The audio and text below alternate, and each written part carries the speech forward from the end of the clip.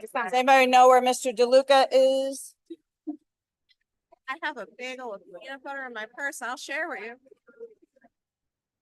Mr. DeLuca in the house? That's like my standard, like, it travels well. You had coffee. I left it in the car. Yeah. Here. Okay, I don't need.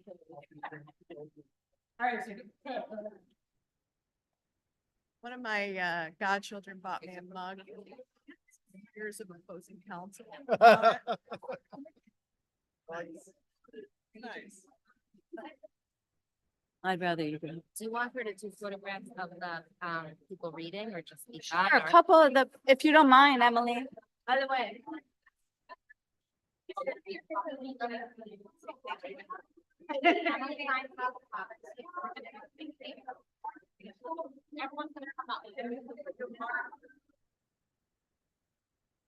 I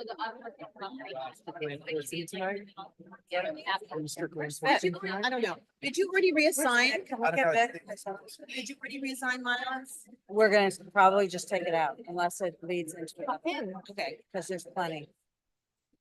It's Vic. Strictly enforcing 3 minutes? Oh, yes. Yes, Be strict. We're not even making it. yes, absolutely. Yes.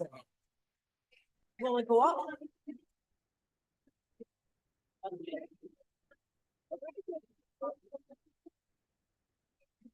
But he has to make it clear. Good. Yeah, he'll make it clear. Okay, pursuant to section 5, chapter 231.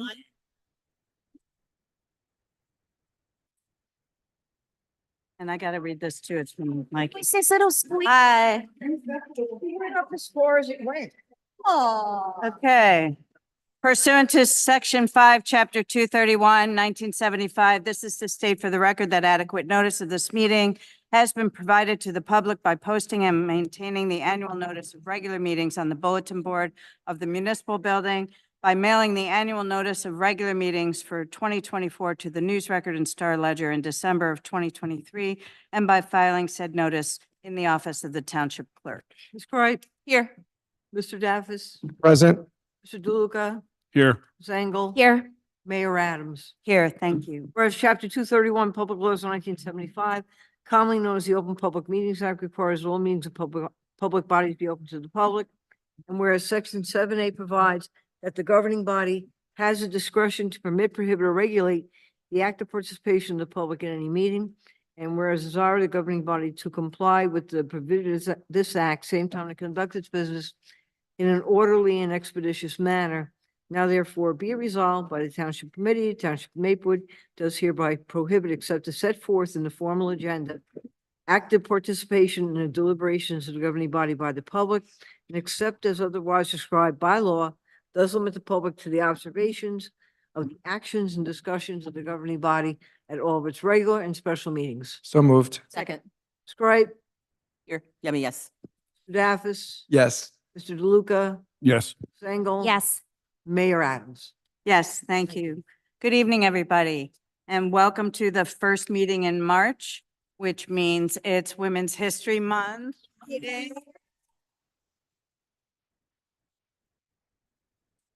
I can't thank you all enough for coming out and celebrating women with me and with us, and just coming out for this annual celebration we started in 2017, I think. So I just want to quickly go through the agenda. We will have proclamation for Women's History Month, and all these fabulous women will be participating. We already got number 6 off the agenda, wear white for women photo, check, done. So that's good. We have public comment is after that, it's after the proclamation, but that's for agenda items only. We have the Board of Health meeting. After the Board of Health meeting, we have no ordinances on for final or introduction. We have reports from departments. We have reports from elected officials, Deputy Mayor Kripe, Committee Member DeLuca, Committee Member Daffis, Committee Member Engel, and then I go last. Discussion items. We have discussion items for Springfield Avenue Neighborhood Preservation Program Year 3 Implementation Plan. We have a code of conduct for municipal facilities and/or municipal events. We have amendments to the tree ordinance. We have solicitation requests for expression of interest in developing affordable housing in Maplewood. And we have the 2024 renewal of local cannabis license for Terrascend or the Apothecaria. Then we have the consent agenda. And then we will have the public comment for any subject matter will follow all of that. So I skipped something. Where's the budget stuff? It's on right 17. before our close. Oh, okay. Sorry about that. After the consent agenda, we have two departments doing budget presentations for the municipal court and for community development. And that's when, after that is public comment. So with that, I guess we hook right into the proclamation. Should we salute the flag first, Mayor? Yeah. Sorry, I am patriotic. Will you please rise for the Different flag. I pledge allegiance to the flag Of the United States of America and to the republic for which it stands, one nation, under God, indivisible, with liberty and justice for all. My apologies. And I'll ask people to join. It's going to be a little cramped. Are we doing it from there as Yeah, well? we do the proclamation up front. Oh, So are you calling people up? Do it. So we have all the former and current elected officials who got my email. I would love for you to join me up here for the proclamation. As is customary the last few years, we have a clause for each one of you to read. Sheena kicks it off. But while you're coming up, I just want to let everybody know that Congresswoman Mikey Sherrill wanted to be here this evening, but she is in DC trying to get Congress to do something. And so, but she does have the 11th Congressional District of the great state of New Jersey join SOMA in celebrating Women's History Month.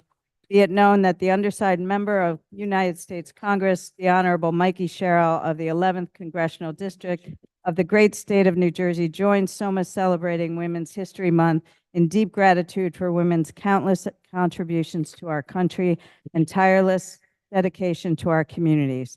Thank you for bringing us together to recognize this important occasion. So thank you.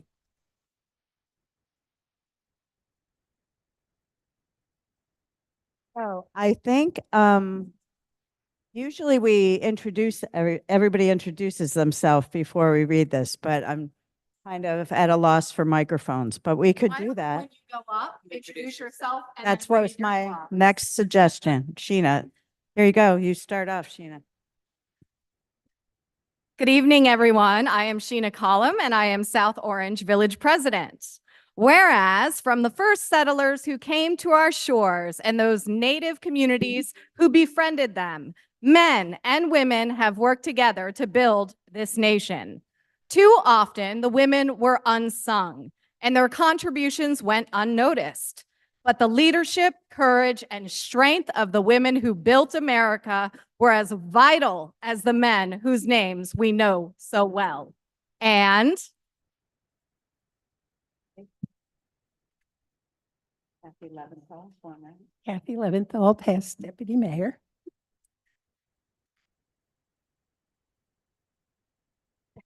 Whereas the National Women's History Month's theme for 2024 celebrates women who advocate for equity, diversity, and inclusion. The theme recognizes women throughout the country who understand that for a positive future, we need to eliminate bias and discrimination entirely from our lives and our institutions. And Assemblywoman Garnett Hall, whereas during 2024, we recognize the example of Maplewood and South Orange women who are committed to embracing everyone and excluding no one in our common quest for freedom and opportunity. They know that our kids need to learn the value of hearing from different voices with different points of view as they grow up. And Celia King, former deputy mayor, Maplewood Township. Whereas American women of every race, class, ethnic background, and sexual identity have made historic contributions to the growth and strength of our nation in so many ways, and women from diverse backgrounds have been at the forefront of efforts to address systemic inequities and promote a more inclusive society. And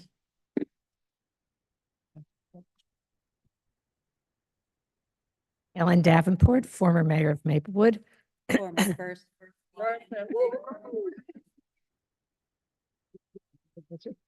Okay, whereas American women were particularly important in the establishment of early charitable, philanthropic, and cultural institutions in our nation, and American women of every race, class, and ethnic background served as early leaders of the social change movement and also served our country courageously in the military. And Jen? Hi, Jen Greenberg, South Orange trustee. Whereas for the first time in the history of our towns, the mayors of Maplewood and South Orange are both female, and the governing bodies of both towns are majority female.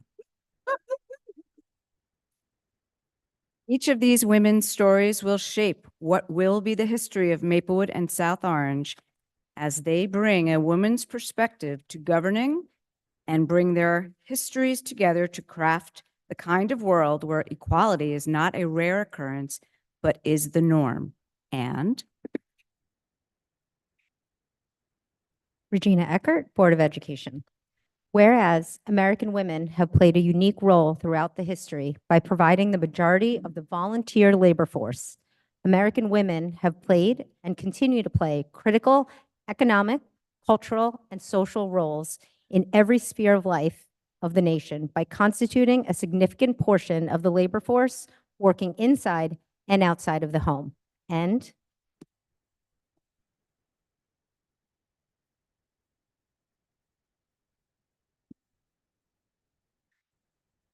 Deborah Davis Ford, former village trustee of South Orange. Whereas Women History Month, or rather Women's Her Story Month, is a time to remember those who fought and many who fought and died to make freedom as real for our daughters, for our sons. They are driven by a faith that our union could extend true equality for every citizen willing to claim it. And That's how you read. That's how you do it. Summer Jones, South Orange Village trustee. Whereas year after year, visionary women met and marched and mobilized to prove what should have been self-evident. They created a movement that touched every community and took on our highest institutions. And after decades of slow, steady progress, women have written equal opportunity into the law again and again, giving generations of girls a future worthy of their potential. And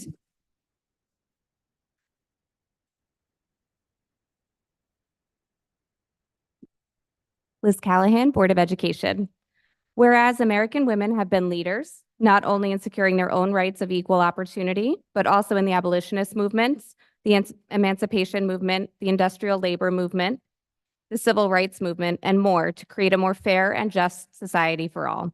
Their long-fought movement finally succeeded in 1920 with the ratification of the 19th Amendment to the U.S. Constitution, finally giving women the right to vote. And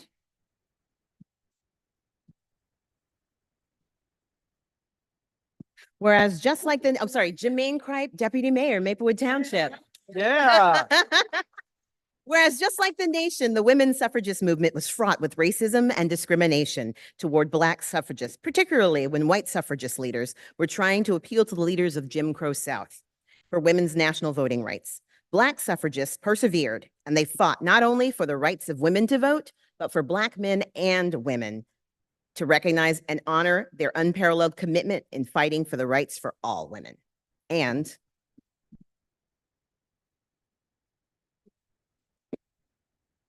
whereas, Deborah Engel, Maplewood Township Committee.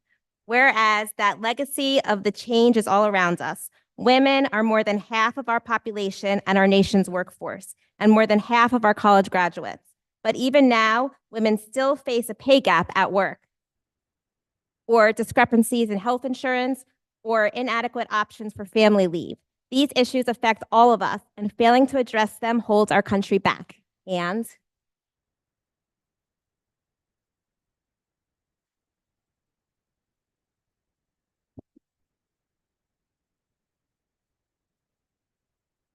Olivia Lewis Chang, South Orange Village trustee. Whereas medical research, while showing some improvements, has for decades focused on men, ignoring women, and particularly women of color. In fact, medical research in many areas, including cardiovascular disease, which kills more women than men, often excludes women subjects. This disparity in research by gender has resulted in misdiagnoses and incorrect treatment of women, causing more women fatalities and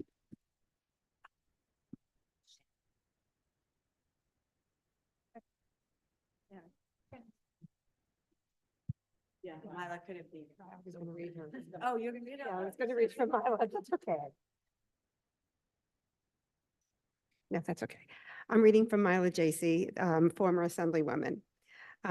Whereas too often, women continue to experience sexual discrimination and harassment in the workforce, holding them prisoners to male power, being stepped over for promotions and positions of authority, and limiting their ability to advance and thrive in their careers. When women do speak up or are strong of opinion, they are not given the same respect or validity as their male counterparts. And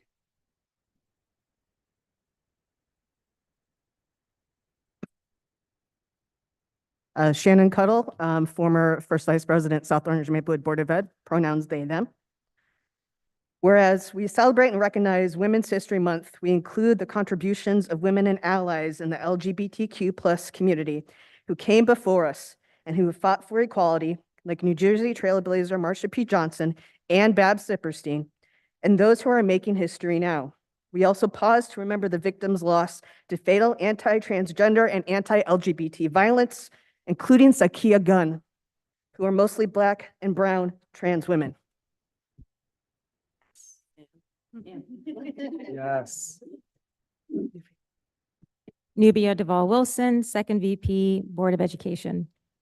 Whereas we recognize that Women's History Month inclusively extends to individuals whose experiences exist beyond the binary norms of womanhood.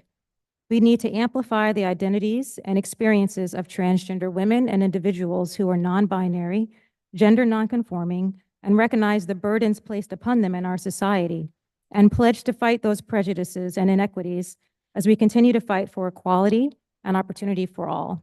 And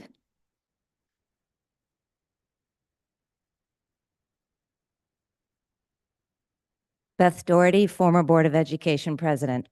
Whereas having finally reached the White House and our Vice President Kamala Harris, women are still not fully or adequately represented at the top tables of organizations, corporations, and local, state, and national houses of government, and therefore not being heard, leaving a woman's important perspective unrepresented when laws and policies are decided at the local, state, and federal levels. And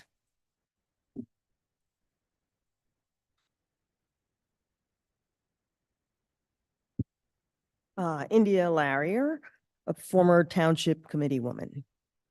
Whereas our history shows that we can stay true to our founding creed that in America, all things should be possible for all people. That spirit is what called our mothers and our grandmothers to fight for a world where no wall or ceiling could keep their daughters from their dreams.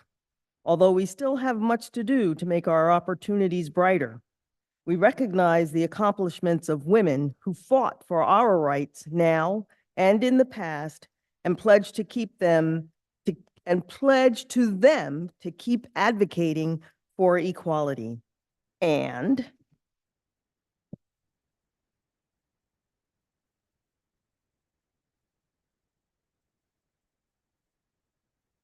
I'm like a little talk. Yeah, you're tough. Yeah. Caitlin Whitletter, Board of Education member. Whereas we encourage our communities, schools, and organizations to celebrate the achievements of women, and especially those who have championed equity, diversity, and inclusion, and reaffirm our commitment to advancing these principles in our society. Let's teach our children about women's accomplishments and honor those who have sacrificed for the rights of all people. And Stephanie Lassa Mohammed, Board Member 2013 to 2019. Whereas South Orange Maplewood community leaders are working together annually, shine the spotlight on Women's History Month with events and promotions of local women-owned businesses, and to celebrate women's empowerment and to focus on women in history who fought for our rights and whose lives changed the course of history. Now therefore, on behalf of the rest of the Maplewood Township Committee and South Orange Village President Sheena Cullum and the South Orange Board of Trustees, I, Nancy Adams, Mayor of Township of Maplewood, do proclaim March 2024 as Women's History Month in the townships of Maplewood and South Orange.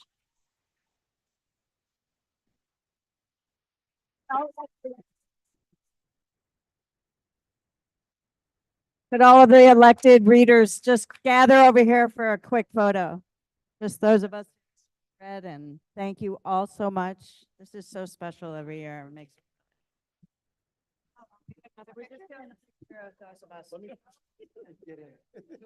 everybody squish. Say women or whiskey or lady. Okay, got it?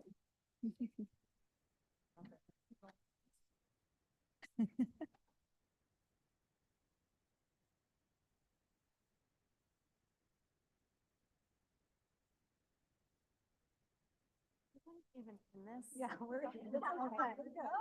Bend down. I didn't know. I'm usually this short. Gotta have these heels on. Thank you. Yeah, go for it. Right here, right here, right now. Perfect, thank you. You know, no. Sit that close to us? Please, no, no, go back.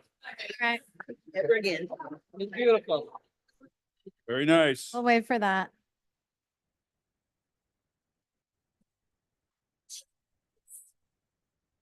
All right, guys, don't leave yet. We have a special announcement. Very special announcement. All right.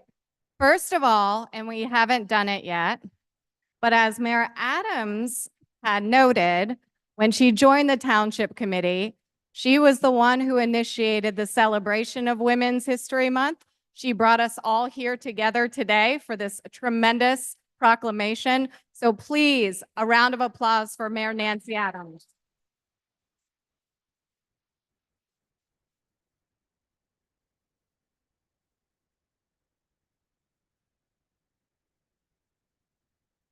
And lastly, one more announcement to save the date, and especially for all the women who are wearing white right now.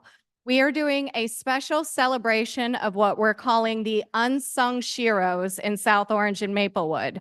These incredible women were selected by the elected officials on the Township Committee and the Board of Trustees. Save the date for Wednesday, March 20th at 7 p.m. in the SOPAC loft. And here are the individuals we are going to be acknowledging.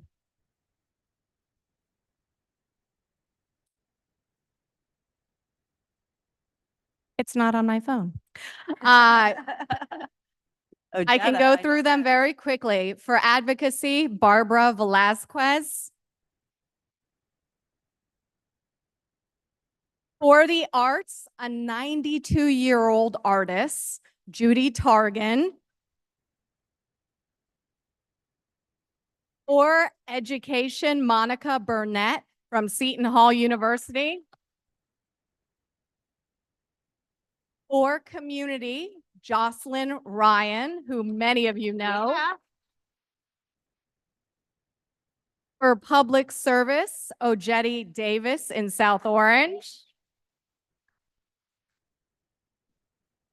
For the youth, Alanya Friedman.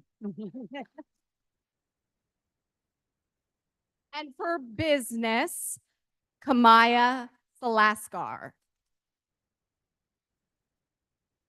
They're absolutely sensational. So along with honoring them, we're having the event catered. So it's free food. It is a cash bar though. And then of course, along with the women celebrating other women, the sponsors of the event are all women businesses in South Orange and Maplewood. And I don't have them in front of me right now, That's okay. We'll promote. but we will promote it. So just know when you come. So can you just, everybody, what was that date? March 20th, At what time? 7:30. 7 o'clock. Ignore me. What location? Perfect. Love it. Happy Women's History Month. Thank you, President Collum. And you all are welcome to stay for our meeting, but you also know you can go home. Thank you, women. Thank you all for coming out. Should have had. Patrick, do you want to turn that back around? This is why I'm putting on weight. Now I'm gonna go home and I love it. You're gonna have a title there. I know, don't tell the unions. Be And done. Karen to the chips. You can take that resolution off. Chicken chili on. Okay, right now we're going to ride home? move into our first public comment period, which is for agenda items only. So if there's anyone in the public in the room here who wants to speak, come up to the microphone, put your name, say your name and address, and you have 3 minutes to speak. And Mr. Wery will also ask people on Zoom after that. So if is there anyone who wants to speak on any agenda items tonight? You gotta bring it closer. Agenda items on. Agenda item. Right. Is there anyone who would like to speak on agenda items only? Yeah. Seeing none, Patrick, do you want, Mr. Wary, you want to come there? If any members of the public joining us on Zoom would like to speak in public portion on agenda items only, please raise your hand now. I'm moving over Rob Howley to panelist.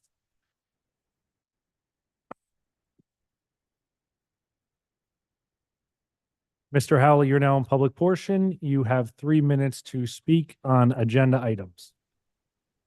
Hi, this is I'm Rob Howley, Maplewood resident of Midland Boulevard. Looking at the resolution number, it's for the roadway improvements contract. I think it's great. I hope we hire them quickly and build decisively because our roads are dangerous and multimodal transportation is both, you know, good for the town, it's also good for the environment. Is there a problem with the volume?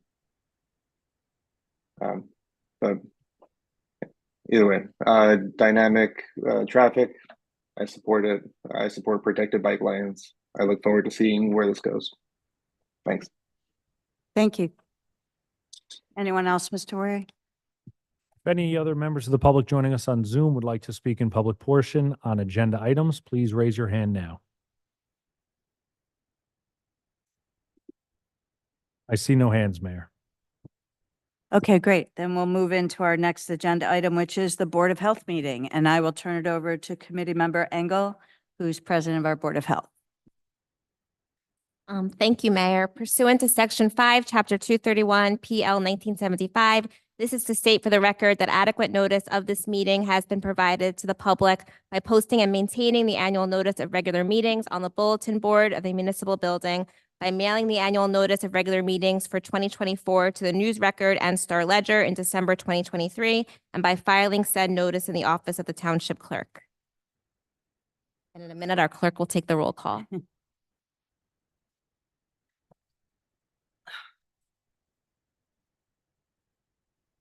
Ms. Croit, Here. Mr. Daffis, Present. Mr. DeLuca, Here. Mayor Adams. Here. Ms. Engel. Here. Whereas Chapter 231, Public Laws 1975, commonly known as the Open Public Meetings Act, requires that all meetings of public bodies be open to the public. And whereas Section 7A provides that the Board of Health has the discretion to permit, prohibit, or regulate the active participation of the public in any meeting, and where is a desire of the Maplewood Board of Health to comply with the provision of this act, same time to conduct its business in an orderly and expeditious manner.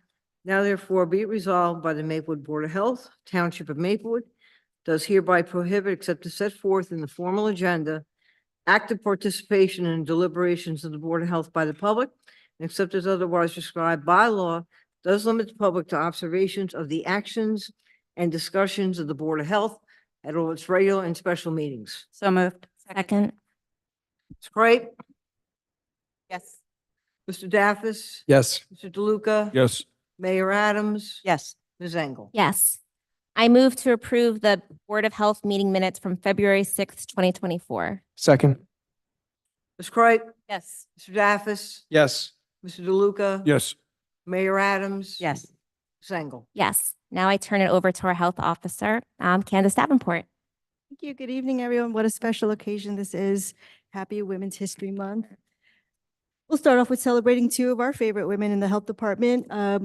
Martha Ustash and Dina Pressel attended the Essex County Prosecutor's Office Crisis Intervention Training. And so there they are right there for the week-long program. They learned a lot and networked with a lot of first responders in Essex County. So kudos to them.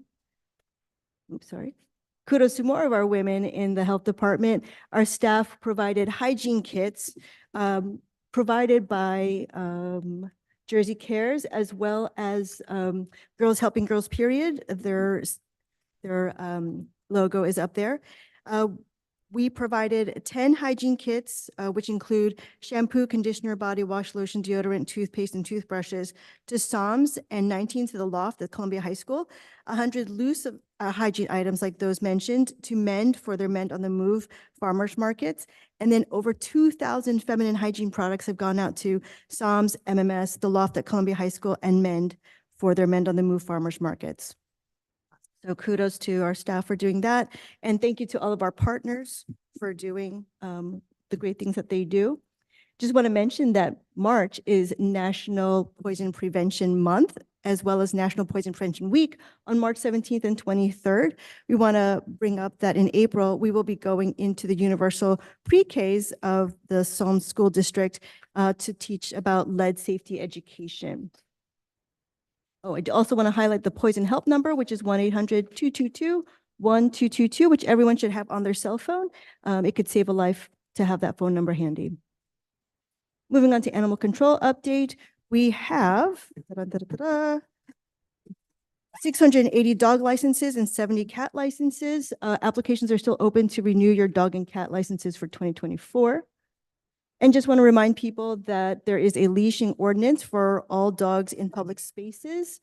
This is on behalf of the Maplewood Police Department and the Health Department. We encourage people to keep their dogs on leash. The Bloomfield Animal Control reported 6 animal calls for the month of February. And moving on to environmental health, one of the things that Township Committee Member DeLuca had requested was some education on how to report a foodborne illness and an inspection of a restaurant, which led us to think, oh, we should tell people how to report a concern for all things related to health and to the township in general. So you can go to the township website and go to the government tab, and you can report a concern to any department, but for us in particular, you just go to Public Health and Social Services. So for example, if someone felt that they might have gotten sick from eating a contaminated food product at a restaurant, they can report a concern to us. And what we would do is do an inspection of the restaurant and trigger a nursing investigation to find out more information. For the month of February, we did these inspections. As you can see, these are the kinds of topics or reasons why someone might contact us for inspections of a daycare, school, camp, kennel, or a restaurant. Moving on to our nursing update, we are doing a lot of immunization audits. It's that time of year where we do immunization audits for our childcare centers and for our schools. Particularly because of the measles outbreak in southern Jersey and Pennsylvania and Philadelphia in particular, we want to really highlight the importance of immunizations and the importance of our immunization audits to make sure that our schools are safe and free of vaccine preventable diseases. Moving on to furthermore, with our partners at the police department, they accompanied us to go to the quarterly health maintenance screenings at the Maplewood Senior Apartments, and they brought their mobile drug drop box. They collected 15 pounds of unused and expired medications from the residents of that building. The residents were super happy to get rid of the medication. So we also screened, our nurses also screened 15 people for blood pressure, glucose, and cholesterol. So that's a great partnership. In addition, a partnership with our Department of Community Services and Soma Two Towns for All Ages. They did a health screening at the Senior Lunch and Learn. We want to give a big thank you to the Overlook Diabetes Center and the dietitian, Elizabeth Iozino, who gave a great presentation on heart healthy eating choices. And likewise, you can see Anna there. We provided screenings for 16 people for, again, blood pressure, glucose, and cholesterol. So we're really making strides in getting out there and working with our partners. This is just a synopsis of what I just spoke about, our two outreach opportunities here. Moving on to COVID. We have a low COVID, except in 2 counties in New Jersey, so we're moving forward. If people are interested in getting a COVID vaccine, we still have the information up there. And I do want to say that because we have highlighted where to get COVID vaccine, and we've done such a good job of promoting how important vaccines are, want to showcase that Maplewood has the highest percentage of vaccine coverage in Essex County. So good on us for doing that. Stuck in the arm. Get stuck in the arm. If people still want home test kits, they're available through the health department. And this is the highlight that I wanted to get to, which is that hot off the presses, the CDC has updated their isolation guidance and essentially have recommended that people no longer have to be in a 5-day isolation if they've tested positive. So this is following new guidance for, like we do for flu or any other respiratory disease. They're moving forward as the number of cases and hospitalizations has decreased significantly and new infections has caused less severe illness. They're saying essentially if you are symptom-free for 24 hours, you can resume daily activities, but do take some precautions as we normally would for anything, give people some social distancing and hygiene and washing your hands is super important. So I do have to say, though, that New Jersey has not adopted this as of yet. So while I'm optimistic that the State Health Department will adopt this and that it's coming down shortly, I just want to update you of the national recommendation, and then we will officially be able to declare that this is our recommendation for New Jersey once the State Health Department has approved it. Unfortunately, in flu, we are still in high transmission. Again, these are based on lab reportable conditions as well as syndromic surveillance in our schools and congregate settings. So please practice respiratory hygiene, cover your cough, get a flu shot, and wash your hands and stay home if you're sick. Moving on to social services, just want to highlight that this Thursday, our esteemed mayor will be speaking at the Community Coalition on Races, Breaking Barriers, Building Bonds, Soma Networks Connect event. We hope that people will take advantage of this program. It's a place where you can find out about great resources and services at from both townships and network with other residents. I will also be there too to talk about health resources, so hope everyone can come. Likewise, on Saturday, March 9th, here at the Woodland Parlor from 1 to 3 p.m., this is the second of our series talking about Black maternal health. It'll be a panel discussion to talk about what we can do to address this issue and the disparities on maternal health outcomes for Black women in America, but also in New Jersey and also in Essex County. So thank you to our partners at the Partnership for Maternal Child Health and Community Coalition on Race for bringing this together. So very apropos for Women's History Month, we want to highlight the Universal Home Visiting Program. Essex County is one of 5 counties in the state of New Jersey that are rolling out this Universal Home Visiting Program. So we really want to be proactive and show people that this works because this is just the most important thing that we could do for families is to make sure that the mom and the baby are healthy. Likewise, our partners at Robert Wood Johnson Barnabas have Colon through the colon. Yes, it is. It's Wednesday, March 20th from 9 to 2:30. You don't want to miss it. It's amazing. It is to raise awareness of colorectal cancer awareness month, which is also in March. If you haven't walked through your colon lately, you can do this right here. You can walk through that one. On April 25th at 11 a.m., there's a free virtual Narcan training. You also receive a free Narcan kit.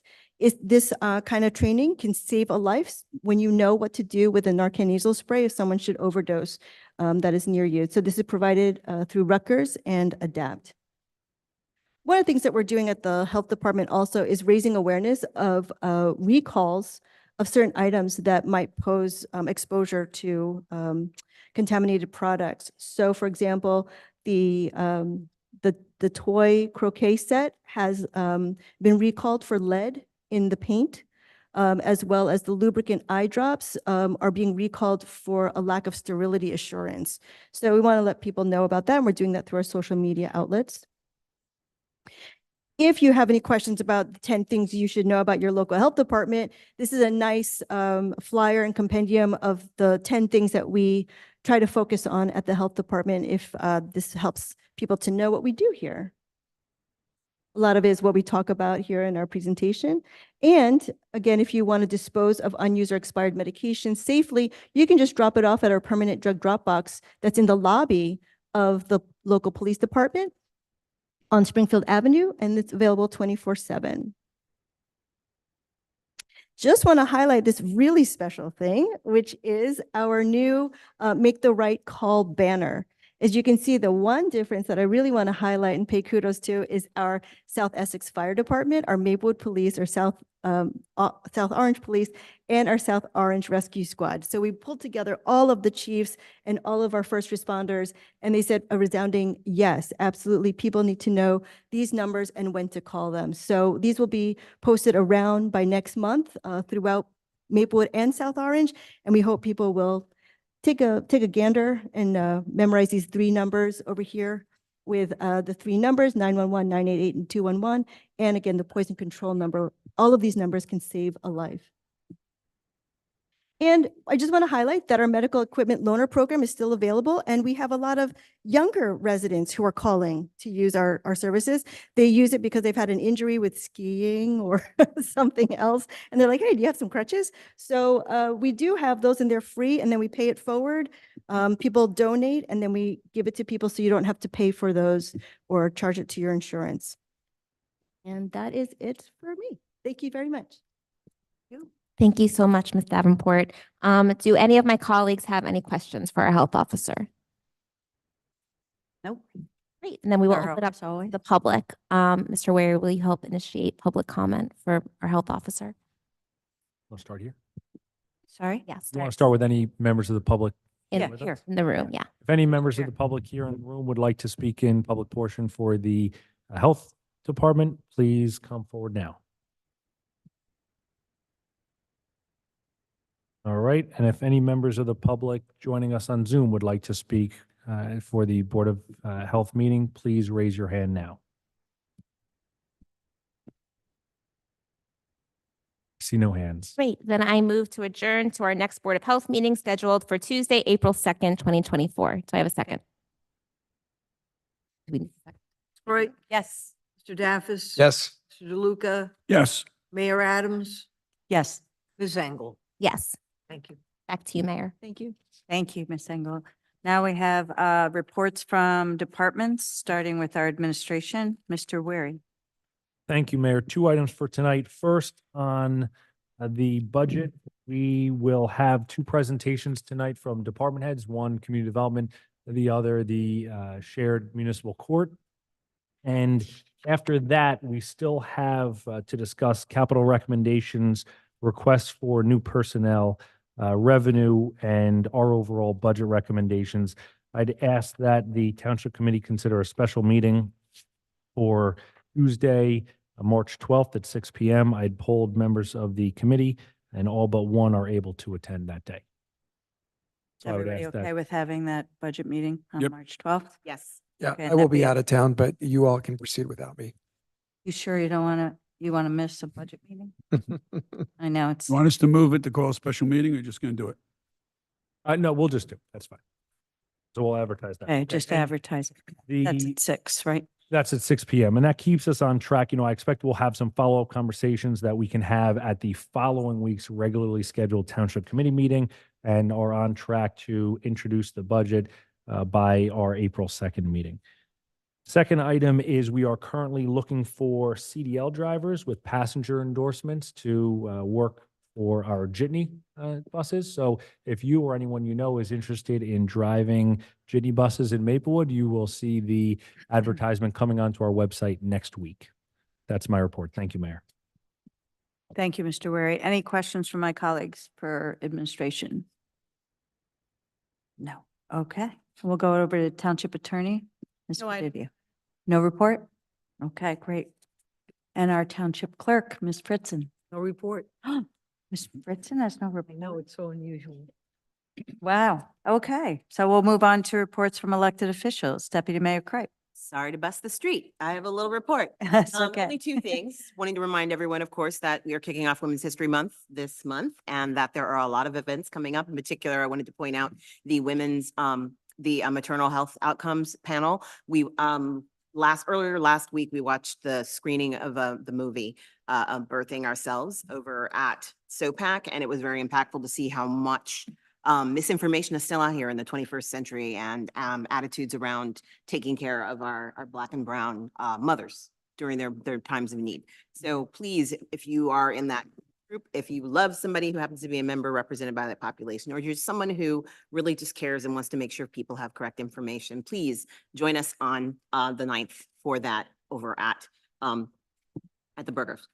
Second thing would be keep an eye on maplewood.org, maplewood.artsandculture.org, where all of the events for Women's History Month will be occurring. You'll have registrations for some, and others is just information. So please just go and check it out. You'll find so many opportunities. Plus at somawomen.org, there's another listing as well. Finally, on Thursday night, for those sports fans out there, our middle school is going to be hosting the 4th grade boys versus Chatham at 6 o'clock, and our 6th grade boys basketball team against Hillsborough at 7:30. We could really use this community support. These kids play hard and they're doing great. This is the semifinals, so they could pull it off. So please come on out and cheer for your local kids. And that is my report, Mayor. Thank you. Any questions for Ms. Kripe? No. Committee Member DeLuca. Thank you, Mayor. We received a number of emails asking us to focus on bike safety and pedestrian safety. And I just want to alert everyone, and we heard it from Mr. Howley before. We have Resolution 115-24, in which we're entering into a contract with Dynamic Traffic to do a study of Parker Avenue. And that study will consist of doing traffic counts, crash analysis. They'll do a parking study. And then they're going to come up with 2 alternatives, one of which maintains parking on the street, one of which would eliminate parking to facilitate a dedicated bike lane. There'll also be preliminary construction estimates.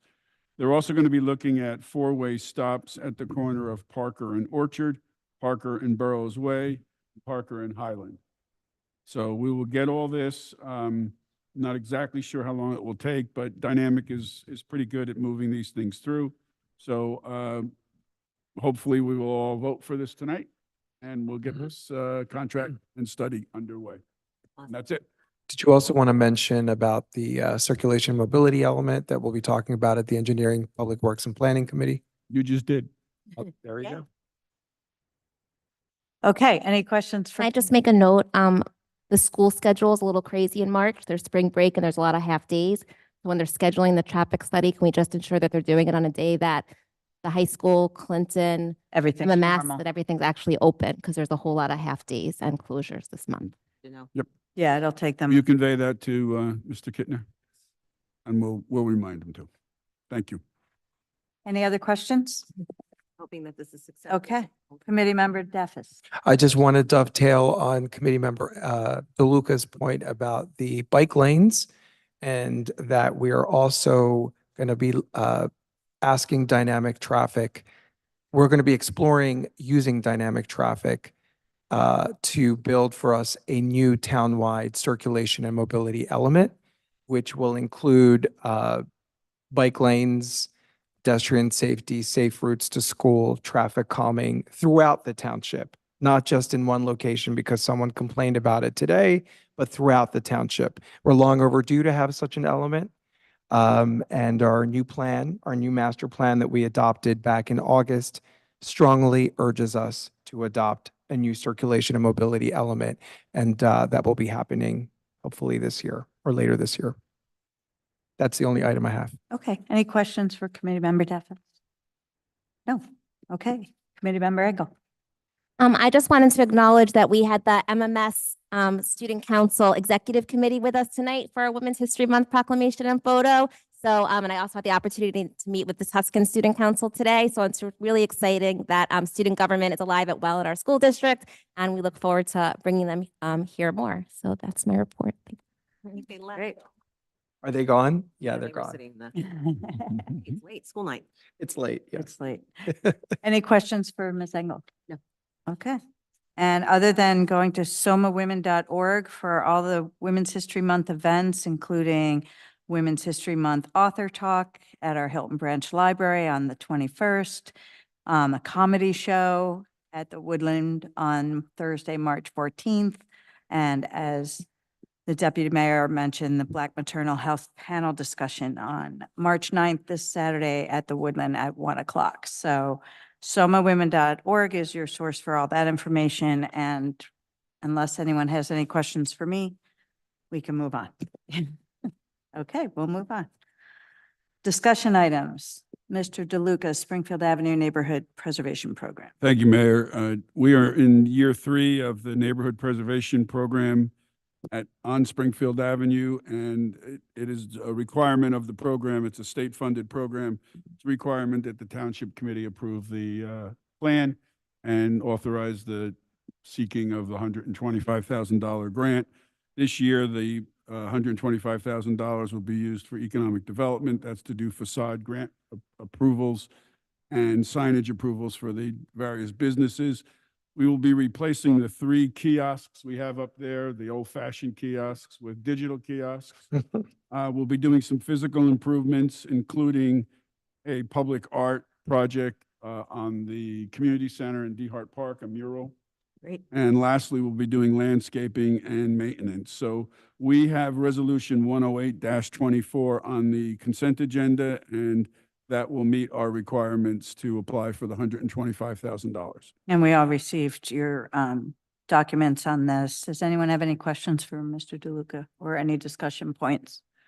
I think it's like a no-brainer for us to approve this. So we'll move on to the second discussion item, which is Code of Conduct for Municipal Facilities and Municipal Events. Mr. Daffis. Thanks, Mayor. As you're aware, we have been exploring an ordinance that would officially establish a code of conduct at all of our recreational programming, at our municipal facilities, and at our municipal events.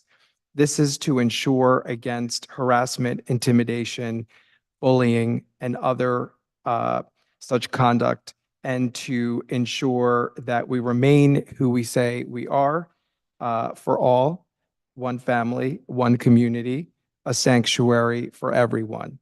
Unfortunately, we're going to have to carry over this item tonight in terms of voting on the proposed ordinance that's been published, because as I was preparing right before the meeting, I noticed that what was published here is not the final version, I'm afraid. Administration and I had talked about language in the Code of Conduct that specifically refers to anti-bullying. Anti-bullying and anti-harassment are explicitly defined by NJSA, and I think it would make a stronger ordinance to include that language. And I think inadvertently, as you know, as so happens, this the former version of the proposed ordinance was included. So we will carry this over. That's okay with you, Mayor, to the next meeting, just a couple weeks from now for a vote. And I welcome a discussion or any questions if there are any at this time. Well, one thing just in this draft of the ordinance is it's Township Committee of Maplewood, not council, just, Right. throughout the whole thing. So does anyone have any I discussion? do have a question, under the penalties where in C, where it talks about suspension or immediate ejection from a facility. And it talks about that happening by a league, organization, or school official, Maplewood Township staff, or Maplewood Department of Community Services.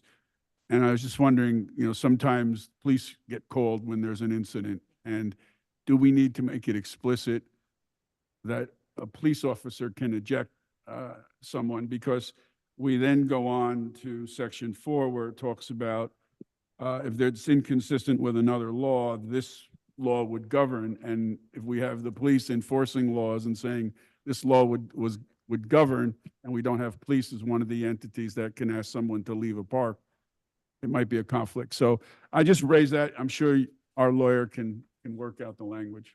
Counsel? And I'm sure that's fine. I don't think that, Mike? Or phone?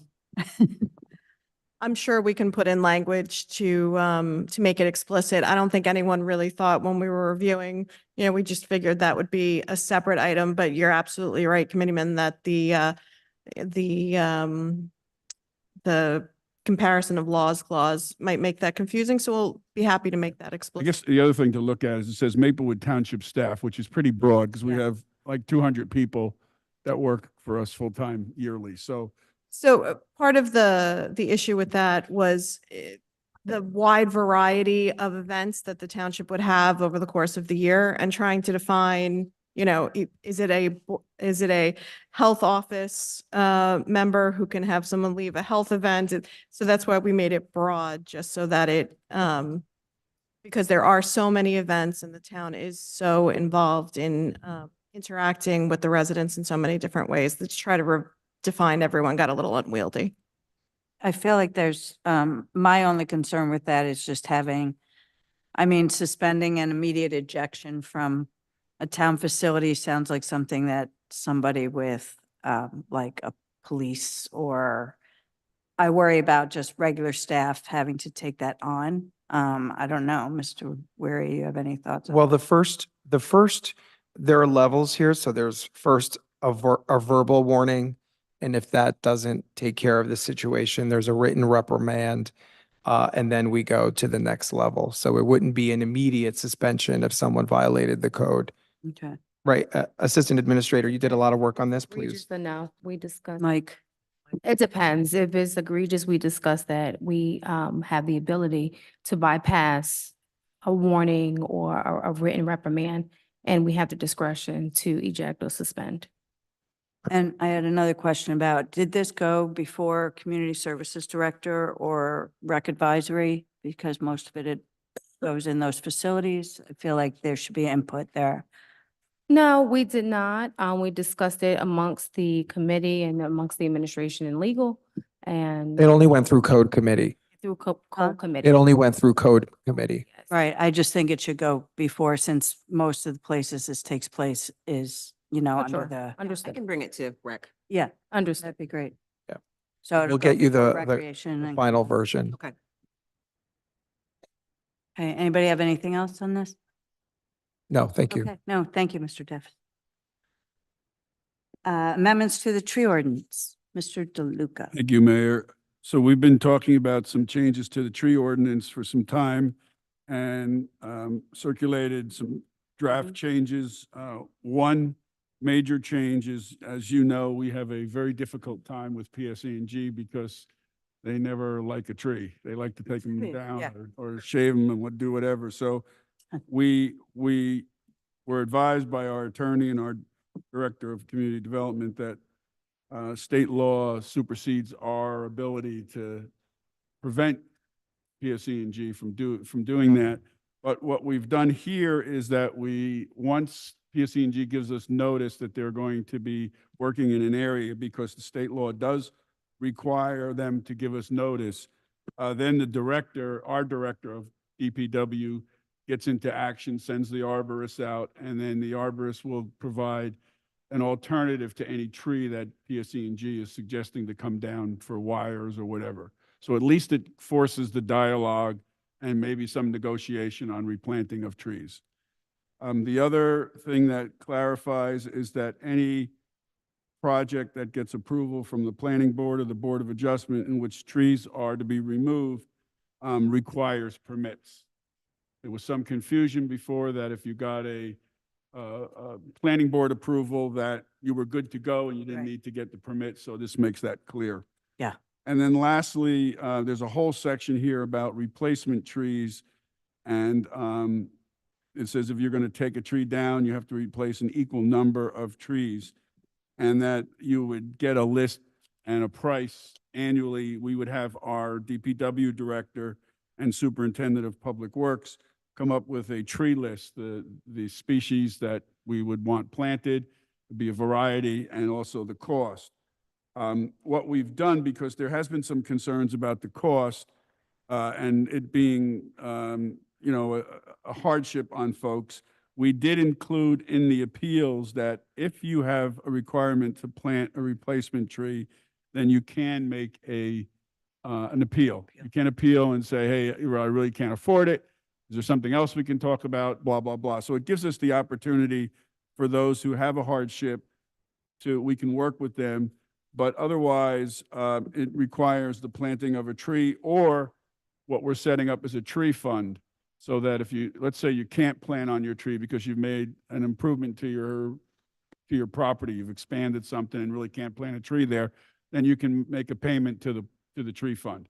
I think the tree number we're talking about last year was about $325 to $350 to have it bought and planted. And each year now we're going out to the marketplace to find out what that cost is.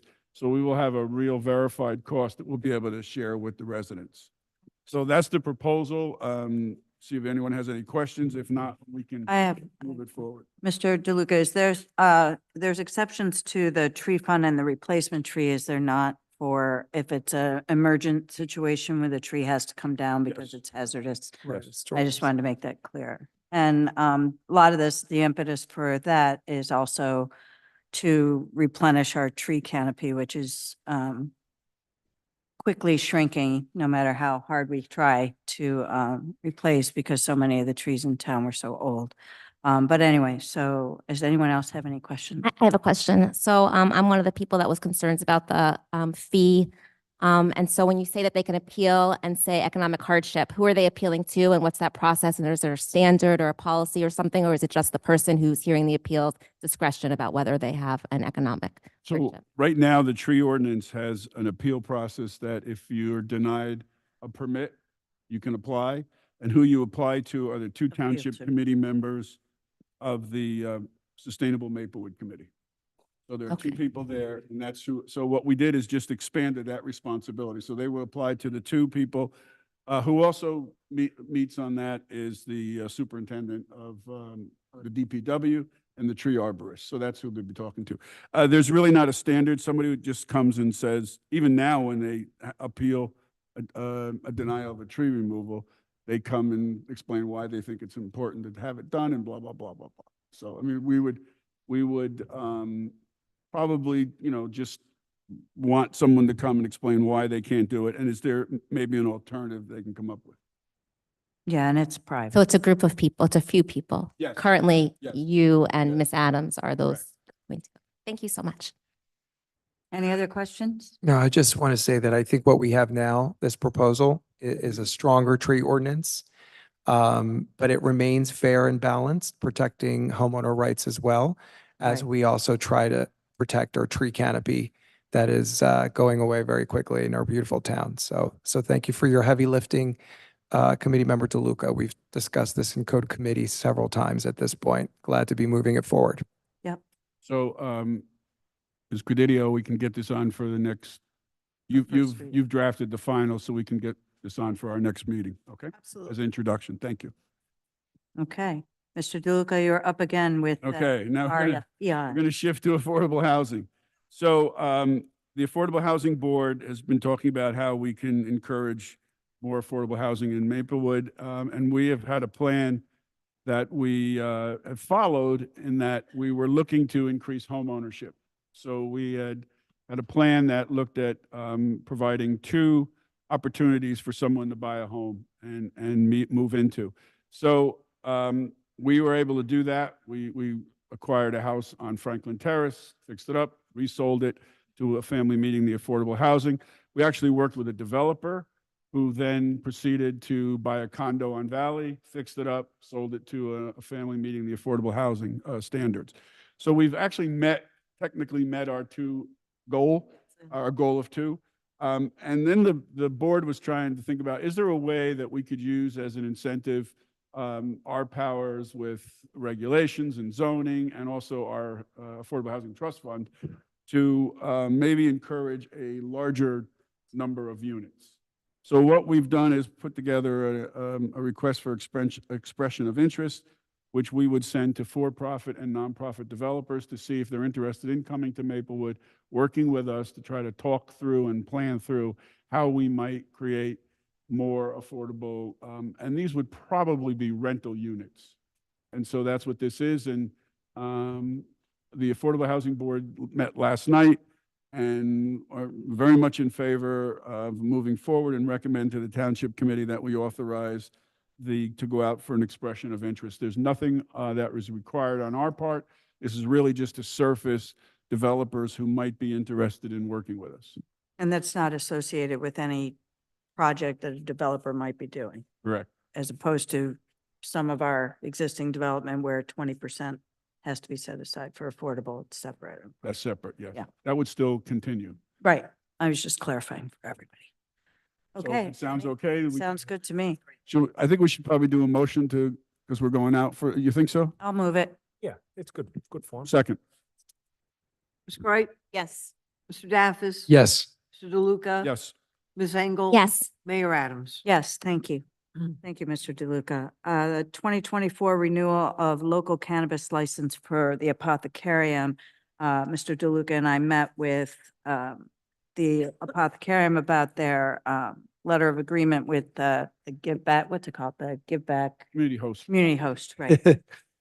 So, and we came to an agreement and it's basically the same thing that it's been. Mr. DeLuca, why don't you clarify? Yeah, it's $45,000 that the Terracen will make a contribution to the township, and that will be used for, we've clarified the language a little bit to be used for individual services or programs, prevention, for substance abuse, crisis intervention, things like that. So it expands it a little bit, but generally the terms are the same.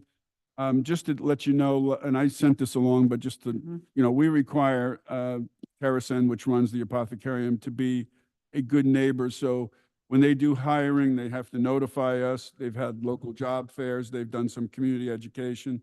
They've also made contributions to the Chamber, the Springfield Avenue Partnership, Soma Two Towns, MEND, Mayfest, North Jersey Pride, Maple Woodstock. So they've made a lot of contributions. And this is all in addition to the sales tax, or what's called the transfer tax, 2% transfer tax. In the last 2 years, we've brought in $1,041,000 in the transfer tax from cannabis. So when you figure that that's only 2%, that represents 2% of Yeah. what people are buying. That's why we kept it at the So, existing level yeah, of donation. Right now is if we're okay with moving forward with this, the mayor will send a letter to Terracen saying that, we support their renewal by the Cannabis Regulatory Commission. And then at our next meeting, we'll have the official community host agreement and a resolution extending their contract, sending their license for a year. Absolutely. I'm good. No concerns? Sounds good. Great. Okay, so that letter's on my desk. Now I can officially sign it. So, and then we'll get it to them. So thank you, Mr. DeLuca. With no other discussion items, we'll move to the consent agenda. May I get a motion? I move the consent agenda in full, items 16A through 16K. I'll second. Ms. Wright, Yes. Mr. Daffis, Yes. Mr. DeLuca, Yes. Sengel. Yes. Mayor Adams. Yes, thank you. A little out of order, but this got stuck under my papers, so I just wanted to ask for a moment of silence for two retired Maplewood employees. The first is retired Maplewood firefighter Bernard Moran, father of Maplewood DPW employee Scott Moran. Firefighter Moran worked for the town for 30 years in Maplewood from 1959 to 1989. Also retired Maplewood DPW automotive mechanic Peter Valestin worked for the township for 31 years, and both were dedicated township employees. So I ask everyone in the room to please join me for a moment of silence.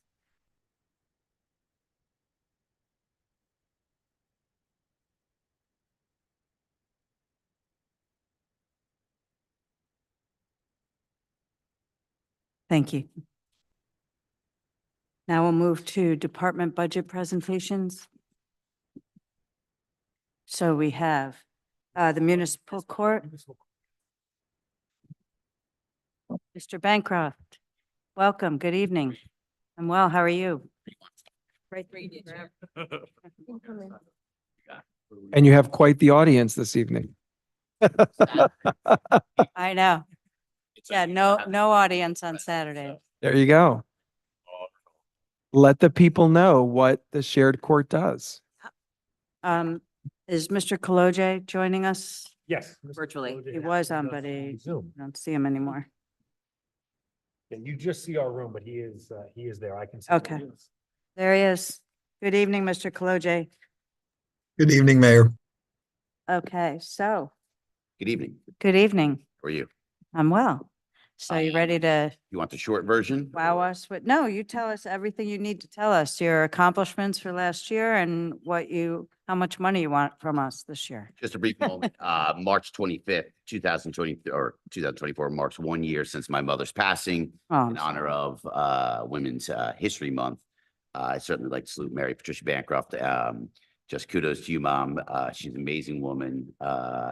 And I get into her story more. Now's not the appropriate time, but just wanted to mention that. So thank you. Thank you. And I want to thank everyone for your support during that time. Can you move the microphone closer to you? I know you can hear me. I don't know if everybody else can. We can hear you. People on Zoom can't hear you. I've been presenting a theme, and there's a lot in my budget that I'm not sure Pat has shared with you or hasn't. One of the statements he made to me today was, your budget's quite voluminous. And there's a reason for that. Number one, it's to advise the governing body what's happening with the municipal court. We don't interact a lot. We are a separate branch of government, as you all know. It is my one opportunity to address the governing body as to our current state, what's occurring, what's happening. So I do try and take that time not only to update you on what's occurring, but also for any new governing body members. We have new township attorney. We have a new business administrator. There's been a lot of changes in Maplewood and in South Orange. And I want to make sure that people who are getting it are understanding where we stand. I also like to be forthright. I like to be transparent. If we're doing great, I want to celebrate it. When we're doing bad, I think you need to hear about it. That's why I'm here to kind of update you on that. I'll try and limit my highlights to just a few. First and foremost, the theme I've had for the last 3 or 4 years is turnover. We lost we've had turnover of 80% of our staff. That was 5 total staff members during one of the more difficult times in my career in running a shared municipal court. And that says a lot. I've moved courts. I've moved buildings. We built buildings. I moved South Orange in the middle of a snowstorm. And we've run a shared court, I believe, successfully for the past, we're now on, if you believe this, 13 years, which I'm incredibly proud of. Everyone deals with turnover. The Mets do. Giants do. We understand that. Governing bodies, everyone. We all have transition that happens. But during that time, to not only lose the people who are the foundation of what you've just created, also transitioning your entire court, as you had, to go virtual. And we went entirely virtual. So that was I know it's I don't want to say sad to say this, but so difficult. I'm celebrating the fact that we've retained those employees for 1 year. I thank you. We did increase our entry-level employees' salaries That was a big help. We were losing lower level employees. So kudos to you. That's a huge help to us. Let me just take that moment to thank our judges, Prosecutor, who's here, Prosecutor De Palma. She's amazing in our support and what we're attempting to achieve in the courts and moving cases. That's our judges, our staff, our new staff that we have, and our public defenders. I can't thank them enough. I'm here representing all their hard work. Just so you know, I'm just a mouthpiece for everything that they do. Next, in South Orange, we've reduced our judicial appointments. We had 2, we've gone down to 1. That was our goal. Our mission when we started this was to try and find efficiencies where we could. That is obviously savings for salary and wages for South Orange, but it's also savings in time and effort. We reduced our sessions in South Orange from about 8 per month down to about 6, trying to mimic what Maplewood does in running our sessions and our calendars. We think this is acceptable. We think it's appropriate, but we are hitting some stumbling blocks on the way where we may need to add a session back in. The reason being is it's great to be efficient and have less sessions, but when you have sessions that are running 5 or 6 hours on Zoom, I don't know if anybody else has done that. I'm sure you guys have meetings like that. We have. You're exhausted. And know what it makes you? It makes you want to say, you know what? I'm guilty. Let me get out of here. That's not what we want the public to feel. So there's some ideas and concepts that we're trying to bring up, which is essentially, we know what municipal courts were like in person. How can we rethink them in the virtual world? In the last year, we've also incorporated in-person sessions, which is required for such matters as domestic violence, DWIs, things that are more complex, more serious, things of that nature. So those are 2 highlights I want to mention. And certainly we're seeing efficiencies. South Orange is benefiting from this. They're getting less billing, less time, less usage. So that is returnables back to South Orange. So I need you to be aware of that. Moving on, and the next highlight I'd like to put out there is the FTA project. I touched upon this last year. It's FTA stands for failure to appear. What the state courts did, or our mandate throughout COVID, was to be sensitive to defendants. They turned off the ability to issue warrants, issue license suspensions, and also issue failure to appear notices. In a nutshell, they are sending out notices for anybody who has failed to enter a not guilty plea or pay a summons. It adds on $10 and says, hey, here's your nastygram. Please contact the court and get your case either resolved or completed. 2 things this does. Number one, not that this is our mission, and it's not at all. It is a means where the township can see additional revenue for that happening. Secondly is it resolves cases. It's driving people back to the court to either pay or plead not guilty. What's occurred during COVID and post-COVID, if I can say that actually, is the state courts have not returned to allowing us to issue warrants on lower level matters, parking, lower level moving violations. They further have suspended our ability to issue license suspensions and close out cases. There's an issue there. If we're talking about backlogging municipal courts and we can't close them out by those means, how does the process work? There's something missing here. In other words, if we can't close it out and all we can do is send a late notice, it's an invitation. There's no consequence. There's not holding anyone accountable. Now, that may be something people want, and certainly that's above my pay grade, but I think the governing body needs to understand that we have talked about the lack of revenue in municipal courts and what's occurred. That's been presented by our CFO and seeing that reduction. And one of the questions we have is what's occurring and why is that being caused? Well, this is one of those reasons. We cannot do that. We can't close it out. So therefore, anybody who gets a parking ticket, it's an invitation. You don't have to pay it. There's no consequence. We need to rethink about what's happening here. At some level, what's occurring, and this is statewide, this isn't just here, but it's impacting revenues throughout the state and backlogs throughout the state. So I want the governing body to be aware of that because it's not talked about. Why would they? Nobody would want to say, well, don't go to court. But that's actually what's occurring. And I think everyone needs to be aware of it, certainly our governing body, to speak to the legislative branch or the municipal courts and saying, here, maybe we don't need to be severe in removing licensors warrants, but we need to figure out a way to close out and resolve a case. If not, backlog will just continue to grow and somewhat artificially. So regarding the FTA, We have our assemblywoman here, so hopefully we Great, can take that great. back to the state. I think it's Now, important. now that you've announced it to everyone. Yeah, seriously. Yeah, now no one's Yeah, gonna pay them. Yeah, I think it's time to stop being hush about this. Yeah. I mean, the bottom line is your credit card bills didn't go away. Your home payments didn't go away. Nothing went away.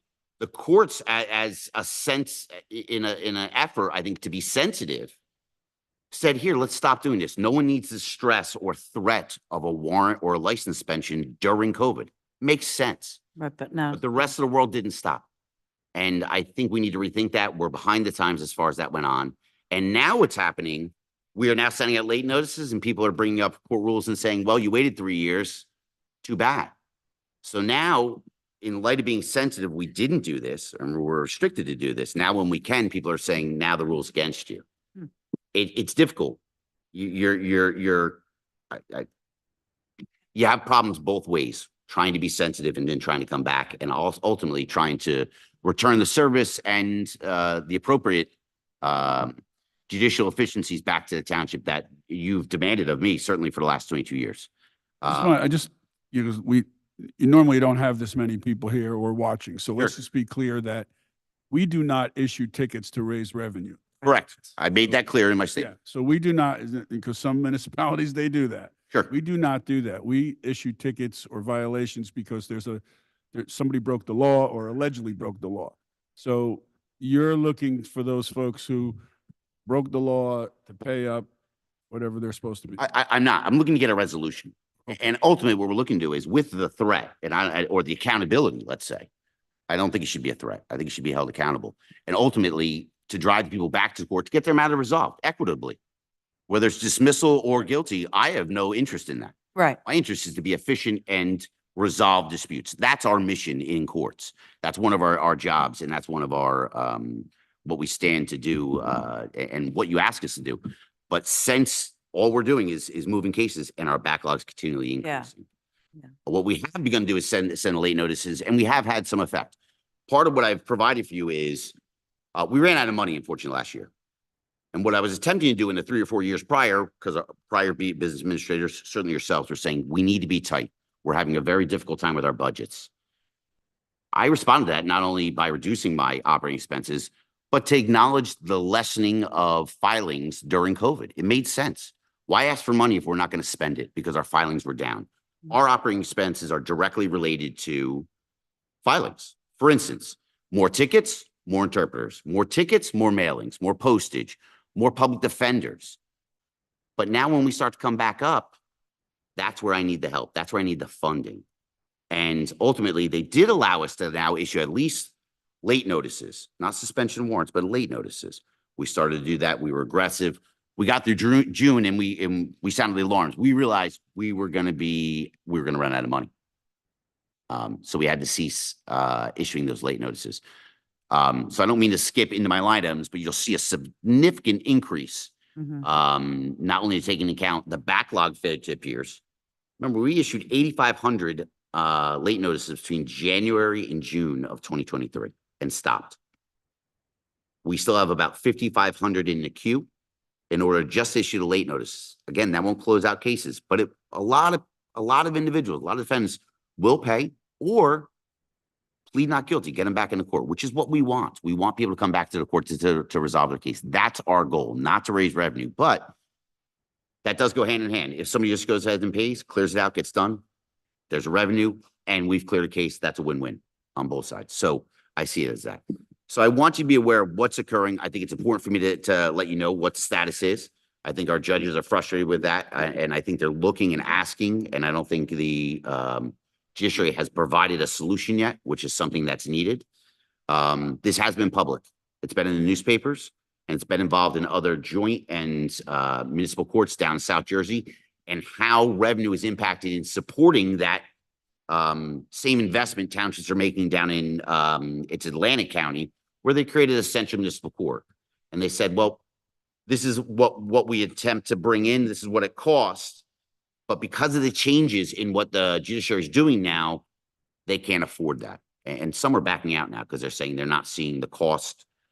It doesn't exist now because our powers have changed. So I want you to be aware of that. I'm not sure how much that changes or how much that's internal to the courts or legislative, but I at least want you to be aware. So I also showed in here the comparison between the first 6 months of our collections when we were issuing FTAs compared to our second 6 months. And what you'll see is our revenue has certainly increased. There's a difference there.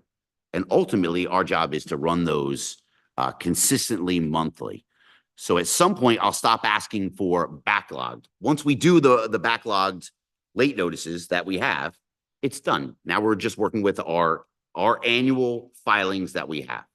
Getting to that point, which is, I think, is important, you should be asking the question is, how are our filings pre and post COVID? Where do we stand? I'd say while we're not back up to where we were. Pre-COVID, we were around 38,000 filings. Currently, we are at 30,000 filings. And I'd say between that, South Orange issues around 20,000 and and Maplewood issues around 10,000 filings. At least so you can see where South Orange, you can see where our sessions are going to be more stacked. We're currently scheduling in May for South Orange. Maplewood, we're at the end of March. You'll see the difference, how far out your calendars go, and how far out do we want them to go. Ultimately, in order to clear backlog in the eyes of the courts, a matter should open and close within 60 days. Obviously, that's not always positive, but that's why your backlog numbers aren't always 0. There's different ratings for each of our types of filings. That's basically an overview of last year, kind of where the courts stand, what's occurring, what's going on. Some of our goals to achieve. We now have consistent employees, which is fantastic. They're doing an amazing job, and we need to get them trained.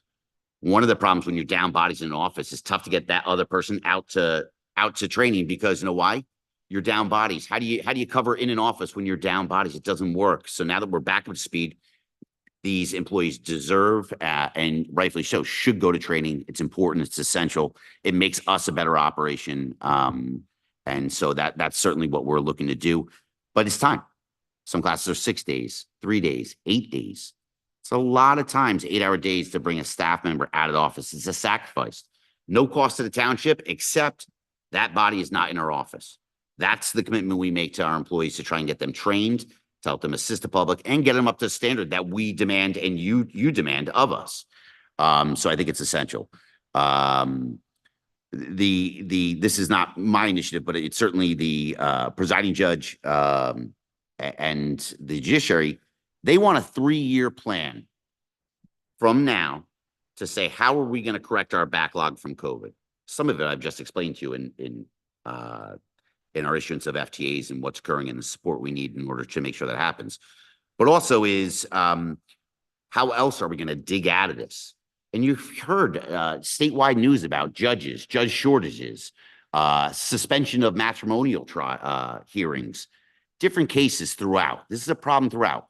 That's necessarily a judge shortage, but it's certainly a COVID issue as well.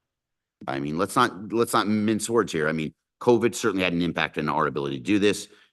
I would submit that in order to get or submit that plan, we need also an ability to resolve or close out cases. If not, the plan may not hold true because there's no way in order for us to do that compared to pre-COVID. Will that happen? I think it has to be being discussed. All you're seeing is backlog numbers incrementally increase constantly, where they're almost becoming artificial at this point. There's no way to gauge them based on what reality is not. So certainly that's our commitment. We need to start working on that. I think we're doing well, not only with our sessions, with our in-persons. I do want to tip my cap to Maplewood Police Department. We used to do all in person 3 times a week, court sessions. Now that has reduced to 1 per month. We went away from the private security firm that was doing it for us. And we're having Maplewood police officers man the screening portion for a Maplewood session. Maplewood officer stands in court for South Orange. South Orange officer stands in court. That's pursuant to our interlocal agreement that we developed, again, 13 years ago. Last thing I wanted to touch upon is obtaining digital Thompson West, or essentially the statutes, the case law. We want to go digital with our judges' ability to obtain that information. So it's essentially signing up for, it's converting from all the paper books, the manuals, and everything else. And the benefit of it, the laws are real time and accurate. And we want our judges to be, on the forefront of that. one of the biggest changes in laws that's evolving right now as we speak is the DWI law. Won't go too far into it, but you're getting into not only interlock, we're getting into someone potentially getting interlock pre-trial. And we're getting into, and you'll see this is statewide news, that there's an issue on being able to plea bargain possibly DWIs, which was certainly during my tenure. This goes back at least 30, 40 years. That was never permitted. The law just passed via the state that just became effective does permit that. So that's big news. If anybody wants information on that, certainly you're welcome to see me on that. That's some background, some updates, some highlights. That's what I have. Does anyone, do you want me to go into line items? Yes, please. Oh, wait, Mr. Ray? Yeah, and we'll look at line items, but focusing just on the ones that where there's something notable there or there's a larger than expected increase or decrease. Give me a moment to. I know it already. The first one is postage. I've explained why. That's based on the failure of peer. It is a large increase. We basically took the amount we spent last year, divided by 12. We went into our backlog cases that we have, divided by that by 63. That's where we got our number and figures. So that's where you'll see that from. The other was professional services. That may be an increase. I'm not sure. It was unfunded last year. I think that was just a blip in the budgetary process. And I think the issue with that is, again, filings going back up. We have to now, after I've cut and did the right thing, now I'm coming back to you and asking for things because I'm seeing the need for it. Right. This is increased interpreters. We're spending $350 a month just on over the phone interpreting. That doesn't include in person. We have a very large Haitian Creole population. The cost to bring in a person on to interpret for that for 2 hours minimum, it's $350. Wow.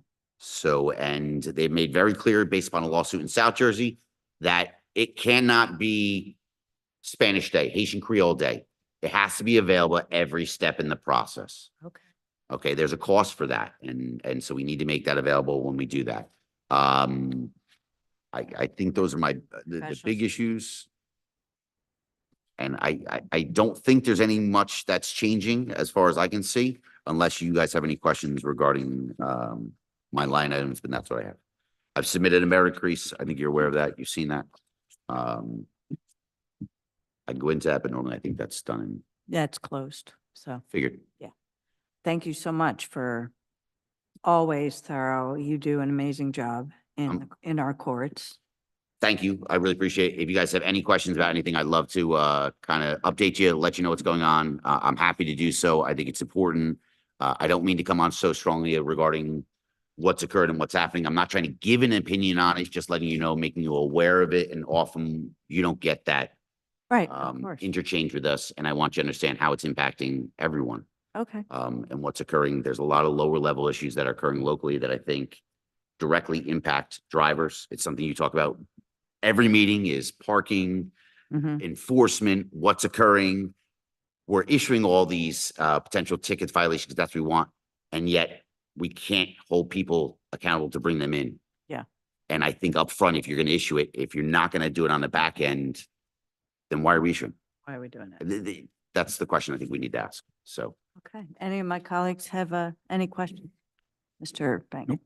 No, thank you. Thank you. Thank you for your time. Thank you for your presentation. Thanks for coming in. And thank you for your work. You're welcome. Do we have a Director of Community Development? Yes, Oh, we do. there she is. Ms. De Palma, welcome. Good evening. How are you this evening? Wonderful. Thank you. Good. Members of the Township Committee. I will be brief. I agree with everything Mr. Bancroft said. Microphone to your mouth. I'm done. No. Bring it closer, kidding. closer, closer, closer, Okay. closer. Can't hear you. Yeah, because I wasn't speaking. Now I'm speaking. Now we can hear you. Okay. So I'm going to do a very brief overview of my department, talk about a couple of things we've done, a couple of places we want to go, and then please feel free to ask whatever you want.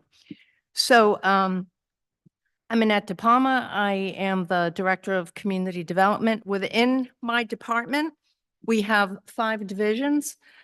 We have 11 full-time employees, 4 part-time employees, and a couple of other people, inspectors who drift in and out. So what are these divisions? Sorry. Okay. We have a zoning division. We have a really top-notch zoning officer who reviews. First, let me just back up for 1 second. So what we do is we pretty much touch every single piece of property at some time or other, goes through my department. Buying, we need a certificate of approval before a property can be transferred. What does that mean?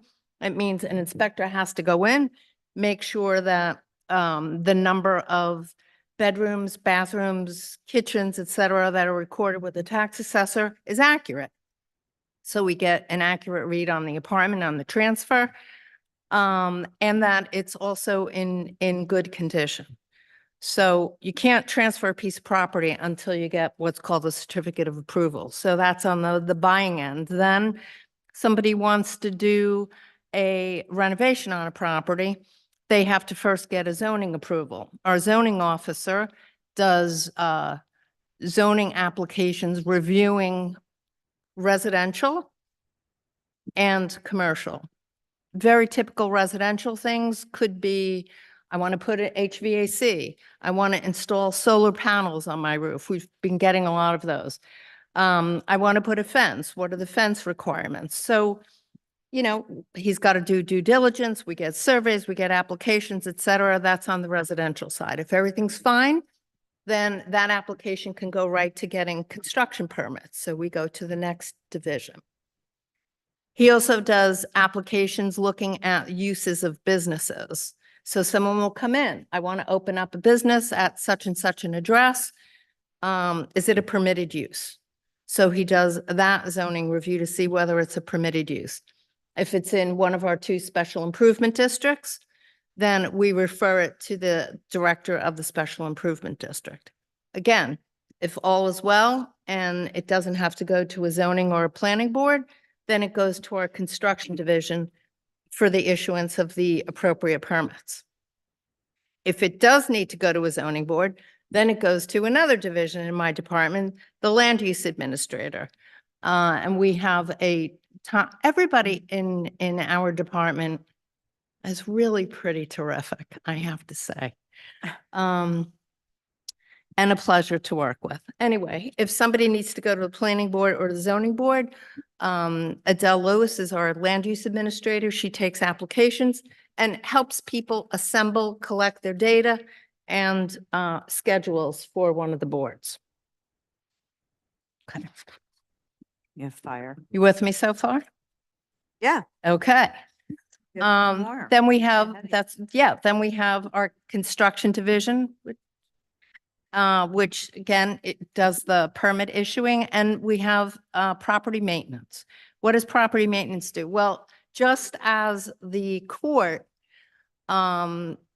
just as the police do not issue tickets and the court doesn't enforce them to raise revenue, the orientation of our code inspectors is compliance.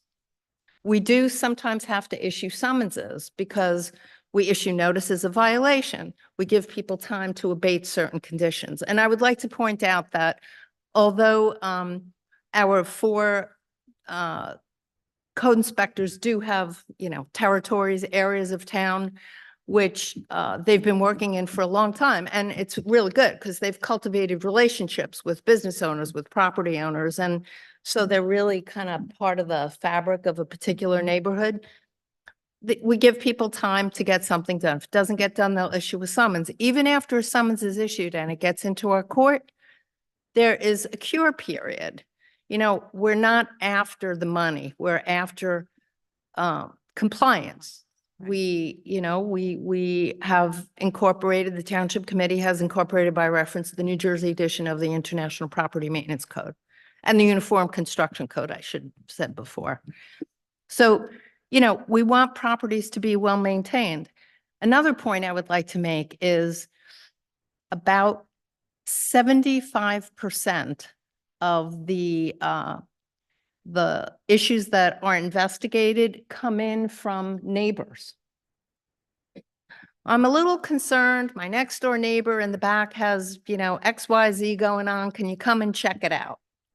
So while there is kind of a self-generating just by driving around and seeing what's going on, we also respond to, neighbors who have questions about whether something could be better on an adjacent or neighboring property. The last division in our department is fire prevention. So fire prevention just joined us.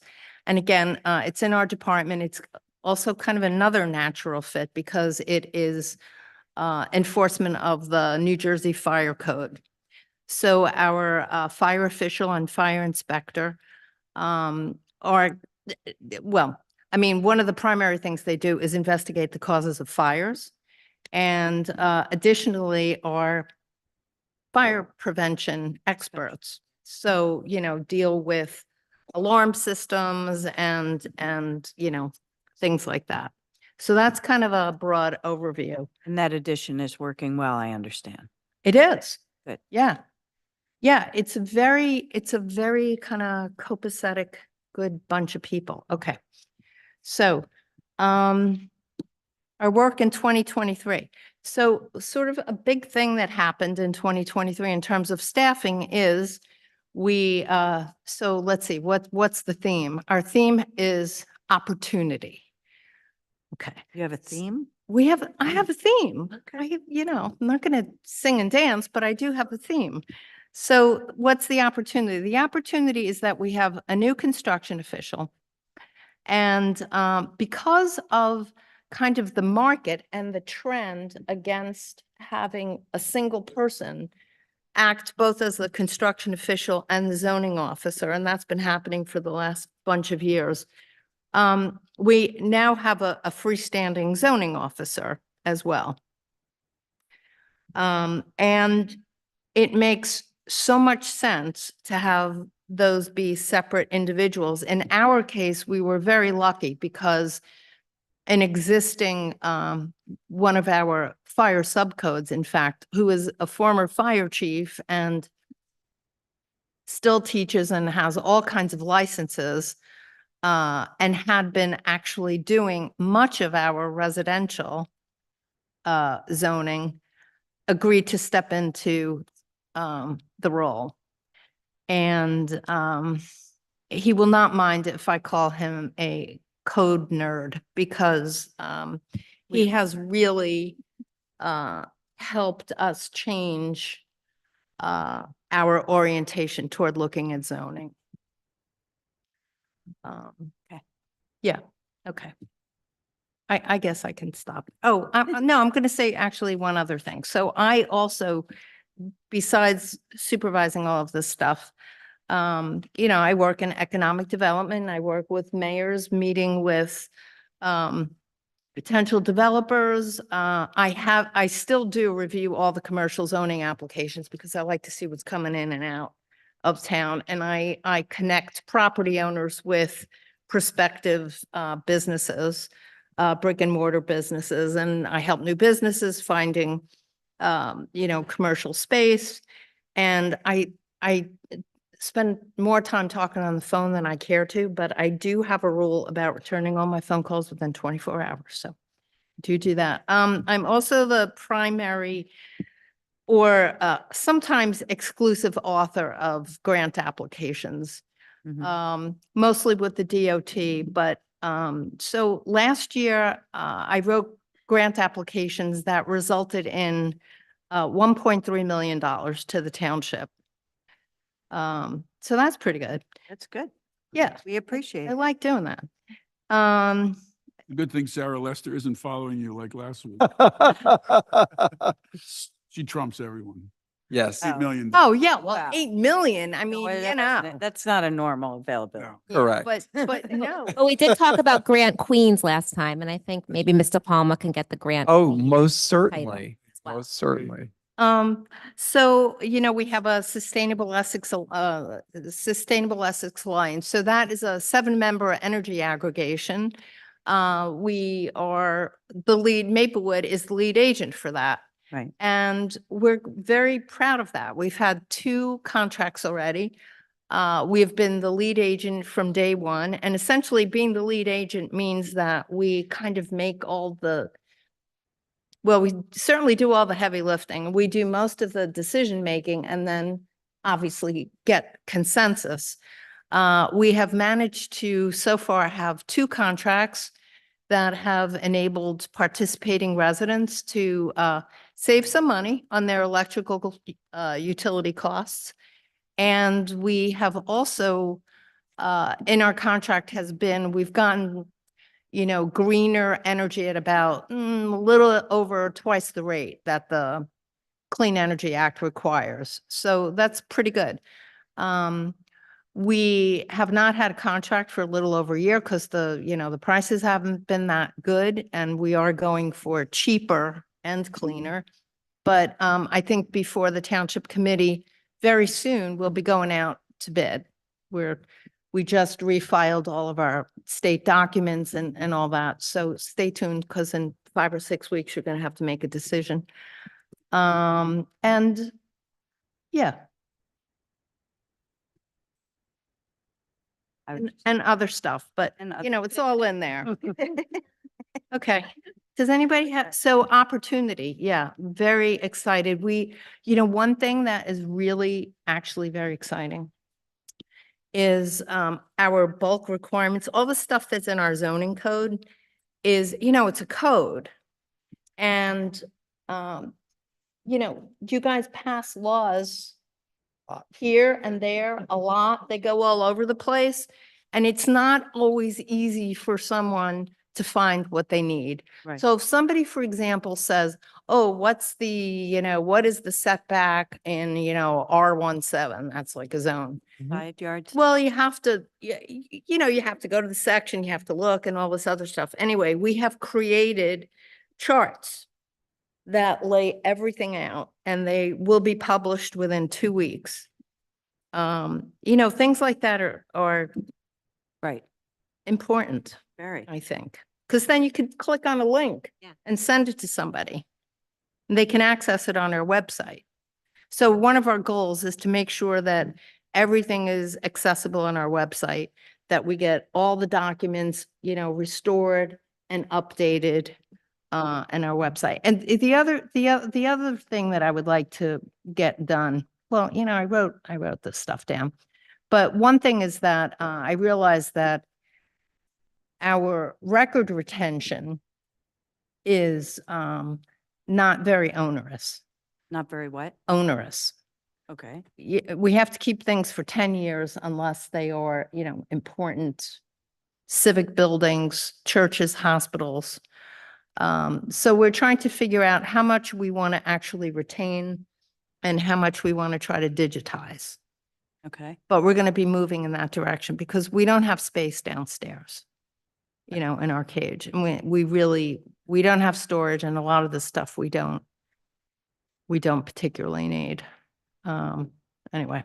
Did you want to go through the line items? Sure. And then My you have budget is pretty flat. Looks like there's not much of a change. Yeah, there's no. Items of changes. note. Right. And then we want to go to your capital too. Okay, items of note, let's see. Okay, line, I don't have the number do you have them? Okay. So it's inspectors' salaries. Now, I just want to, I don't need to go into detail or anything here, but there are two possible changes we're going to make. It's not a whole lot that I'm asking in there, and I can assure you that it is, I've spoken to Mr. Weary about it, and when the time comes that we have to do something, it's completely reasonable amount of additional money that I'm looking for here. $7,000 for office in publications. Okay, so here's what happened.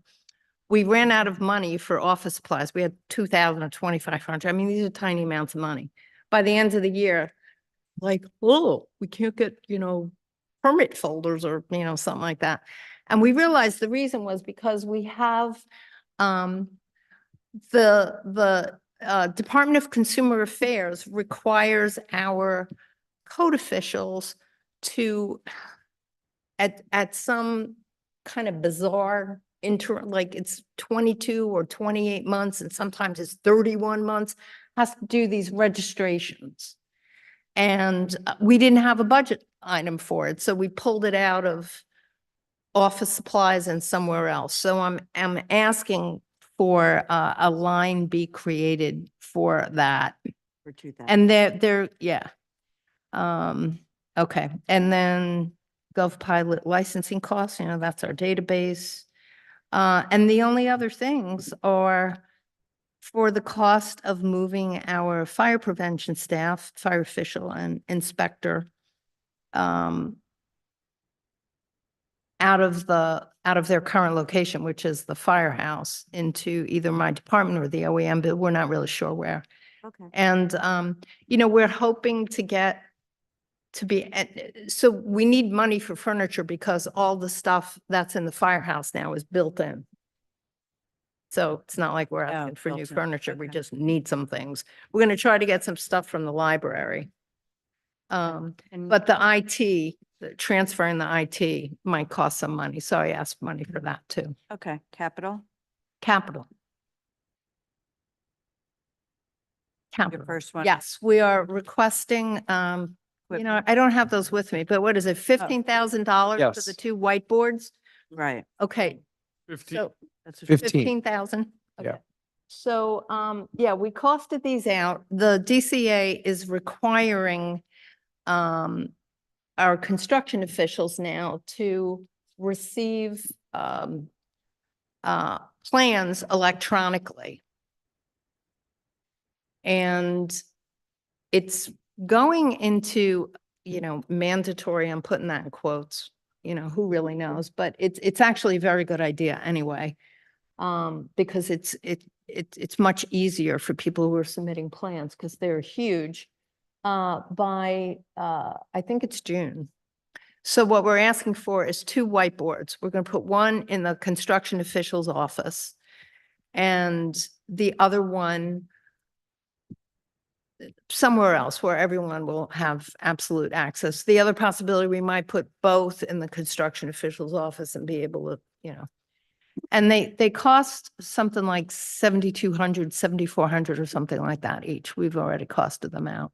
Okay. So then you that have- we really need. And then you have. And then vehicles. we had for 3 vehicles. So here's the Yeah. thing for the vehicles. So now we have recently gotten a vehicle from where? Engineering, something, Public Works, Somewhere else. pickup truck. So you Got a have vehicle. now? But here's the thing. Yes, so now I'm asking for 2 vehicles. And here's why I'm asking for 2 vehicles. I'm asking for 2 vehicles because we have 2 vehicles which are soon going to probably fall apart.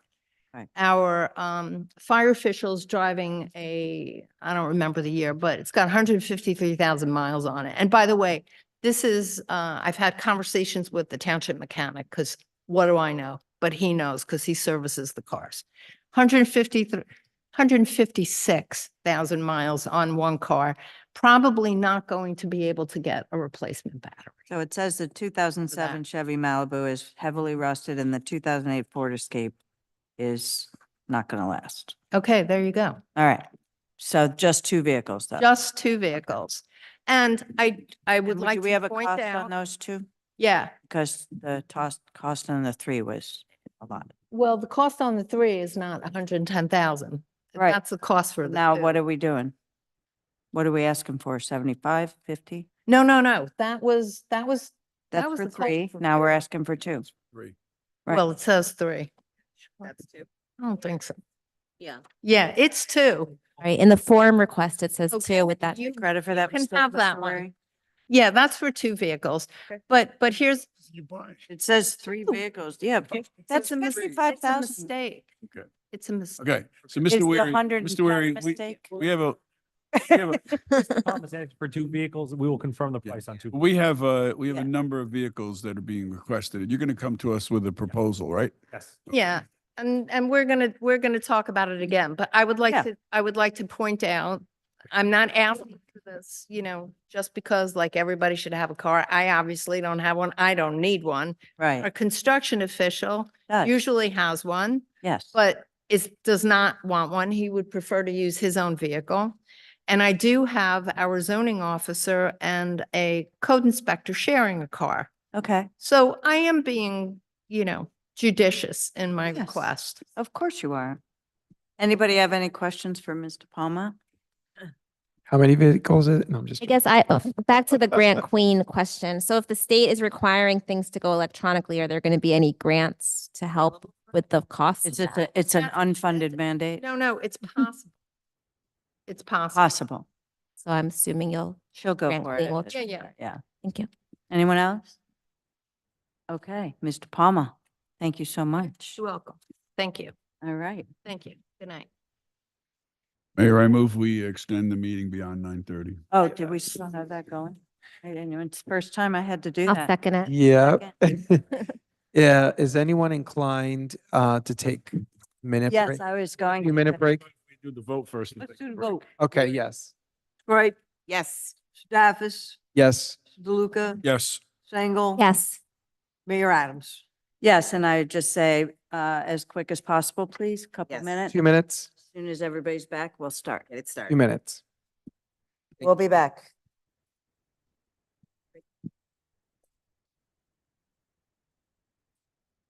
I'm just saying.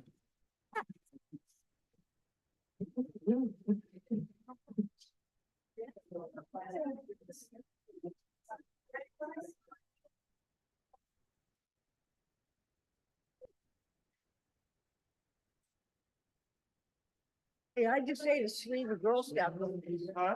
I just ate a sleeve of Girl Scout cookies.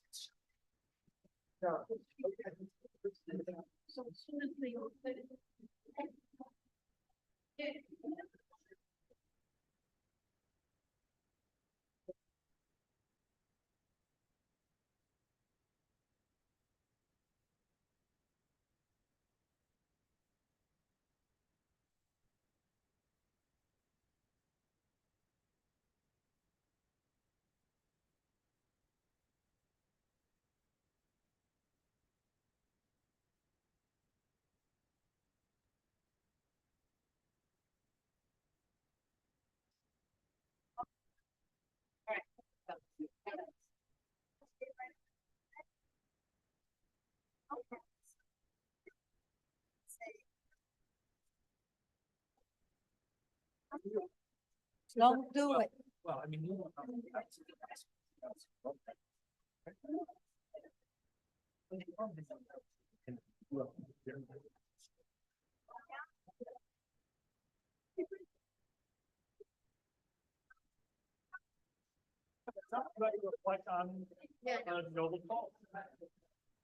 Don't be one more speaker.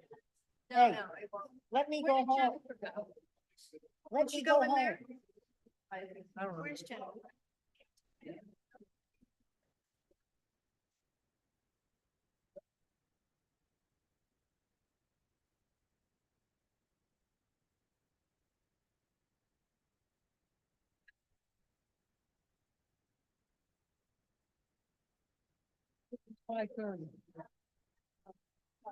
I just ate a sleeve of Girl Scout cookies.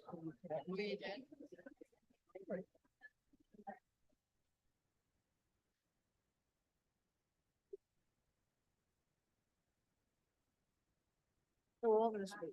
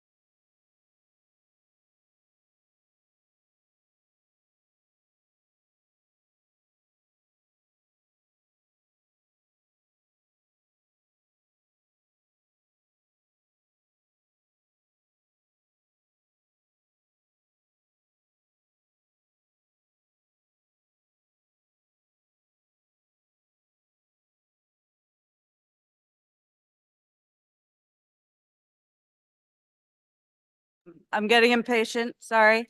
Bang the gavel. People should. Hey, welcome back to our meeting. We're starting back up. We're okay? Amari? Okay, great. Okay, this takes us to our last public comment session. We require, this is on any subject matter. Everyone has 3 minutes to speak.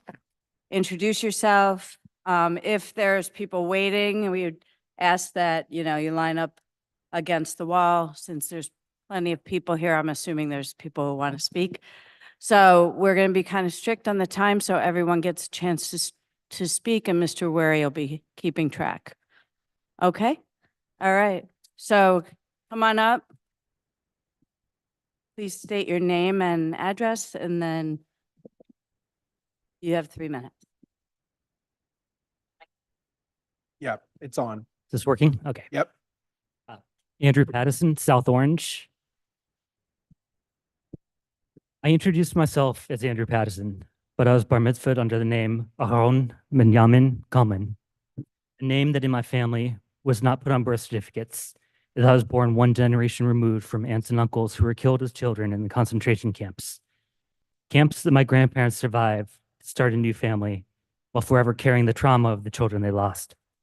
A trauma that we all carry from generation to generation. But it's up to each generation to figure out what we do with that trauma. I tell you this because it's important to me that I stand before you to present the Somo Collective for Palestine ceasefire resolution, not in spite of being Jewish, but because I'm Jewish. I will now read the resolution. Supporting the release of all hostages, a permanent ceasefire, preventing loss of human life, and uninterrupted entry of humanitarian aid in the Middle East. Whereas the Maplewood Township Committee works to ensure the safety, health, dignity, and freedom of people every day, we follow the lead of other localities in calling for a ceasefire because what happens internationally impacts our constituents locally. We believe in the shared humanity of all people and affirm it as a common value held by Maplewood residents.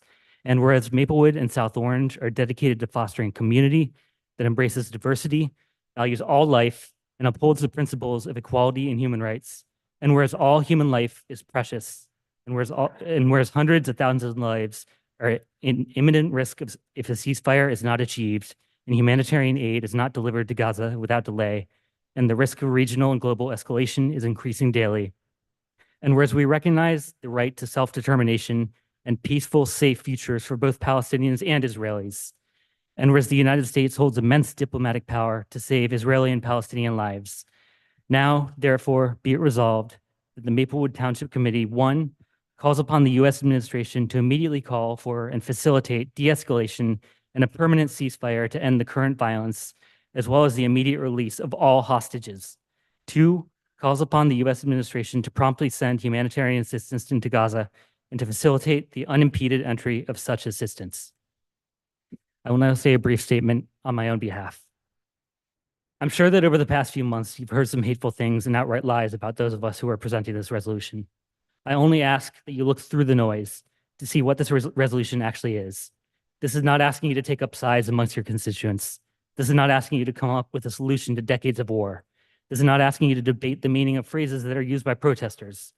What this resolution is asking of you is to join the voices in our community and beyond in sending a message to our government that its support of the ongoing atrocities in Gaza needs to stop. Our country's president has publicly stated that Jewish safety everywhere depends on Israel. Was a Jew, I would like to say that killing tens of thousands of Palestinians with American weapons does not make me feel safer. Blocking aid from reaching those starving in camps does not make me feel safer. Destroying homes so that survivors have nothing left but their own trauma does not make me feel safer. I ask that you consider this resolution on its own merits, because based on its own merits, I truly believe that it's something that all of us should feel a moral obligation to back. Thank you. Thank you very much.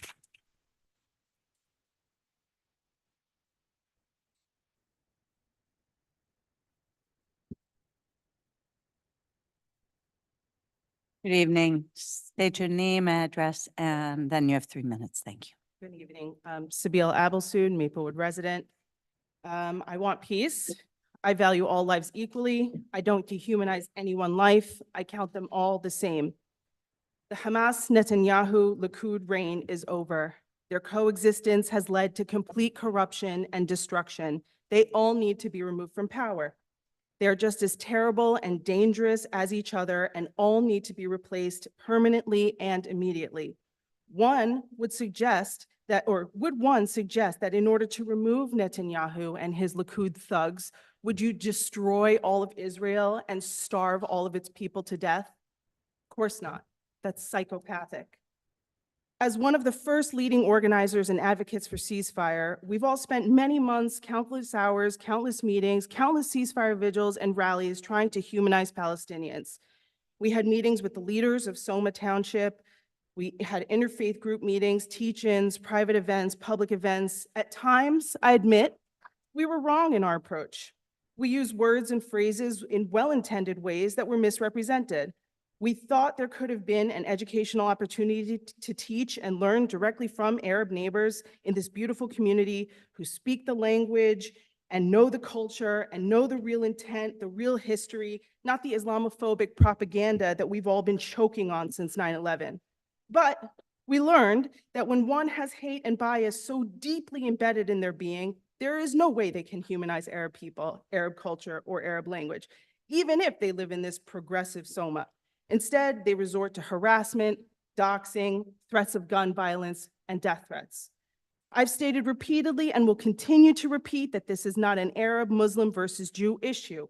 The Sisterhood of Salem Shalom, an organization of Jewish and Muslim women, of which I am a member, calls for a ceasefire and the release of hostages in their mission statement. It's one of the first things you see on their website.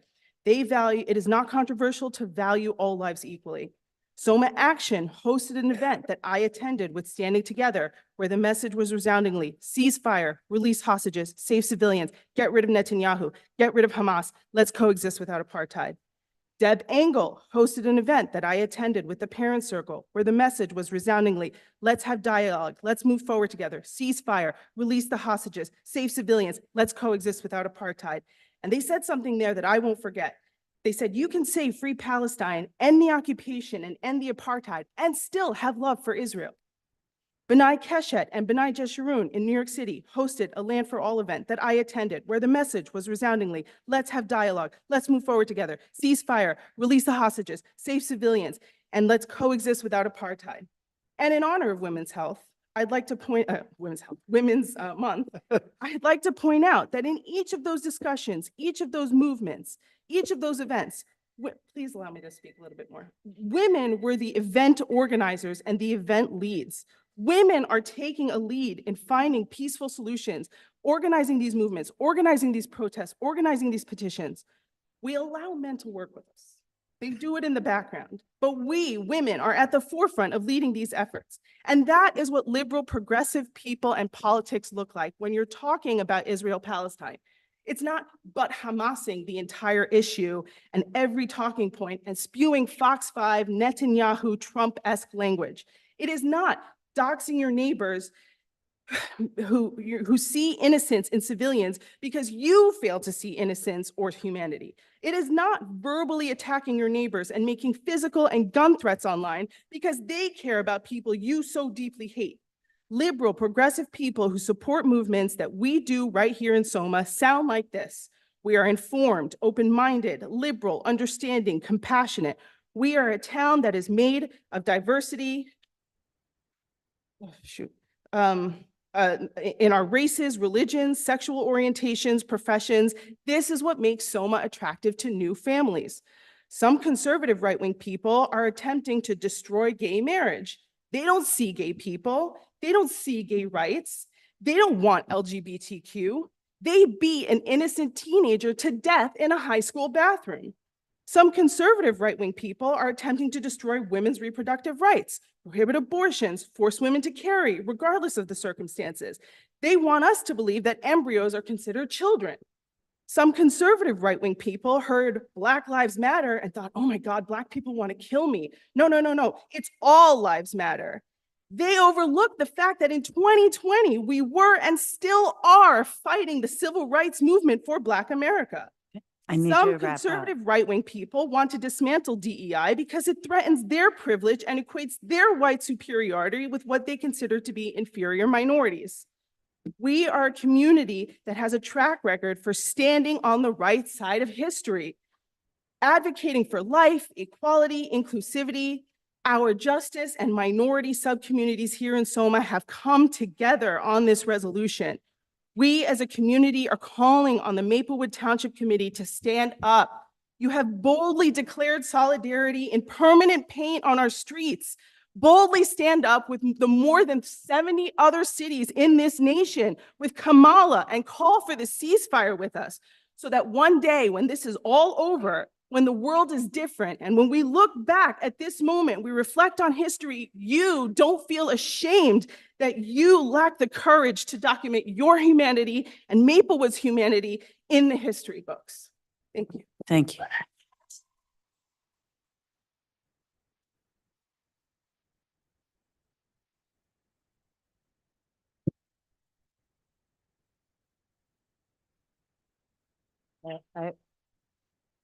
Good evening. My name is Mindy Greenspan, and I'm not as articulate as Sabeel, but I'm going to make a brief statement.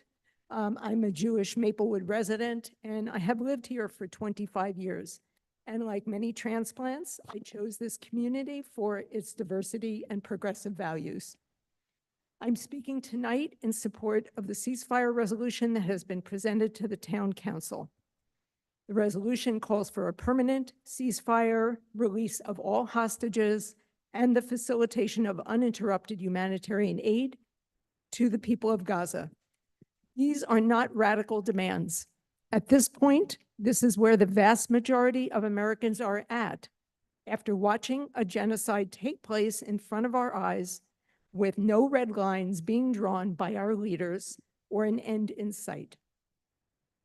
I want to share briefly about my Jewish identity, because it's important for Maplewood to know that not all Jews stand with Israel's intolerable actions. My grandparents fled the violent anti-Semitic pogroms in Eastern Europe in the early 20th century and settled into life in the US. My father fought Nazi fascism in Europe during World War II. And when he came home, he was very attuned to recognizing injustice and oppression here in the US. He joined a long tradition of fighting against oppression of all people and the right of all people to live in peace and dignity, which formed my values and identity as a proud Jew. I am also a healthcare worker, having had a 34-year career as a physical therapist, primarily a pediatric physical therapist, and have seen the tremendous struggle of people rehabilitating from trauma. Children with amputations, excuse me, head injuries, and other devastating life-changing injuries that are being sustained by survivors of this military industrialized terror is both horrifying and unimaginable. Maplewood passed a resolution standing with Israel in the wake of October 7th. Without speaking to the crucial context of decades of ongoing oppression against Palestinian people, the fact that this town has allowed far-right extremist views disguised as speaking for all Jews to dictate our policies and moral stances is quite honestly liberal hypocrisy of the highest order. In this way, Maplewood cannot claim to be the progressive beacon that we want it to be. Your silence is shameful, and you'll be remembered as such if you cannot find the moral courage to call for a ceasefire. My tax dollars did not contribute to the killing of Israeli citizens or hostage taking on October 7th. But my tax dollars, I'm almost done, and my name are being used to perpetrate the most un-Jewish actions imaginable. The brutal massacre of over 30,000 Palestinian men, women, and children, the violent displacement of 2 million people because of their ethnicity, and intentionally inflicting disease and starvation on the Palestinian people in Gaza. I cannot tolerate being silent, as silent is complicity in these atrocities. It is time to put an end to this madness. It is time for Maplewood to take a stand on the right side of history, and it is time for the town council to pass this resolution calling for an immediate and permanent ceasefire. Thank you for your time. Thank you.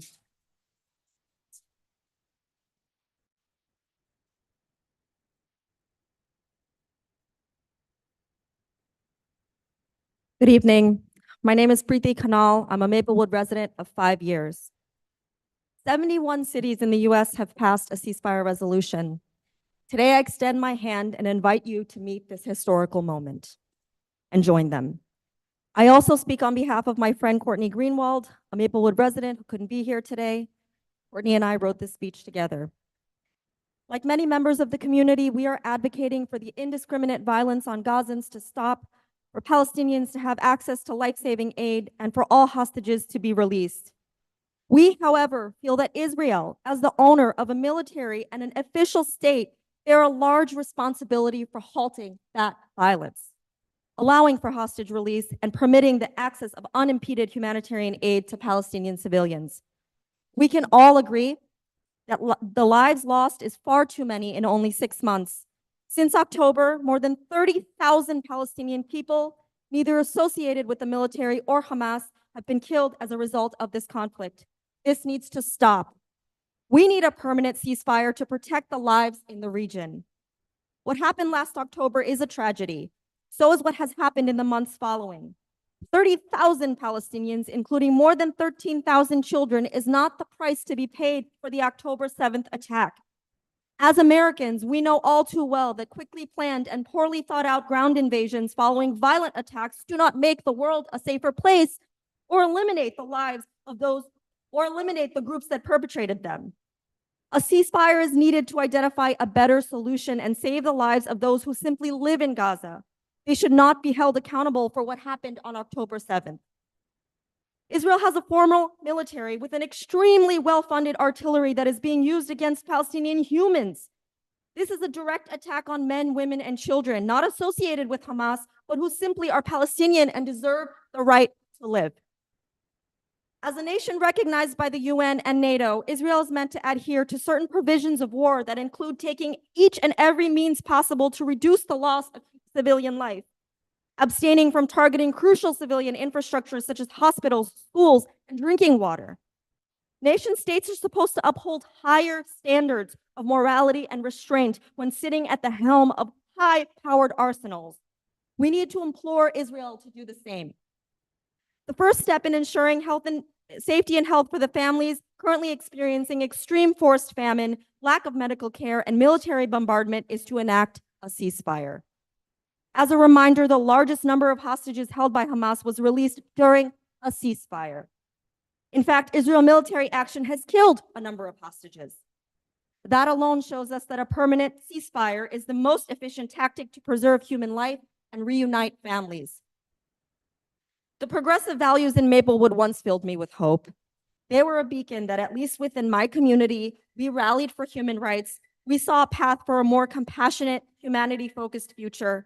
But I don't know what that progressivism means here anymore.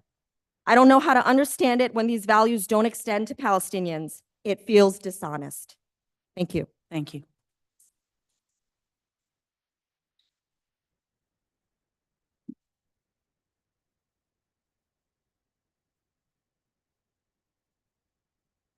Good evening, all. Saida Ben Khaldun, South Orange. I have 3 minutes to speak for the humanity of 30,000 killed people. Please bear with me, that's really short. About 6 milliseconds per person killed in Gaza in 5 months. I pondered whether to talk tonight. What else can I say that has not been said already? What discussion angle will make my towns pass a ceasefire resolution? Is it sharing indisputable facts about this utmost devastation? Done already. The number of dead babies brought up before you many times. The bombing of civilians, even in refugee camps and bread lines, you've heard about it. The inhumanity of thirst and starvation, of blocked aid trucks, of C-sections without anesthetic on Women's History Month, of thousands of mothers without children and children without mothers. If all of this doesn't bring so much to add to the long list of US cities calling for an immediate ceasefire and release of all hostages alongside the UN, Amnesty International, Oxfam, Doctors Without Borders, Black Lives Matter, National LGBTQ Task Force, an everyday growing contingent of elected Democrats, Israeli recognized human rights organizations such as B'Tselem, teachers and postal worker unions, and I'm missing so many more. If this all doesn't do it, what will? What does it come down to? It comes down to morality and core principles. There are moments in life, very few moments, where we are confronted to decisions to be made where the sum of our moral values need to be greater than anything else in the balance. We picked Soma very intentionally. It is where me, an immigrant, Arab, and Muslim woman, and my husband, an Iranian-American man, want to raise our children. This is the place we believe they'll be not only tolerated, but celebrated, where their heritage won't be seen as threatening or associated to Hollywood caricatural depictions, but rather upheld for the richness, the culture, and the true diversity they bring to the Soma table.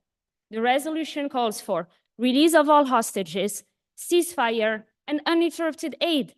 If we are against this, then what are we for? What does it say to my children who share looks and names with killed babies?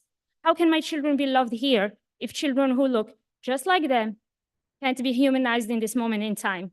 It is about our value. I value your time and mine, and I wouldn't be here if I didn't think you could not uphold these values in this difficult moment, and I acknowledge that.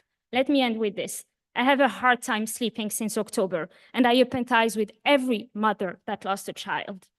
I stay awake wondering how I can do more, how I can save one more baby from the darkness of the rubbles. I don't sleep well, but I know that in this moment, in my choice standing by this resolution, I fully align to my core principle and morality. And when this is all over, because no war, no injustice lasts forever, I will sleep again. The question is, will you all?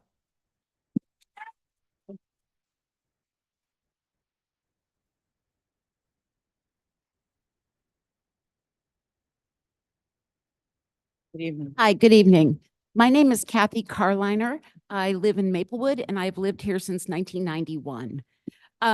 In all those years, I've never stood up to do anything political, truthfully, certainly not come to a meeting like this. So why on earth did I do that? Because I don't see it as a political issue. I see it as an, how can you not look it in the eye, humanitarian issue. A couple of months ago, when I learned about this group through my son who's involved in it, I started wearing this scarf through, in my normal day-to-day when it was appropriate. And, I was scared. I was scared to death. I was embarrassed. I was potentially embarrassed. And I say that with all due respect to my friends in the room here today. Why? I was afraid that my neighbors would see me and think poorly of me. I was afraid that my friends, many of whom are Jewish, many of whom are not Jewish, would see me. They might think, especially those who didn't know me well, like my neighbors in an apartment building where you share that elevator every day, hey, maybe she's pro-Hamas. Maybe she thinks what Hamas did was the right thing to do. Oh, maybe she's anti-Semitic. Why else would she be wearing this scarf? Well, I'm not any of those things. And that's why I'm wearing the scarf at all. I'm wearing it because every day I wake up, you said you can't sleep. I wake up every single morning terrified to look at the New York Times on my phone. The only other time in my adult life that I felt that way was on September 11th. And for the 2 weeks that followed after that, I wake up worse these mornings because I'm afraid. You know why? Because I'm not anti-Semitic or pro-Hamas. I'm just a lady who's lived in Maplewood for a long time. And I think, holy cow, aren't there 23,000 residents in Maplewood? Something like that, right? And how many people were killed in Gaza? And then I think roughly the same, throw in some people from South Orange. And I think, well, they're exactly like us. So what if you took every single person in this hall and tomorrow, every one of our schools, every one of our daycare centers, everywhere, hospitals, you name it, in Soma, and you killed them? You dropped bombs on them. Well, we wouldn't have deserved that. How would you feel if that was your mother and your sister? And worse, like I said, that's Maplewood. Let's make South Orange people starve to death, slowly, agonizingly, with no infrastructure. So I don't mean to be graphic and extreme. I literally wake up and I think like that, and I got to do something. So I raised 2 boys here in town. Both are queer. And imagine my pride, no pun intended, when that crosswalk went in, right? And imagine theirs. It was unbelievable. They brought a boyfriend to see it. We bring family to see it. It's just like a sign of our town and our values and everything that we stand for. And to wrap up, in case my bell rings, I thought then, and I think now for sure, well, like, why wouldn't you do that? Like, why wouldn't we be pro-LGBTQ plus? Well, tonight I beg you, and I've never said, done anything like this, let alone begged for this resolution for a permanent ceasefire and the other 2 points mentioned, so that we're doing something, not picking sides. We're stopping genocide. We're stopping a massacre of regular old people just like us. And my kids said to come here and say it for them too. P.S. They're both half Jewish. So I say this ecumenically. I really hope that you guys will pass what I think is a very straightforward thing. Thank you very much. Thank you.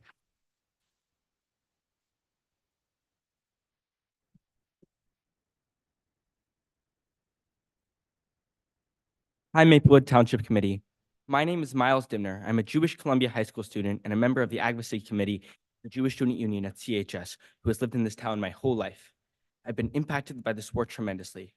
My camp counselor, Gili, was killed by Hamas terrorists during the Nova Musical Festival, and I have family in Israel who are scared for their lives every day because of Hamas.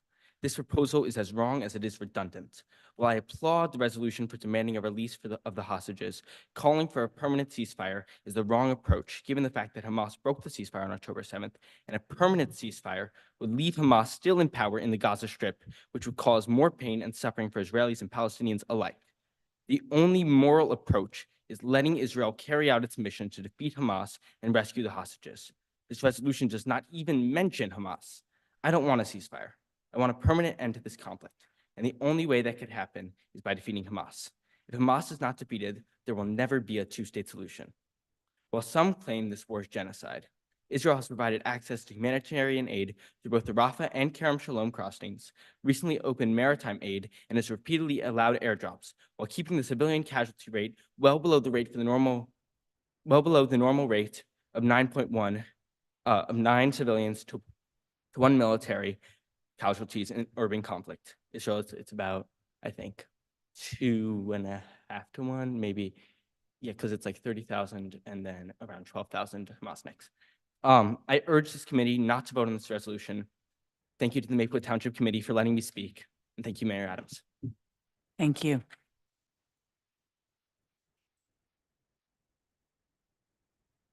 Hi, everybody. I'm Allison Ziefert. I'm a almost 30-year resident of Soma. I really didn't prepare any words tonight, but I wanted to come down and speak because I noticed there was a lot of people here in support of this resolution. I want to say that I fundamentally don't think it's a good use of the Township Committee's time with all the important town business that you have on your agenda to be passing a resolution on international matters. I think it's honestly just a waste of time. I also don't think it's appropriate for members of the Township Committee to be virtue signaling by wearing political statements or displaying them on the dais. I want to say that I also would love peace. I would love to see a two-state solution. I would love to see all of the hostages released, but that will never happen with a genocidal terrorist organization running Gaza who explicitly in writing and in their public speaking has pledged to destroy the state of Israel and all Jews around the world.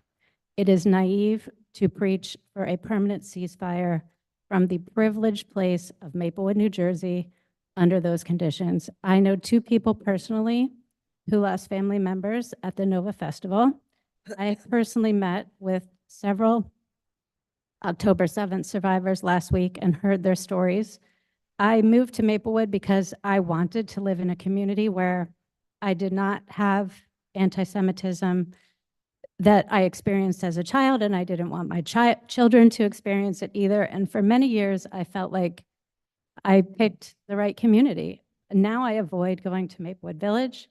I'm disgusted by the statements that I hear the ceasefire side proclaiming at these rallies on the weekends, praising Houthi rebels, calling for globalizing the Intifada. Do people understand what these statements really mean? I'm going to cut it short, but I would urge you to not vote in favor of this resolution. Thank you.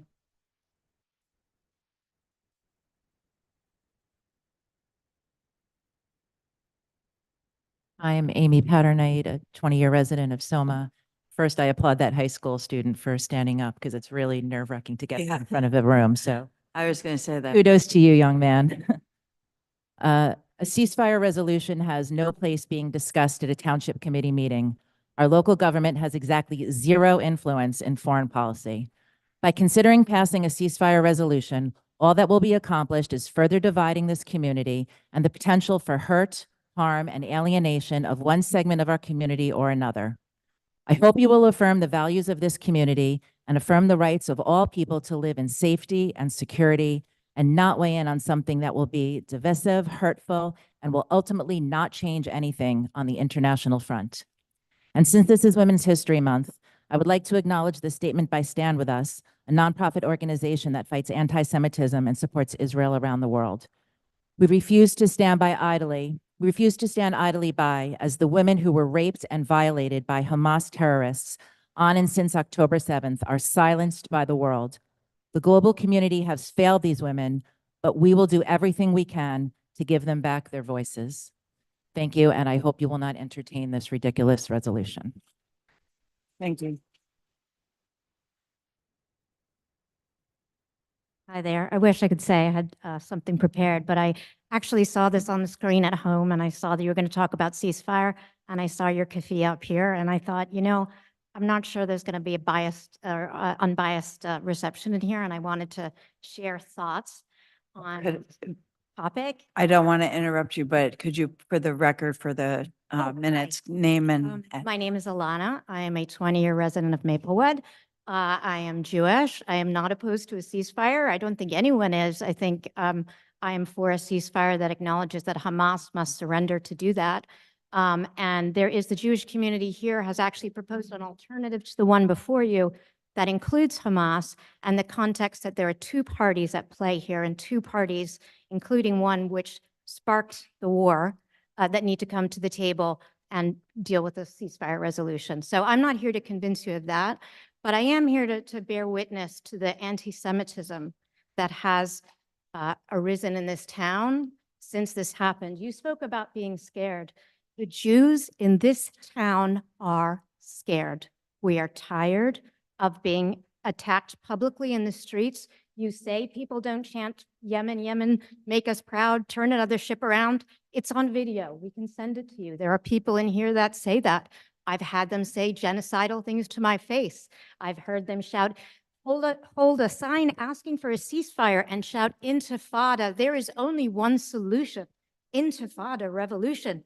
How can you be in favor of a ceasefire and shout for intifada, a military uprising?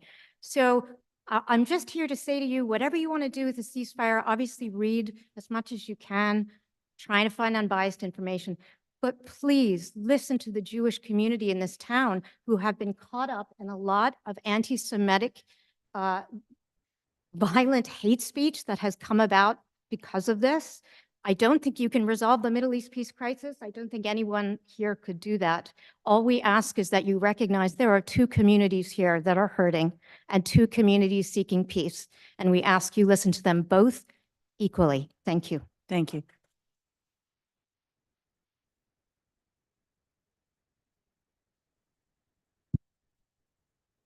Hello, everyone. My name is Rayan Chogle. I'm a 14-year-old with a hearing disability. But just because I am deaf, however, does not mean that I am deaf to the atrocities in Gaza.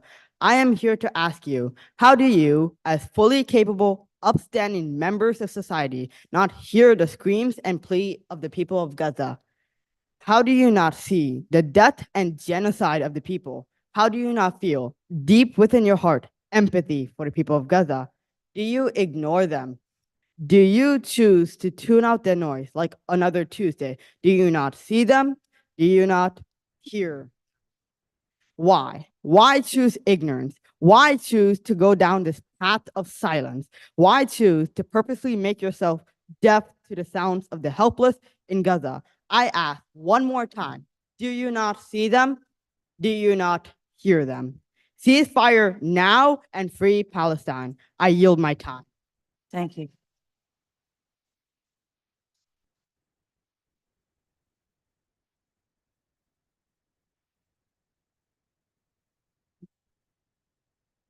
Yeah. Yeah. Hi. Good evening. My name is Joy. I'm a resident in East Brunswick, and I haven't prepared anything to speak with you, so this is just me talking. So as a lesbian Arab, I really appreciate and I'm enlightened by your advocacy and representation that I see here today. I love this. And I just want to say it's those same groups in Palestine that are marginalized, that our beloved sisters and brothers that we should be caring about. And I think it's important to point out that we learn history so that we wouldn't repeat it in the future and we wouldn't repeat those mistakes that we make.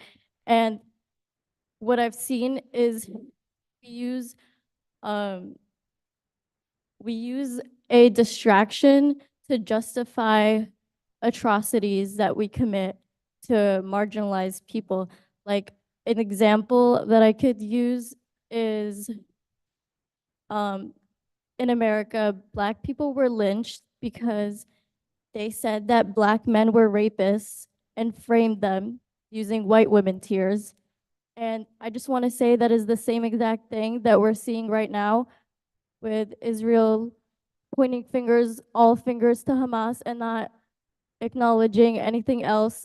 And they're using that to justify a civilian extermination campaign. That's all. Thank you so much. Thank you.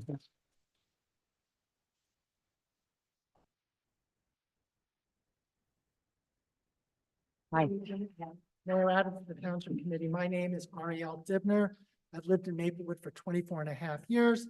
My 5 kids have all attended the South Orange Maplewood schools. I have 3 right now at Columbia High School, one of whom has already faced some anti-Semitism since October 7. For a few years, I served on the Zoning Board of Adjustment where I was vice chair. I love my town and I do really appreciate having done some public service, the time each of you put in to make our town a better place to live. I really wish we didn't have to be here tonight. 150 days ago, as you know, Hamas launched a brutal attack against southern Israel. Over 130 Israelis are still held hostage and some Americans are still held hostage. Hamas is a designated terrorist group by both the United States government and the European Union. The United Nations has reported that Hamas used rape and sexual violence on a mass scale against Israeli women, including Israeli hostages. I oppose this resolution for a few reasons. One, most importantly, really, is the Township Committee is not the appropriate body to hear these resolutions. We have a federal government that's supposed to handle foreign affairs, and our federal representatives are the appropriate officials to hear these issues. Second, and two, the proposed resolution says nothing about Hamas. Doesn't the name Hamas does not appear there. A ceasefire that leaves Hamas in power means that this will happen again and again. Hamas has said so over and over. They do not want peace. They do not want a two-state solution. They want, like the shirt at least seems to show of this woman over here, a Palestine from the river to the sea and from Rosh Hanikra to Eilat. In other words, all of Israel. In Arabic, the chant is not from the river to the sea, Palestine will be free. The chant is from the river to the sea, Palestine will be Arab.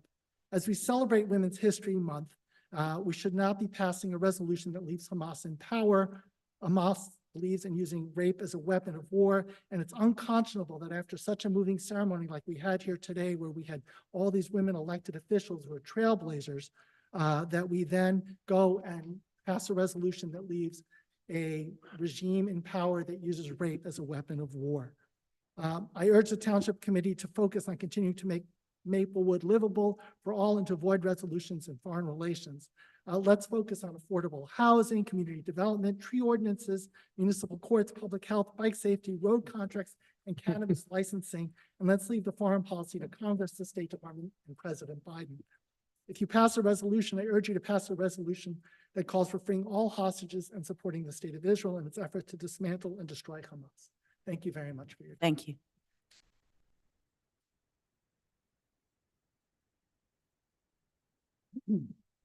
My name is Paul Suravel. I live at 101 Plymouth Avenue, Maplewood. I'm the chair of South Mountain Peace Action, and I'm here to express our support for the proposed ceasefire resolution. On October 17th, in response to the Hamas attack on Israel,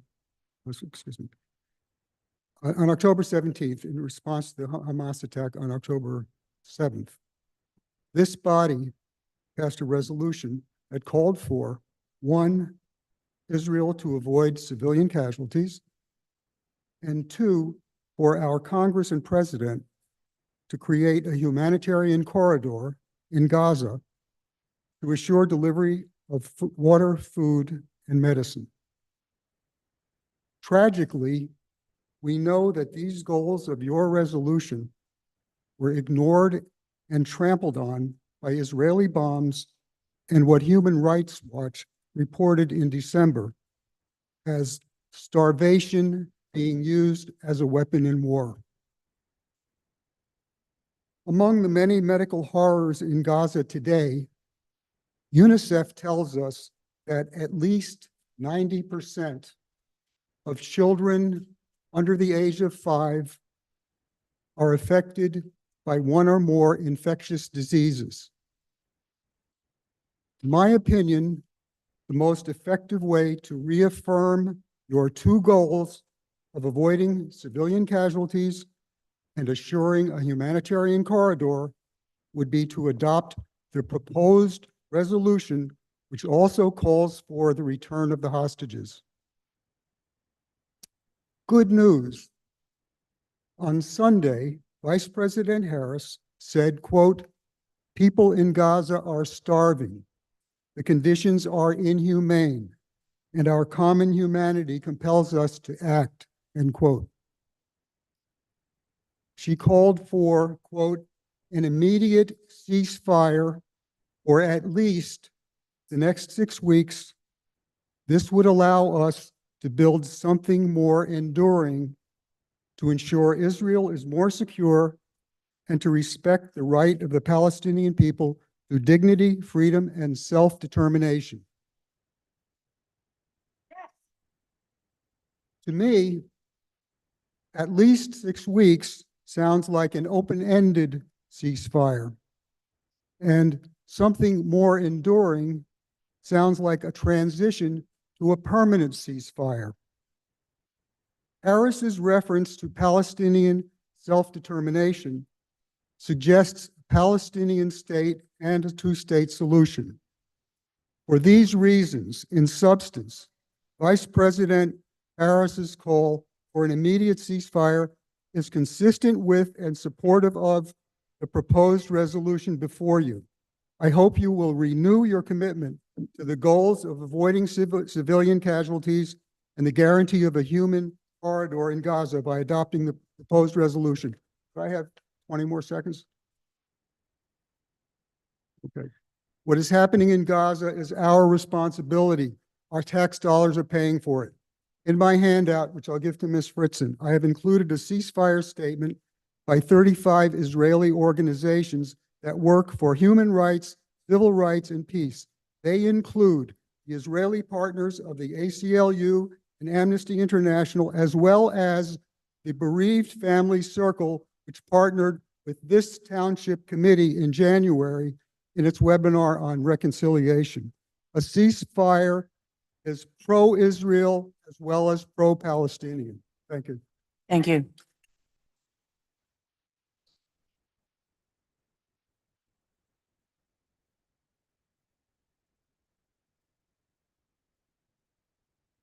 Paul. My name's Chris Black, resident of South Orange. I grew up in South Orange, raised my family in South Orange, and I have deep appreciation and respect for the governments of both of our towns and their respect for diverse views on a lot of things. And the issue before us tonight, obviously, is one of those very divisive issues. And so I thank you for respectfully listening to everyone. I'm speaking in favor of the ceasefire resolution before this board tonight. And I'd like to quote Reverend Dr. Martin Luther King Jr. The day we become silent about things, our lives begin to end. The day we become silent about things that matter. This town committee has a long tradition of speaking out on things that matter.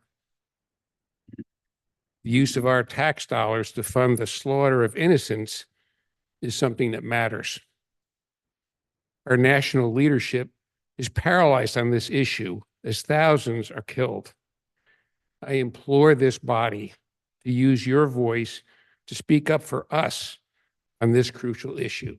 Thank you. Thank you.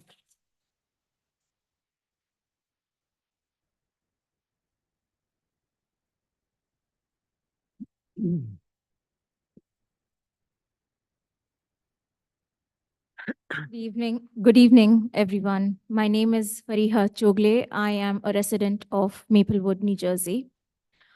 I'm going to start the following. Sorry, I'm going to start again. I'm going to start with the following prayer in the Quran when Moses, may peace be upon him, was sent on a mission to go and meet the Pharaoh. Bismillah ar-Rahman ar-Rahim. Rabbi shrah li sadri wa yassir li amri walul uqdatan min lisani yafqahu qawli. My Lord, relax for me my chest with assurance and ease for me my task and untie the knot from my tongue that they may understand my speech. I know I'm certainly in no way Moses and you are not Pharaoh, but it feels the circumstances are relatable. I was wondering what to say to you other than thousands of pleading arguments, videos, images that you have seen, heard over the past 5 months of ethnic cleansing. What else to say to convince you to believe in humanity again and have some conscience? For the past 151 days, we are sickened every day to witness young kids, babies getting mass murdered by getting shot at, starved, crushed, explode. We are watching a genocide unfolding right in front of our eyes. We feel sick, and this is just us watching. Just imagine the suffering of the Palestinians who are going through this day in and day out. All we are asking for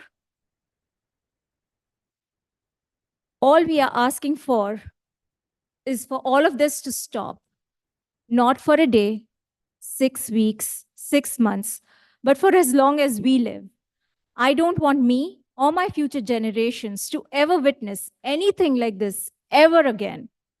Perhaps Maple Road Township Committee adopting the ceasefire resolution will not change the situation on ground in Gaza, but at the minimum, it will give us an assurance that there is little bit of humanity left in our politicians who represent us. Calling for a ceasefire is the minimum we are asking you to do, the least decent thing we can hope for you to accomplish here today. Because a day will come when your life will flash by you and you will regret not being on the right side of history. If you are a sort of person who believes in God, and the day that you will face him, you will be asked, I gave you a platform of power to be just, and what did you do? That day you will be tongue-tied because lies and excuse, but Hamas won't work there. A few more seconds. I mean, who the F says no to a ceasefire? Looking at all the Zionists here today, even if Moses and Jesus came back to stop the war and request a ceasefire, they will be crucified with what aboutism?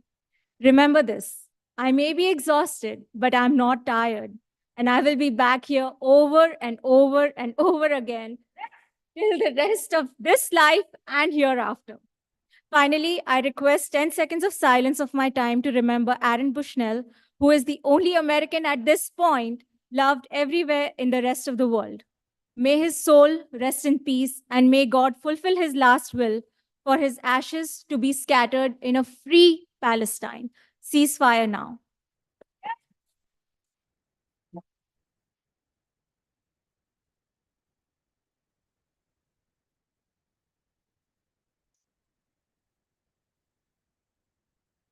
Hi, my name is Rachel Asarnow. I live in Maplewood. Gosh, okay. Yeah, so Israel is a place where I have a lot of family and friends. It's a place I care a lot about. I want it to be safe. Friends of friends were kidnapped on October 7th. They're not all released. Killed as well. People living in the kibbutzim along Gaza. Yeah, and I've been terrified since then, pretty much. Like, there's been a lot of really just extremist kind of dialogue in this town online, and also in protests that have happened in this room as well. I would just urge, I wrote all this stuff and I'm just like, what did I even write? I would urge people in the town committee to really, to speak with people who have a variety of different views and experiences. When it comes to this, I'm very concerned about things like, about people in Gaza, making sure they don't starve. I'm concerned about that too. But so it's like, you can actually care about both places. So you hear people who are saying that, like, painting all Zionists as extremists, that's false, that's a lie. So just, it means you care about Israel and you want it to be safe. That's what it means. You can be left-wing, you can be right-wing. And I also want to say, in terms of this resolution, I just don't want to see the town passing resolutions about foreign policy. I guess that's just in general. I mean, I think there's so much division right now. I think holds dialogue groups between people in town. People have extreme views. People are fighting.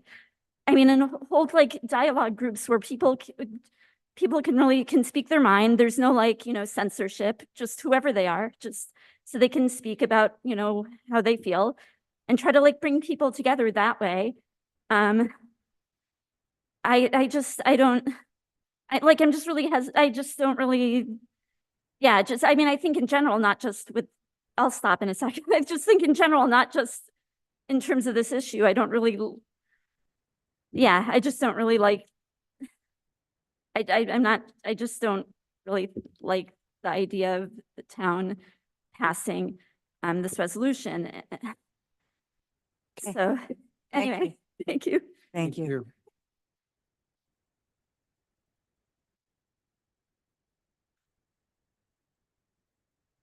Hi, my name's Jacob. I'm a Maplewood resident of 8 years. I'm here to speak in favor of the resolution.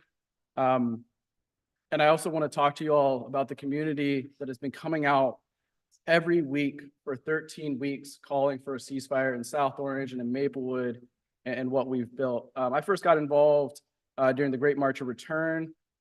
We had a small action in Recolta, and I was terrified to show up because we thought we'd get run out of town. This was back in 2018, I believe. It was the courage of community members in Maplewood who pushed me to stand true to my values and to be courageous and to be able to say that murdering Palestinians is wrong and to take a stance. And since then, we've had 13 ceasefire Sundays, plus an action in November. Again, when we first started, we were scared that if we stood up for Palestine and acknowledged the humanity of Palestinians, that we would be attacked, we'd be intimidated, that we would be doxxed, all of this. But we came together, first in small groups, found each other, and began organizing together to say, no, we are with Palestine, we are in solidarity with them, and we are going to stand tall together. And it has honestly been the most courageous organizing I've ever been a part of. I'm incredibly proud of our community here in Maplewood and South Orange, but also in West Orange and East Orange and throughout the state, because every week people come from out the state to stand with Palestine in spite of the intimidation, in spite of the lies.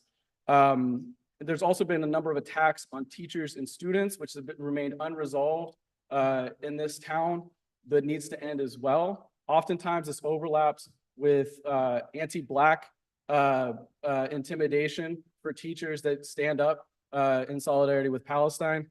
I want to speak directly to the community who's listening. If you have not come out yet on Sunday, I truly encourage you to. It is a beautiful community that is going to continue to organize ceasefire and beyond for a free Palestine. If you are scared to show up and you are intimidated, you are going to be welcomed into a community that will defend you and that will do whatever it takes to make sure that you are safe and protected. Again, this is the most courageous organizing I've ever been a part of. And I know that the attacks are going to keep coming, and we will continue to work together and to defend each other, because that's really what we have is our community here. And that goes for anybody who hasn't come out, who hasn't spoken up. I truly encourage you to.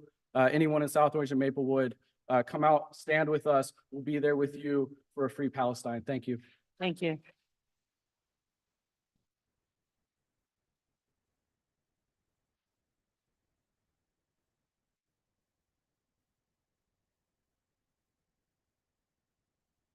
Hi, my name's Daniel Gosling. I live in Maplewood.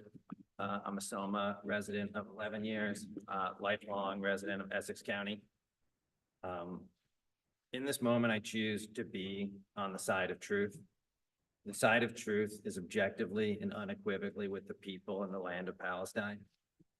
In this moment, there is no moral middle. We must all call for an immediate and permanent ceasefire.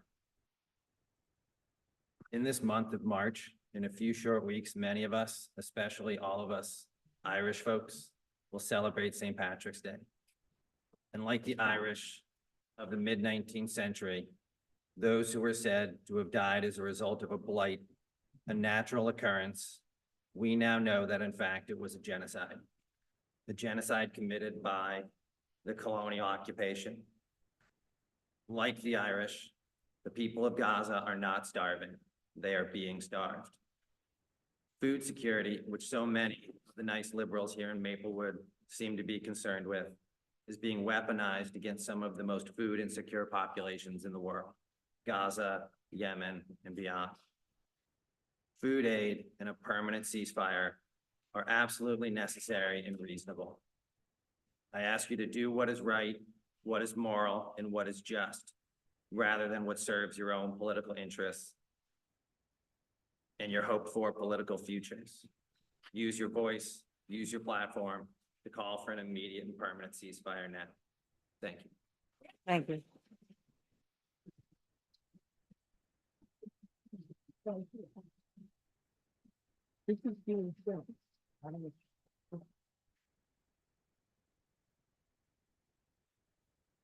Yeah, you could film. You could film with her. Oh, thank you for having me. Could you state your name and then get real close to the microphone? Yes, given safety reasons, and as you know, we have lists of Jews being shared, I'd like to not state my name, but I am a local resident and I work in this town as well. So I do care about the town and what happens in this town. And it affects us as Jews everywhere. So what happens in Maplewood affects South Orange, it affects Livingston, it affects all of us. And as we see, the people that come to Maplewood are also coming to Livingston and to Montclair this Friday and to different locations. So we feel that we need to speak on our behalf of the majority of the Jewish community who feel scared and feel that we are being silenced, we are being intimidated, and we're being bullied.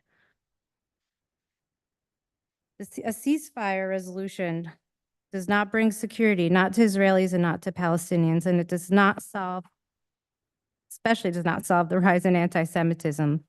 It'll probably just amplify it. A ceasefire does not demand that Hamas put its weapons down, surrender, release the hostages, and just never come back. Their ceasefire does not hold Hamas responsible for the murder, rape, torture of Israelis, of children, women, and men, innocent civilians, young civilians who were at a peace festival. And when I say Israelis, that does include Muslims, that does include Christians. It includes Druze, Copts. They target all Israelis. We have multiple religions peacefully living in Israel. You do not see Muslims in Israel uprising and terrorizing because they have equal rights. They have jobs, they have freedom. Their women can go to school, they have an education. And most of them, the majority of them are peaceful and want to live peacefully in Israel. And Hamas is doing the opposite for everybody. They brainwash the Palestinians, they take advantage of them, not giving them a proper education.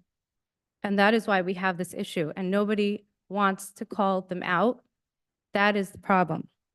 And we have a resolution of our own that we have about 1,000 signatures on. I'm happy to share with you all.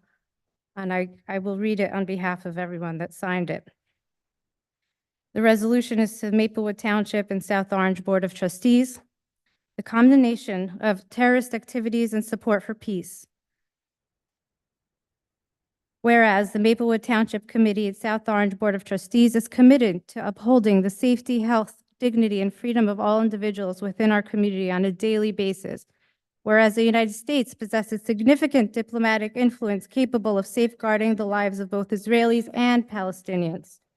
Whereas hundreds of thousands of lives are currently at grave risk due to the actions of a designated terrorist organization, Hamas, recognized as such by numerous nations, including the United States, the European Union, Israel, and others. Now, therefore, be it resolved that the Maplewood Township Committee, South Orange Board of Trustees, we call upon you to 1, Hamas to immediately surrender. 2, the immediate release of all hostages held by Hamas and other Gazan terrorist organizations. Number 3, an end to Hamas's abuse and unjust treatment of Palestinians and the cessation of actions that endanger their lives. 4, the halting of the theft of humanitarian aid by Hamas intended for the people of Gaza. 5, the complete withdrawal of Hamas and all terrorist organizations and their affiliates from Gaza with a commitment to never return. Furthermore, we reaffirm our support for the right to self-determination and peace for the Jewish people in their ancestral homeland of Israel. Furthermore, we emphasize that without the fulfillment of the aforementioned condition, there can be no viable ceasefire agreement in place. Thank you. Thank you. Thank you.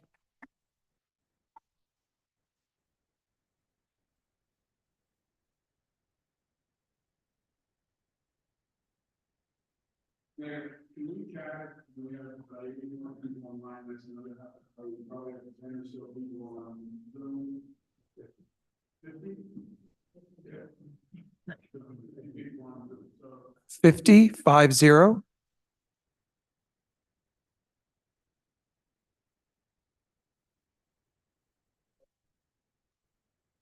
I'm fine with that, if that's, we want to hear from the people who are watching at home as well. Right, we want to give the people online an opportunity as well. Yep. Hi, my name is Joanna Rothenberg. I will not be stating my address for safety reasons. I'd like to share with everyone what happened to me here in Maplewood on Sunday, February 4th at around 4:30 p.m. on Maplewood Avenue. I was standing in front of the Maplewood Cinema observing the pro-Palestinian rally and was the victim of an anti-Semitic hate bias crime by one of the protesters in the rally. There was a person who used hate language aimed at the Jewish observers yelling, "Swastika, swastika," an anti-Semitic reference to German Nazis. He then used hate speech threat, "You should be sent to the gas chambers," while looking me and the person standing next to me directly in the eye. To the Jews in the crowd as well, reference to the murder of Jews at the gas chambers during the Holocaust. The hate speech threat was overheard by the protesters and police, and I have a video clip of the events just after at around 4:32 p.m., where a bystander can be heard reacting to it with the statement, "Did he just say gas chambers?" Inciting genocide and murder of Jews for their ethnicity as above is hate speech. This was anti-Semitic threat was overheard by others in the crowd, and in fact, overheard by a police officer with long braided hair in a bun. We have video footage and photos of the assailant and the officer.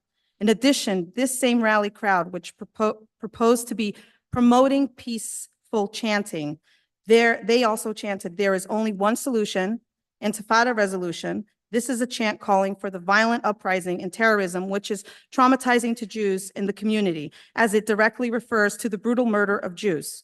It is an active call to violence against Jews and has no place being shouted at residents in a town that promotes to a safe place for all religions and ethnicities. A lot of you are here promoting ceasefire, but out in your town rallies, you are inciting violence and murder of Jews for their ethnicity. What I described happened to me is hate speech. What qualification does this council have to entertain a discussion of international business? Why is Israel the only country in the world that needs to defend itself for defending itself? No ceasefire until Hamas surrenders and all the hostages are released.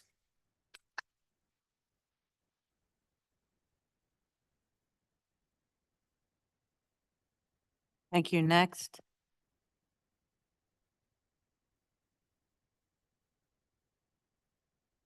Hi, I'm Ina Levin, and I'm a local resident. I just wanted to say a few words. I've heard many people speak, but nobody who's speaking for ceasefire condemns Hamas. I think everybody should be condemning Hamas. It's a terrorist organization. When things happened on 9/11 in this country, it was a terrorist organization that did that. Everybody understood that. Nobody argued it. Now, because it's not on the US ground, it's all of a sudden questionable. And also, no other country in the world is asked to cease fire. There's a war in Ukraine for 2 years right now. Nobody asked Ukraine to cease fire. Ukraine is fighting for its land, for its people, and many people are dying, unfortunately. Nobody here, not any side, wants anybody to die. The ceasefire without any kind of structure in place, with any kind of agreement to release the hostages, it's not going to be a ceasefire. It's going to be more bloodshed on both sides. Nobody in Israel wants innocent Palestinians dead. Nobody. IDF tries their best not to shoot anybody who's innocent or destroy anything. They go out of their way. And this is documented, and this could be easily found everywhere. Unfortunately, Hamas uses Palestinian people as human shields. And that's really unfortunate. It is sad. And many people in Gaza are dying every day. And I know this. And I know that there's a humanitarian crisis. But we need to blame Hamas. We can't blame Israel. We can't blame anybody else. Blame Hamas. It's a terrorist organization. I have not heard anybody condemn Hamas who here is for ceasefire. Nobody wants war. Nobody here wants war. I understand that. So first, release the hostages, dismantle Hamas, and then there's going to be peace. Thank you. Thank you.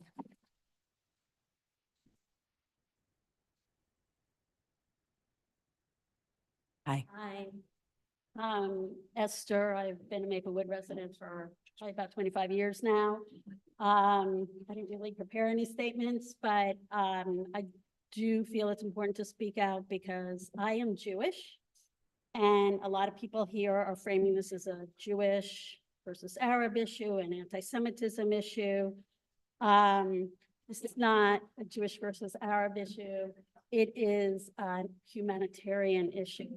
And many, many Jews in this town, and I know that you folks have heard from other Jewish folks here, are horrified by the events that are occurring in Gaza. And by sort of lumping Jews together as, you know, taking a particular side is, in my opinion, anti-Semitic. So anyway, what I really want to say is that one of the most important values I grew up with as a Jew is not to be silent. And that's why I sat here. I didn't come with prepared statements, but I really feel like I have to speak out. And it's really, value is not to be silent in the face of injustice. So I'm asking you to pass this resolution. It's very important for our elected officials to speak out and not be silent as well. And please think deeply about what's happening in Gaza and the 30,000 civilians, many of them children, and please do not be silent. Thank you. Thank you.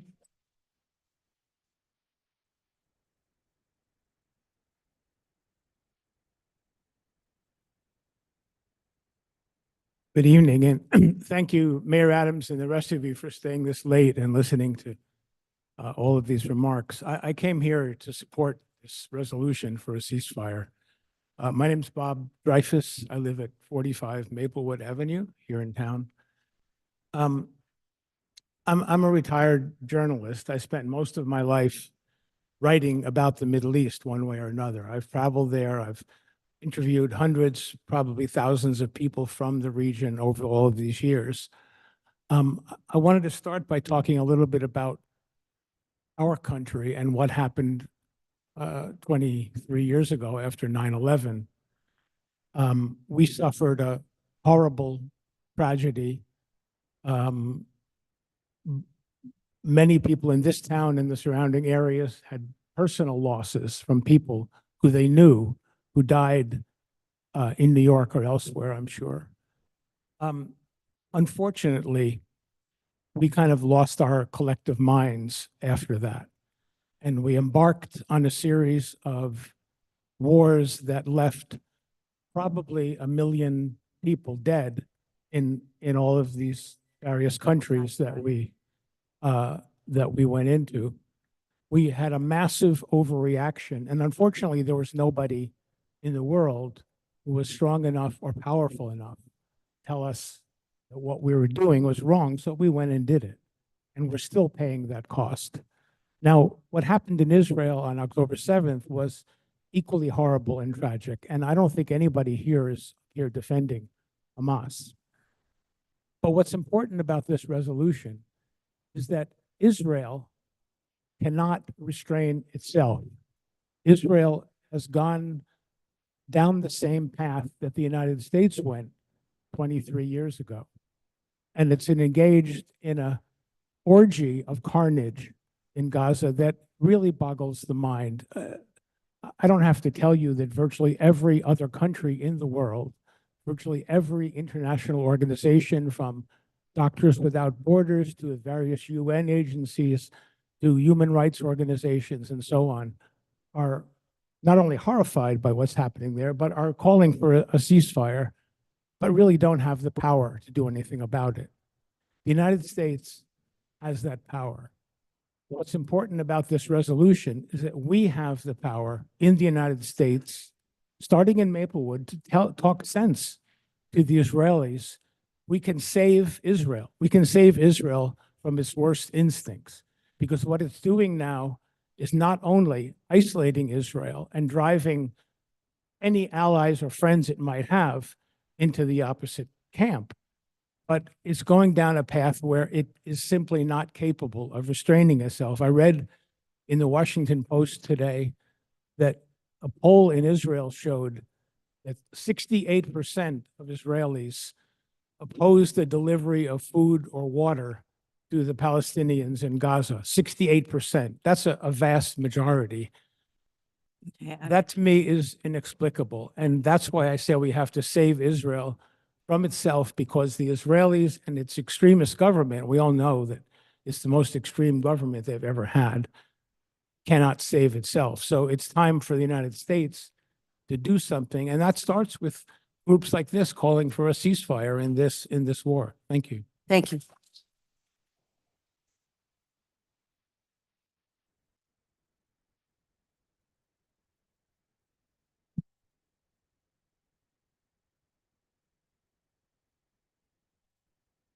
I make a quick statement about the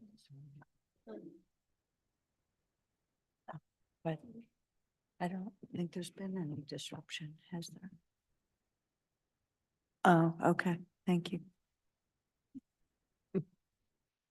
So just reminding everyone to be respectful of anyone who's speaking this evening. And even if I can't necessarily hear it, I'm hearing that there's some booing and comments. So everyone, please be respectful of each other. Thank you. Yes. Good evening, everyone. My name is Minella, and I've been a resident of Soma for 8 years now. And I'm speaking to you tonight as I'm pretty sure the only genocide survivor in this room. I speak to you not as a grown-up woman I am right now, but as a child who from age 8 to 11 have survived and lived through the atrocities that children of Gaza live from last 5 months. As that child, I had nobody to speak for me. World watched while we've been killed for 3.5 years until genocide happened. I lost 3 members of my family, 2 of them being my paternal grandparents. I've been shot by a sniper. I've been starved to almost death. My father almost died. He was shot twice just because he belonged to a certain group of people. So I've been in therapy ever since. I'm 40 years old right now, and the trauma that I lived through still lives with me. And I'm being heavily, heavily triggered with everything that's happening there. So I'm speaking to you today as a child, because I had nobody to speak for me, and beg you to pass this. I know we think like we can't do anything on local level, but trust me, yes, when people speak up and demand, I'm speaking for children that have been killed and that will probably be killed in the coming days and months. So thank you, that's all. Thank you very much.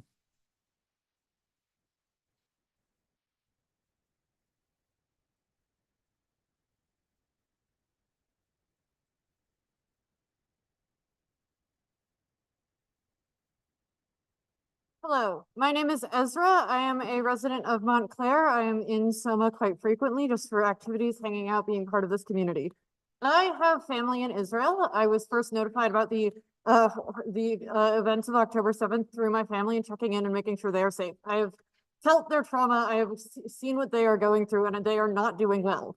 And none of their trauma eliminates the trauma of the Palestinians. They are also suffering. The horrors that happened on October 7th do not negate the horrors that have continued to happen every single day since then to the Palestinians.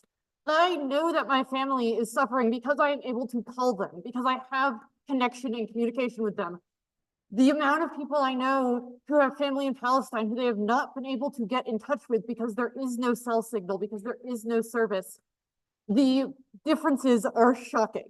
The fact that Israeli trauma happened does not negate the trauma of Palestinians. What's more, the unilateral bombing of Gaza that we are seeing will not eliminate Hamas.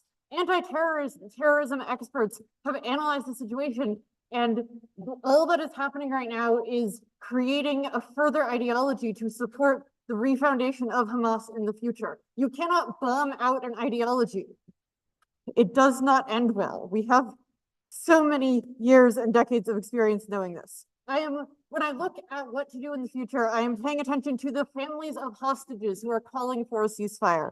I am paying attention to Stand With Us, and I am paying attention to B'Tselem, Israeli-Palestinian organizations who are calling for a ceasefire.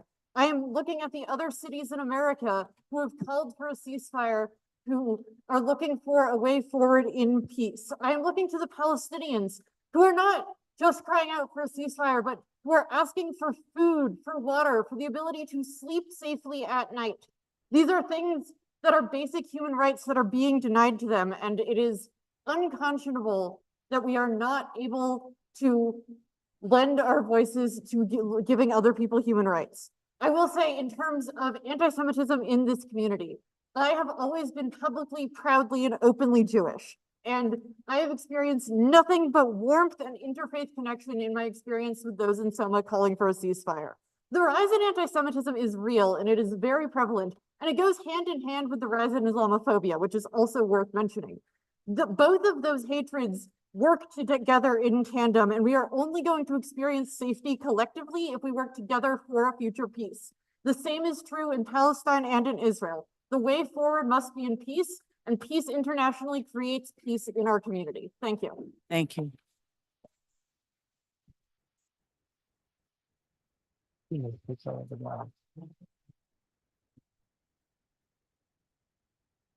Sorry. Two people came up. Oh. So we cut off the line. Who was the last person on the line when we cut it The off? gentleman with the beard. Sorry. Yeah, we have people online as well and we don't. You're good. Yeah. Hi, my name is Yuval Brockman. I live in South Orange at 191 Charlton Avenue. I wrote some remarks earlier that I wanted to share, but I feel it's my responsibility to correct some of the things that you heard today. I have an undergraduate degree in Islamic and Middle Eastern studies. So I studied this in Hebrew, in Arabic, and in English. I studied the Quran. I studied the Old Testament and the New Testament. One, there's no genocide in Gaza right now. The population since 2000 has jumped from 1 million to 2.2 million. You heard that 66% of Israelis are against delivering food to Gazans, yet it continues uninterrupted along with Jordanian and American help. It was not mentioned that 84% of Palestinians agree or strongly support the attacks of October 7th. That is a poll that came out of Ramallah, not an Israeli poll. Yes, 30,000 Gazans have died, but 13,000 of them are Hamas fighters, as the young gentleman from high school alluded to. It's absolutely awful what's happening in Gaza, but Hamas has played so many people here for fools. They hide hostages in hospitals. They shoot rockets from schools. That's why those buildings are being destroyed. I'll tell you who says no to a ceasefire. Hamas did today. Why? Because Israel demanded a list of all the hostages who are currently alive.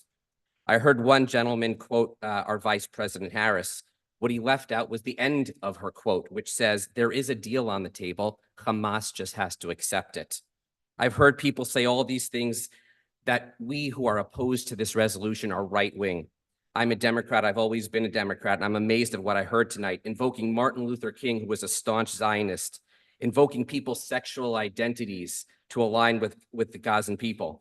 Take out your phones and Google the gay capital of the world. You'll see Tel Aviv comes up. Google what happens to the LGBTQ community in Gaza, and you'll see that their families are required to stone them in public. I'm just baffled by this, but none of this matters. The resolution has no place being discussed at a town council meeting. It's not that your job, and I don't believe you envisioned it to be your job to opine on international matters. There's no resolution here on the issues of Taiwan or Ukraine or China. No one's brought a resolution here calling us colonizers having stolen this land from the Native Americans who populated it before us. No resolution criticizing the Saudi Arabian government over its treatment of women, or the Iranian government over its treatment of the gay community, things and values that we hold staunchly dear here. No resolution denouncing Hamas. No resolution denouncing its leaders, which has $10 billion amongst the four most senior Hamas leaders sitting happy in Qatar. There is a real issue here, and that is the issue of hate speech. I've heard people from the ceasefire community calling for a globalizing of the Intifada. Now, Israel and Hamas don't agree on much, but they do agree on the definition of the Intifada. which is hearkening back to the 2000s when people strapped bombs to themselves and blew themselves up in pizzerias and cafeterias just to kill as many Jews as possible. That's what they're calling for in this town. I urge you to speak up against that issue and not opine on an issue that we have no business intervening in. Thank you. Thank you.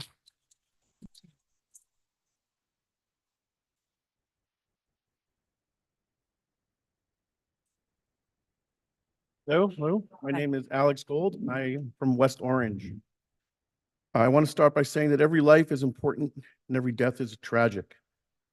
There was a ceasefire on October 6th, but Hamas broke that by slaughtering 1,200 people, people of all faiths, taking with them 250 plus hostages, amongst them citizens from 19 countries, many of them citizens of the United States of America, our people. Where's the call for releasing our citizens, our people from the United States of America? Should that not be front and center for all of our local towns? Should that not be the headline? The name of our resolution is to bring our Americans people home. Why does the resolution not exclusively call for the release of the hostages from all the countries? The source of the war is the hostages. This will undoubtedly lead to a resolution of hostilities if we can get our people home. The policy of our nation, the United States of America, has been for the past 50 plus years that we do not negotiate with terrorists. Hamas, the elected leaders of the Palestinian people in Gaza, they are the terrorists, not only of the Jewish people in Israel, but also the terrorists of the Palestinian people in their self-governed land in Gaza. They have used billions and billions of dollars to build a terrorist underground city. And we in Jersey know that one tunnel from New York to New Jersey cost $13 billion at one point. We had Bridgegate or something in our history not too long ago, I think with Chris Christie, but I digress. Our resolution before the surrender of Hamas, return the hostages, to stop Hamas from brutalizing the Palestinian people, stealing the international humanitarian aid being shipped in. We've all seen those videos. To stop threatening the people from evacuating to safe spaces. There is no army in the world that warns people where to go away from and what building is going to be hit. There is no army in the world that does that except the IDF. A ceasefire assumes that change will happen. Who is representing the Palestinian people? Those that swear to make it happen again? Cancer needs to be removed. Any oncologist will tell you that. Good tissue will be destroyed, but the goal is to rid yourself of the cancer. Hamas is the cancer. We all mourn the loss of good, but the goal is that everyone, both sides, survive together in peace so we can build a peace for the future. Lastly, I wonder what the power of our communities together would look like if we focused on larger issues, not just this terrible tragedy that is going on. There are over 1 million Uyghurs today in concentration camps. And as a Jewish person, as a survivor, as a grandchild of survivors, all 4 grandparents, I know what a concentration camp looked like. I was told firsthand. 617,000 women and children were murdered by Bashar Assad. Russia is invading a sovereign nation. 17 million women and children are being starved in North Korea. And Tin So, the leader of the junta in Myanmar, is openly roasting human beings on spit to keep his 56 million people under control while starving them. Imagine the massive number of people, if our resolution could include all of them, how many more people we could save. Every life's a tragedy that is lost. That's all I have to say. Thank you.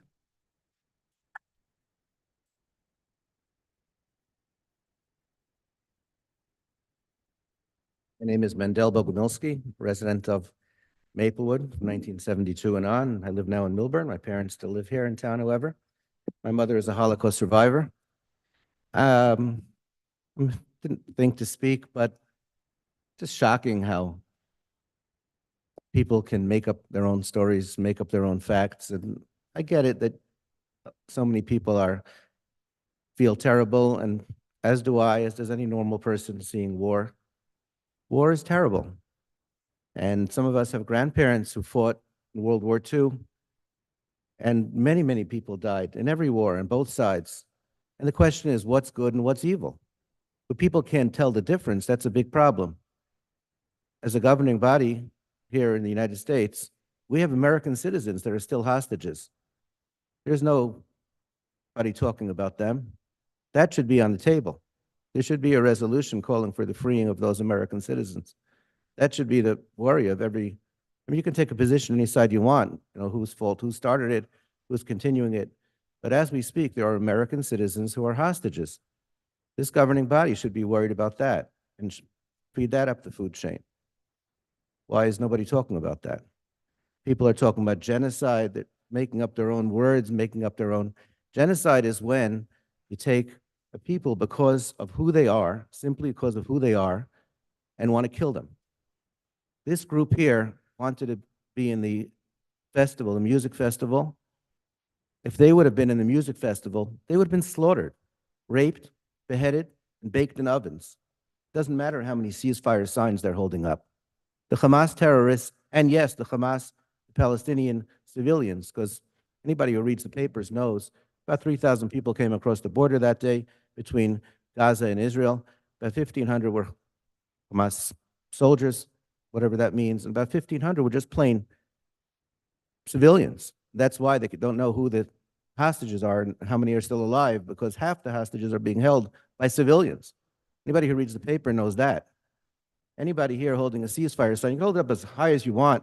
You can have it printed on both sides, printed on 6 sides, stamped on your forehead. Doesn't make a difference. You would have been there on October 7th. You would have been slaughtered. You would have been murdered because you're Jewish. That's the definition of genocide. Genocide is if me as a Jew, if I walk into area A or area B or area C of the West Bank, and if anybody who reads the papers knows what that means, I would be killed. My guts would be taken out. I would be burned, and I would be thrown off at that, and people would then be handing out candies, as they did in Gaza when Americans were killed on 9/11. So when people come here and say they want a ceasefire because they can't understand what's happening, you got to read the papers. Read the papers, understand what's happening, and then come and ask for a ceasefire. And as a body of elected officials, I really hope and pray that somewhere in your resolution, any resolution that you pass talks about the American hostages and that they should be freed immediately. And if Hamas, in fact, would do that, and I'm sure you also the fact that Hamas is stealing the aid coming into the country, coming into Gaza. It was just a riot where 100 people got killed stampeding, trying to find a truck because Hamas was stealing that aid instead of giving it to their own people. These are the people who want a ceasefire. I say, let's ask the elected officials in the only democratic country in the Middle East, Israel, what should be done. Let's ask the 20% of the Arabs, Muslims, mostly Arabs living in Israel, who are free, who are elected, who are sitting on the Supreme Court, some of them, who are doctors, who are lawyers. Let's ask them what they want. And Israel is a democracy. It doesn't behoove another democracy to come and tell a democracy what to do, especially when you have a dictatorship going the other way. Thank you. Thank you.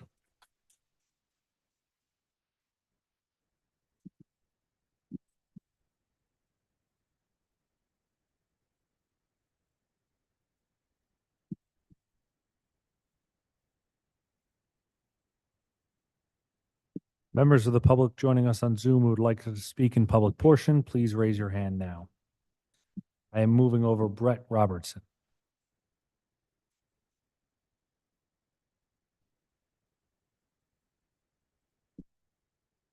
Mr. Robertson, you're now in public portion. You may unmute yourself. You have 3 minutes to speak.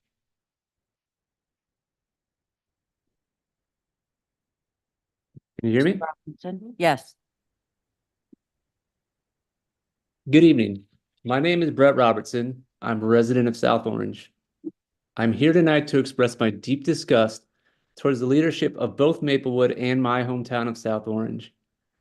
I believe that the members of these town councils fully understand what is going on in Gaza. You are all educated people who read the news and follow current events. For 5 months, you have seen mounting evidence of the atrocities being committed in Gaza, rising death counts, intentional starving of civilians, and bombing of hospitals. And for 5 months, you have done nothing. I am a father of 3. In Gaza, Israel is killing 100 children every day. Over the last 5 months, my conscience has been shocked in ways I no longer thought possible by the systematic slaughter of children. I have spent hundreds of hours of my free time fighting for a permanent ceasefire in Gaza because what is happening there sickens me. Members of this town council may object that they do not set foreign policy for the United States. And yet, cities such as San Francisco, Oakland, Detroit, St. Louis, and Chicago, and New Jersey cities and towns such as Paladon, Patterson, Prospect Park, Union City, and Weehawken have recognized their obligation to speak against genocide and have passed ceasefire resolutions. The elected representatives in Maplewood and South Orange, in the towns that I just mentioned, understand that silence equals complicity in the ongoing genocide in Gaza. I hope that the members of this town council, Nancy Adams, Jermaine Kripe, Dean Daffis, Victor DeLuca, and Deborah Engel, can find the courage to take a stand and sign a straightforward resolution urging an end to U.S. complicity in the industrial slaughter of men, women, and children in Gaza. When you look back at this moment in the future, I hope that you can look back with pride for finding the courage to stand with Gaza instead of looking back with sorrow over your failure to be brave when it mattered the most. Thank you. Thank you.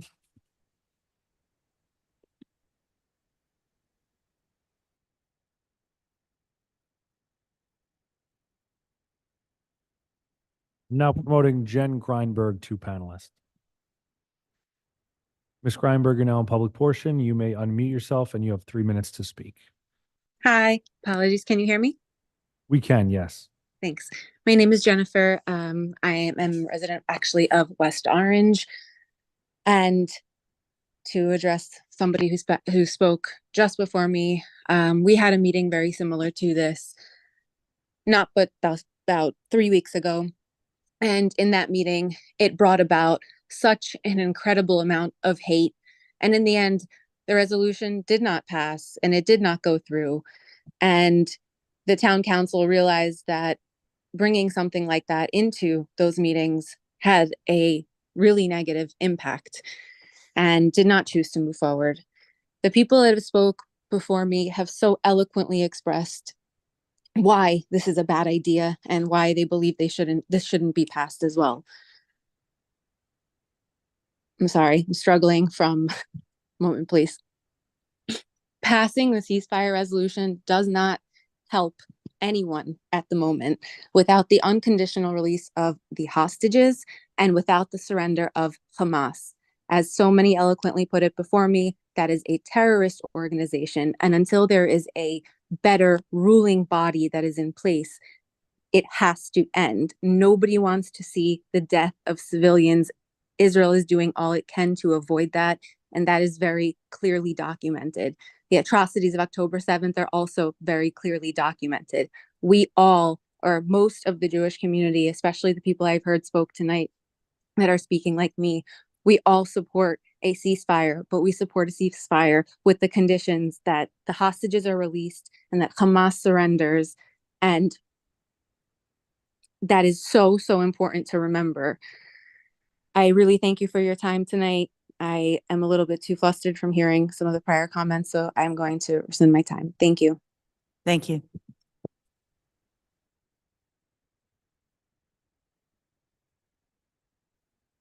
Now promoting Andrea Bromfeld to panelist.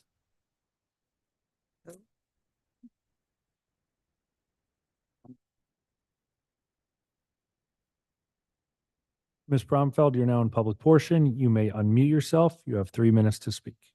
Hi, I live in South Orange. I'd like to respond to the Selma Collective for Palestine. I'd like to say that you are not peaceful. You're posers, you're liars, you're haters. You cannot look solely at your resolution without looking at your frequently asked questions and the other actions that your group presents, including justifying the acts of October 7th and not supporting Israel as a Jewish state. You don't want a ceasefire. You want to eradicate Israel as a Jewish state. Any group that justifies rape, gang rape, burning families alive in their homes, and then celebrating for any reason is not a group that should be setting cultural norms, teaching our children, or representing our communities. Your agenda is not progressive, it is barbaric. You ask who says no to a ceasefire? Hamas says no to a ceasefire. The town council needs to focus on local issues, including the hate that Soma Collective for Palestine is spreading in our community. I ask that the town council refrain from acting on the proposed resolution and look beyond the fog and smoke to the true nature of this group. Thank you. Thank you.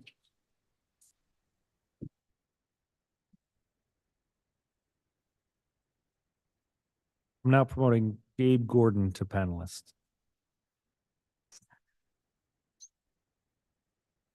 Mr. Gordon, you're now in public portion. You may unmute yourself. You have 3 minutes to speak. Hi, thank you, Town Committee. Hi, Mayor Adams. Hi, everyone. I'm here in Brooklyn, New York, but grew up in Maplewood, class of 2007 at Columbia, and I'm representing the fog and smoke. But really, I'm proud of everyone tonight who has spoken for Palestinian liberation, for rejecting Zionist propaganda, and for calling on our township to reject sending our tax dollars to the Israeli occupation. I'm adding my voice to call for the town committee to join many, many towns, cities, countries, the vast majority of the world in calling for a ceasefire. I also want to express my pride as an alum in the high school students who have shown bravery in activism through walkouts, through joining Ceasefire Sundays. They are speaking up for justice. They are on the right side of history. And truly asking for a ceasefire is so utterly baseline of what's needed at this point. And seeing my community toil over that decision, or even to reject it, is gross and embarrassing. This is like not about politics or hate speech or anti-Semitism or any of the talking points meant to distract us from a 100-year settler colonial genocide happening with our dollars and our government support. So I urge you as town leaders, find the moral courage to stand in support of humanity and justice. Please call for an immediate and permanent ceasefire. Thank you. Thank you.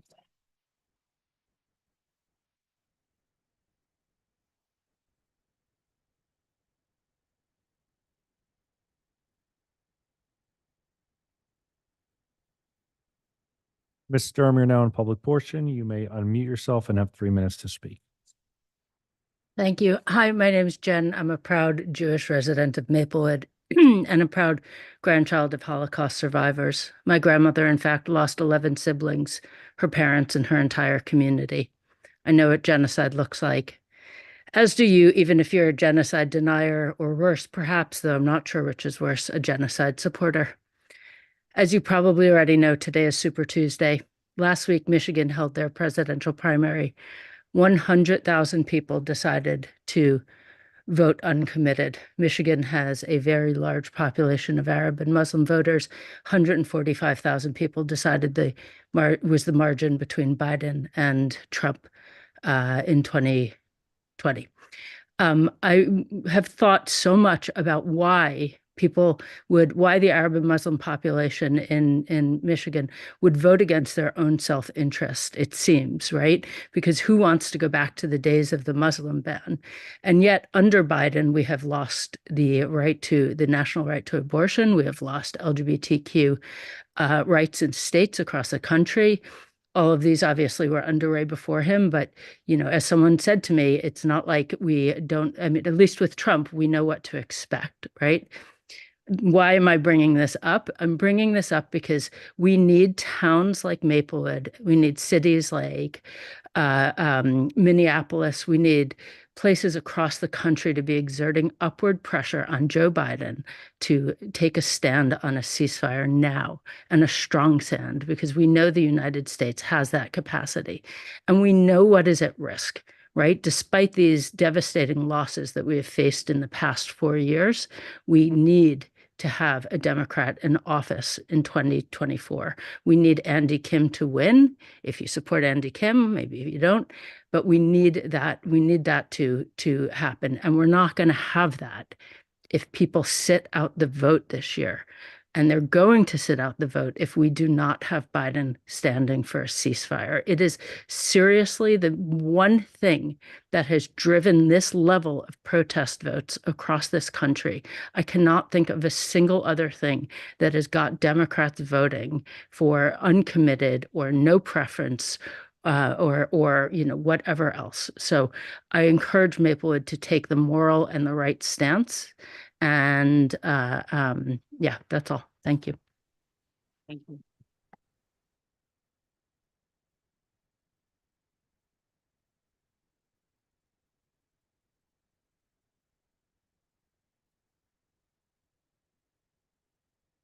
Mr. Ray.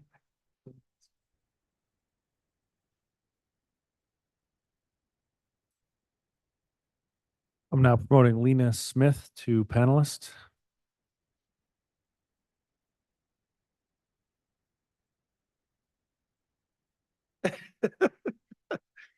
That was the last buzzer.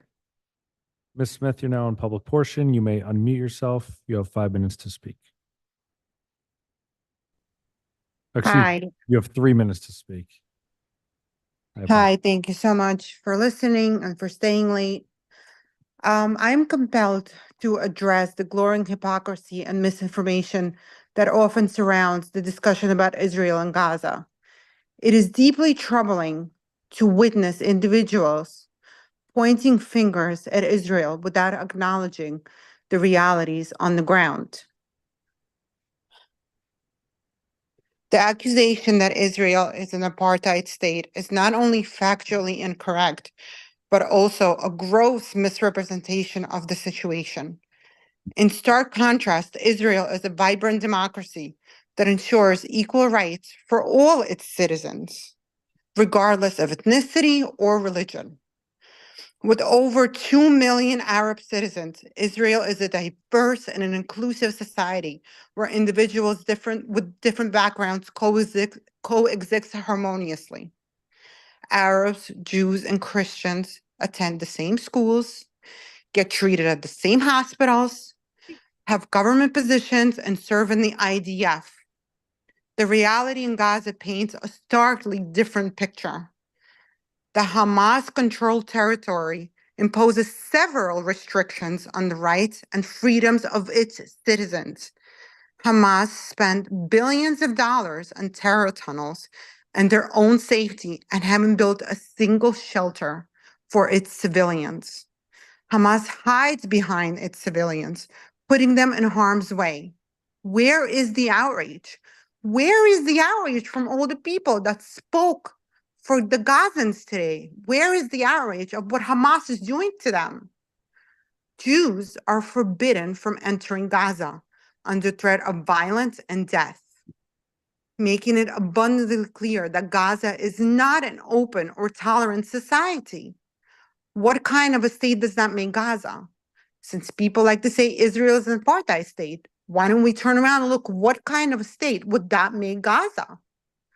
War is ugly, it's painful, it's unfortunate, but terrorism has consequences, especially when the terror group vouches to come back and do the same thing over and over and over again. For the people speaking out, I want to ask, why are you silent on the Sudan genocide? Over 300 Arabs killed. No marches, no ceasefire resolution, only silence. Iran murders thousands of Arabs. No marches, no ceasefire resolutions, only silence. Syria murders over 500,000 Arabs. No marches, no ceasefire resolution, only silence. Conflict in Yemen, over 350,000 Arabs killed. No marches, no ceasefire resolution, only silence. Egypt is not letting any Palestinians refugees in. No kids, no women. Why don't we have protests for that? Why not create a resolution to call on Egypt to let these innocent Palestinians in? Thank you. No. Thank you.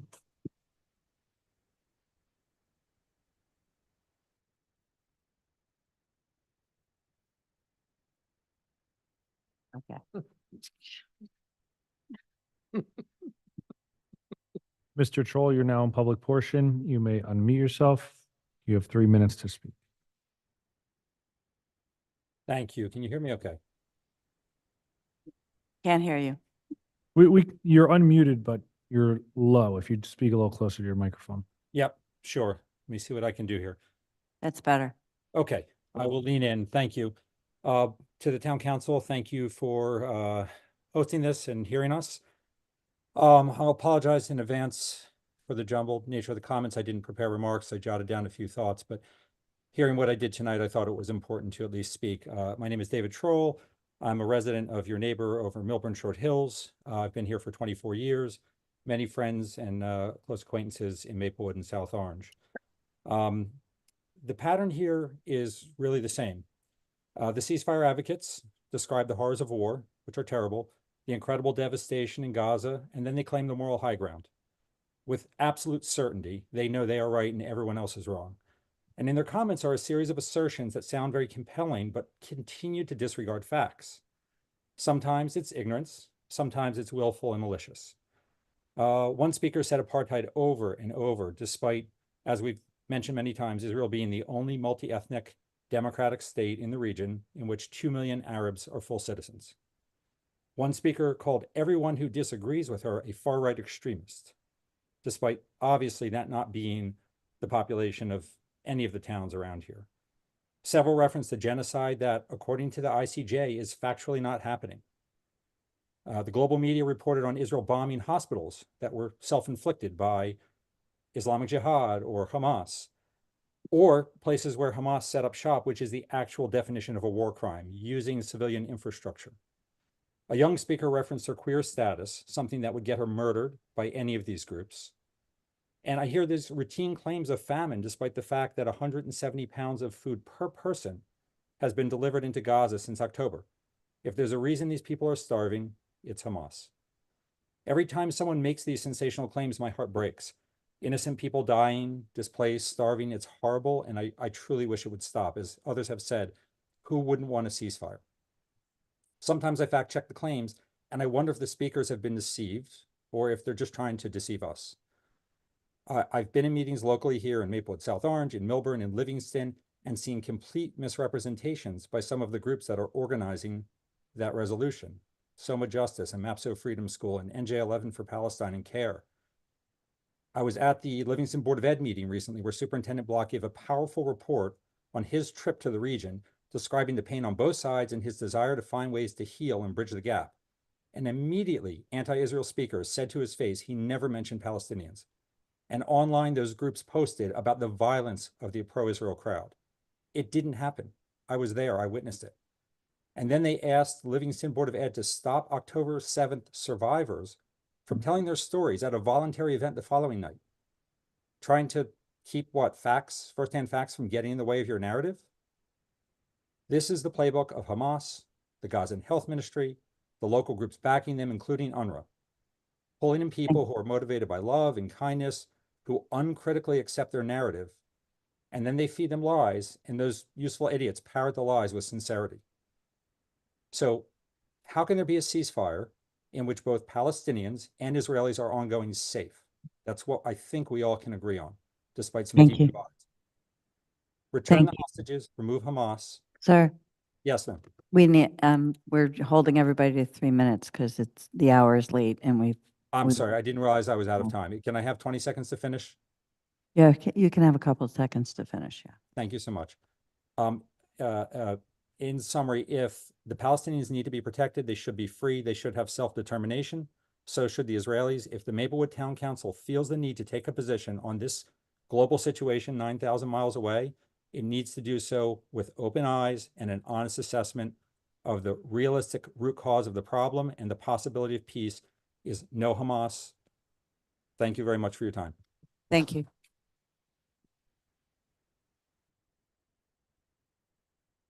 Mr.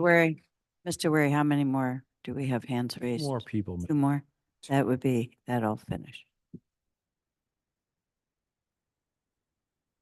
Mr. Goldberg, you're now in public portion. You may unmute yourself. You have 3 minutes to speak. Thank you. Can you hear me? Can you hear me? I can, yes. Okay, great, thank you. Mr. Troll, who spoke before me, that was fantastic. It's a tough act to follow, but thank you, David Troll. So my name is Michael Mr. Goldberg, you're coming through a bit garbled. If you'd speak clear or possibly closer to your microphone. Okay, is this any better? Can you hear me now? That is better. I'd recommend just speaking a bit slowly. Okay, I've got a headset on. So my name is Michael Goldberg. I live in South Orange. Thank you very much for the time. So once again, much misinformation has been paraded through Maplewood tonight, as it has been each Sunday afternoon for the past several weeks. Let's be clear. Everyone wants peace and for war to end. Everyone. However, Hamas started a war on October 7th with the rape and murder of over 1,200 people and the taking of over 250 hostages, including many Americans. Israel is in the process of fighting Hamas, and there can be no peace until the hostages are released and Hamas surrenders or is eliminated. This proposed resolution makes absolutely no mention of Hamas. Supporting such a ceasefire without the elimination of Hamas will only allow the terrorists to regroup and rearm and will lead to the loss of tens of thousands of more lives in the future. Just as no ceasefire was called for in World War II until the Nazis were defeated, no ceasefire was called for after 9/11 in Afghanistan until Al-Qaeda was defeated, no ceasefire can be called here until Hamas surrenders or is defeated. That said, according to the news, there is a temporary ceasefire deal on the table, which Israel has already agreed to, and the world is waiting for Hamas to respond. Do you really think they're really waiting to hear from Maplewood before doing so? War is horrible and all civilian loss is a tragedy. But at the local level, we need our local officials to focus on local issues. Allowing yourselves to be a pawn of extremists who put out an FAQ on their website where they have been unable to condemn the acts of October 7th or have been unable to recognize Israel's right to exist as a Jewish state would be a huge mistake and would alienate Jewish residents of Maplewood and around the region and drive further divisions in the community. Please remain focused on local issues and do not entertain this resolution that's been proposed tonight. Do not allow yourselves to be a political pawn. I thank you for your service and for your time. Thank you.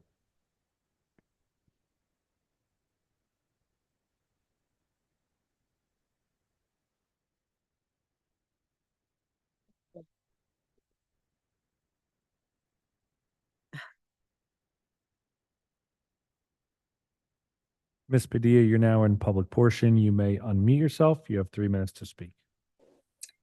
Hi, I am really concerned about the fact that this is even being entertained. I don't think that a town council is the proper or really has any authority over any of this.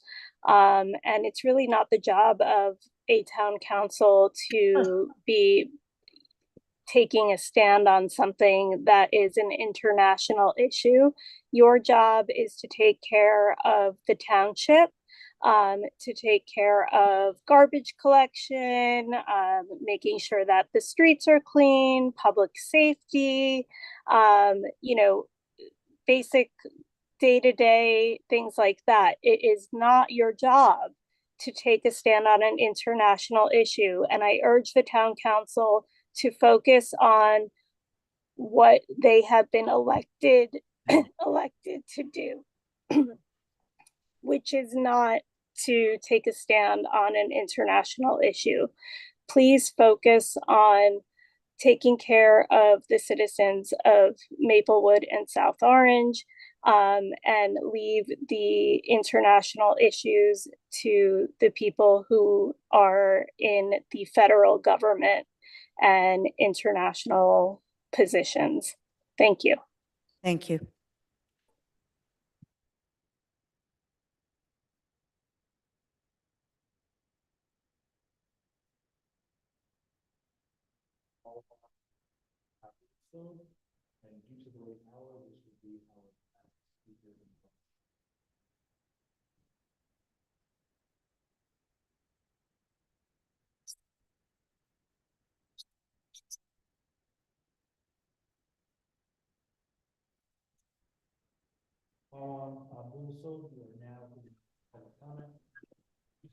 Yes, hello. My name is Marwan. I'm a Maplewood resident.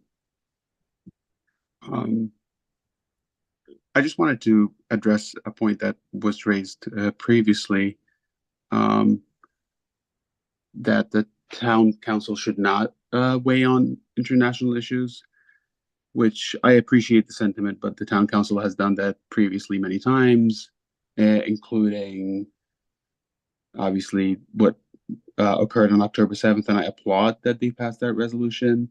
So I'm not sure if that is a point that the town council should consider at this point.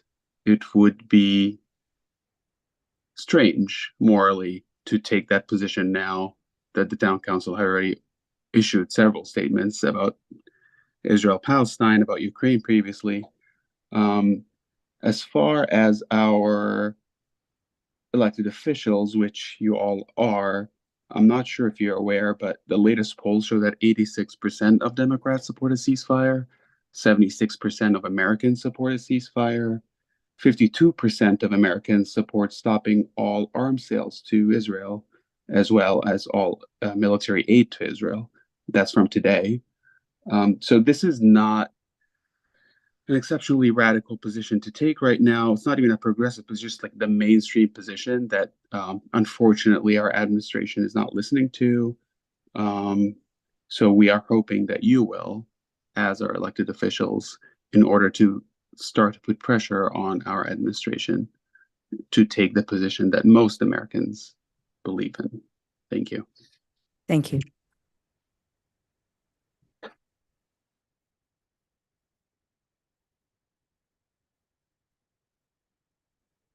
Thank you for everyone who spoke tonight. This is obviously a very emotional issue, and that's why we wanted to give everybody a chance to speak to the extent that we could. Does the Township Committee have any other comments or anything they'd like to say? Okay, I'd look for a motion to adjourn. I have You do. I do. Okay. Listen, we sat here for 2 hours and heard a lot of stuff. I know. And I appreciate everybody coming out and those on TV who spoke. I just feel I have to say some stuff. First, on this global statement, I've been here long enough to know that when you agree with the resolution, you tell us to come and say it, and when you disagree with the resolution, you come and say we have no business saying it. But let's talk about the honest truth is that we speak out. We spoke out 20 years ago against the Iraq. Are you timing me? Give me at least 3 minutes. We spoke when we invaded Iraq. We spoke out against it. 3-2 here. We took a vote. We were the first governing body in the state of New Jersey to do that. That gentleman was referring to that before. So we have a history of it. We spoke out for immigration reform. We spoke out for LGBT rights. We spoke out for women's rights. We speak out nationally, and that's what we're elected. We're elected to be leaders. You tell us that we have to lead and not remain silent, and that's what we're going to do. Well, let me finish before you start clapping. I might not agree with. So I have to say something to the person who came on who said something about Biden and Trump. Oh, yes, that was Who awful. said her friend said that, what's the difference? Are you kidding me? Seriously, yeah. Come on. You mentioned the loss of Roe. You mentioned LGBT rights being taken away. Well, who did that? It was Trump's Supreme Court. Correct. Took away voting rights, took away women's rights, took away civil rights, and they're continuing to do it. So there's no equation there between Trump. At least we know what we got with Trump. Absolutely, we know what we got with Trump. No. And we're still feeling it every day. We'll get Now, worse. let me talk about the resolution. I am not supporting the resolution. I think that the argument for a permanent ceasefire is one-sided. But it doesn't mean that I want war. I want the war to stop.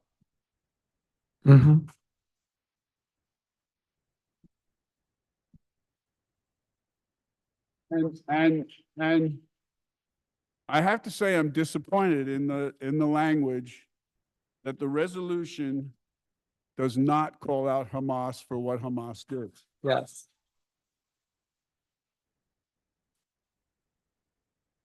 The fact sheet and the frequently asked questions almost justify what Hamas did. Mhm. At best, it minimizes the impact of what Hamas did, and at worst, it justifies it as a righteous rebellion group when they're really a terrorist group. Now, I'll tell you where I stand. I stand with Vice President Harris. And I know somebody mentioned, I won't mention his name, but he mentioned, he talked about Harris's comments. And I agree with her. She talked about the people in Gaza are starving, and she talked about an immediate ceasefire, a temporary ceasefire. She talked about the hostage deal to be made. She talked about pushing for a ceasefire and a hostage deal. She spoke about the immense scale of suffering in Gaza. And there should be a 6-week ceasefire. She said that's what's on the table and that's what can be achieved. And the hostages can start coming home. And she said, and it's true, every day what we see in Gaza is devastating. Families eating leaves and animal feed, children dying from malnutrition and dehydration. Too many innocent Palestinians have been killed, and I agree with her. She said it's inhumane and a humanitarian catastrophe. And who would not agree to that? It is. But she also said, and she said that the borders should be open to allow aid to come in, and they should. But she also said that Hamas has shown no regard for innocent lives, including the innocent lives of the people of Gaza. And that the threat of Hamas poses, that Hamas poses to the people of Israel must be eliminated. For advocates who are saying that we need a ceasefire, if we don't address the problem of Hamas, we don't get anywhere. So let's get the ceasefire. Let's support what Biden and Harris are doing right now in trying to bring about a temporary ceasefire, get some hostages home, get some aid in there, and try to build that temporary into a more permanent situation. To call for a permanent ceasefire right now, and in this resolution, I have to tell you that the release of the hostages is almost an afterthought. It's a comma behind the main thrust. I will not support the resolution.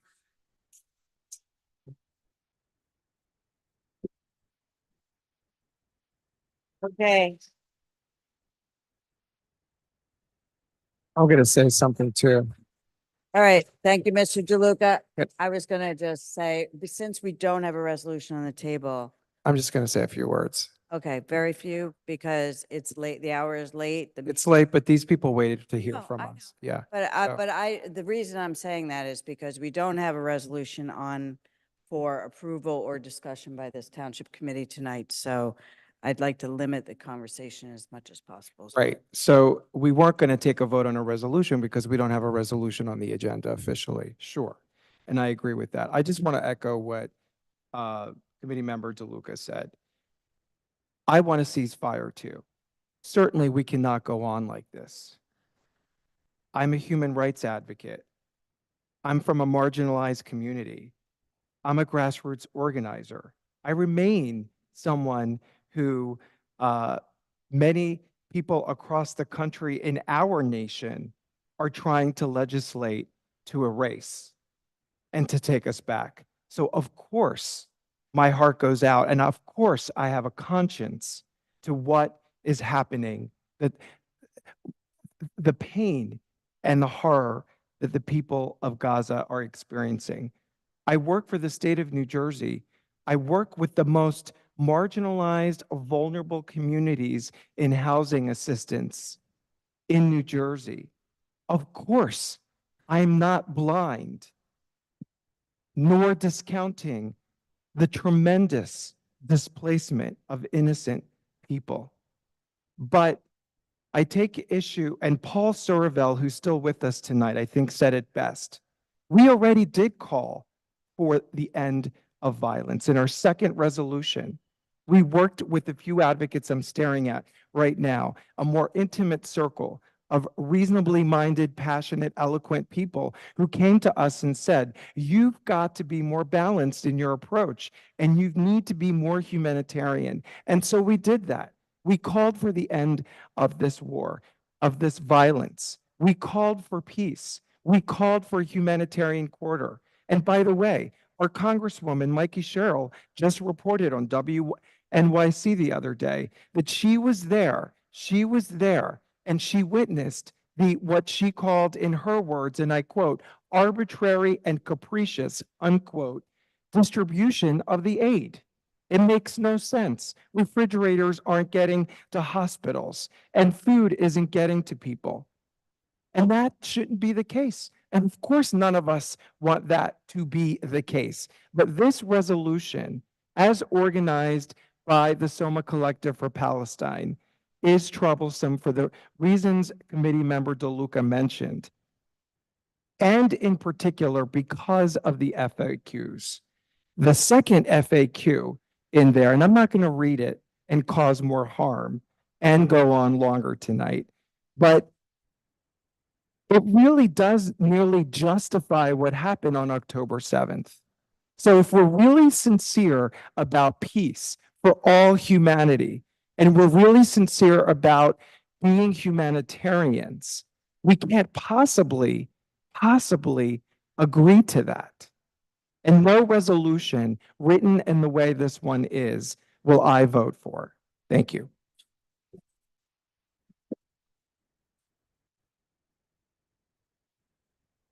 Okay. Okay, thank you. Ms. Engel? Okay, okay. I move to adjourn. Second. Thank you. Right. Jaffis. Yes. DeLuca.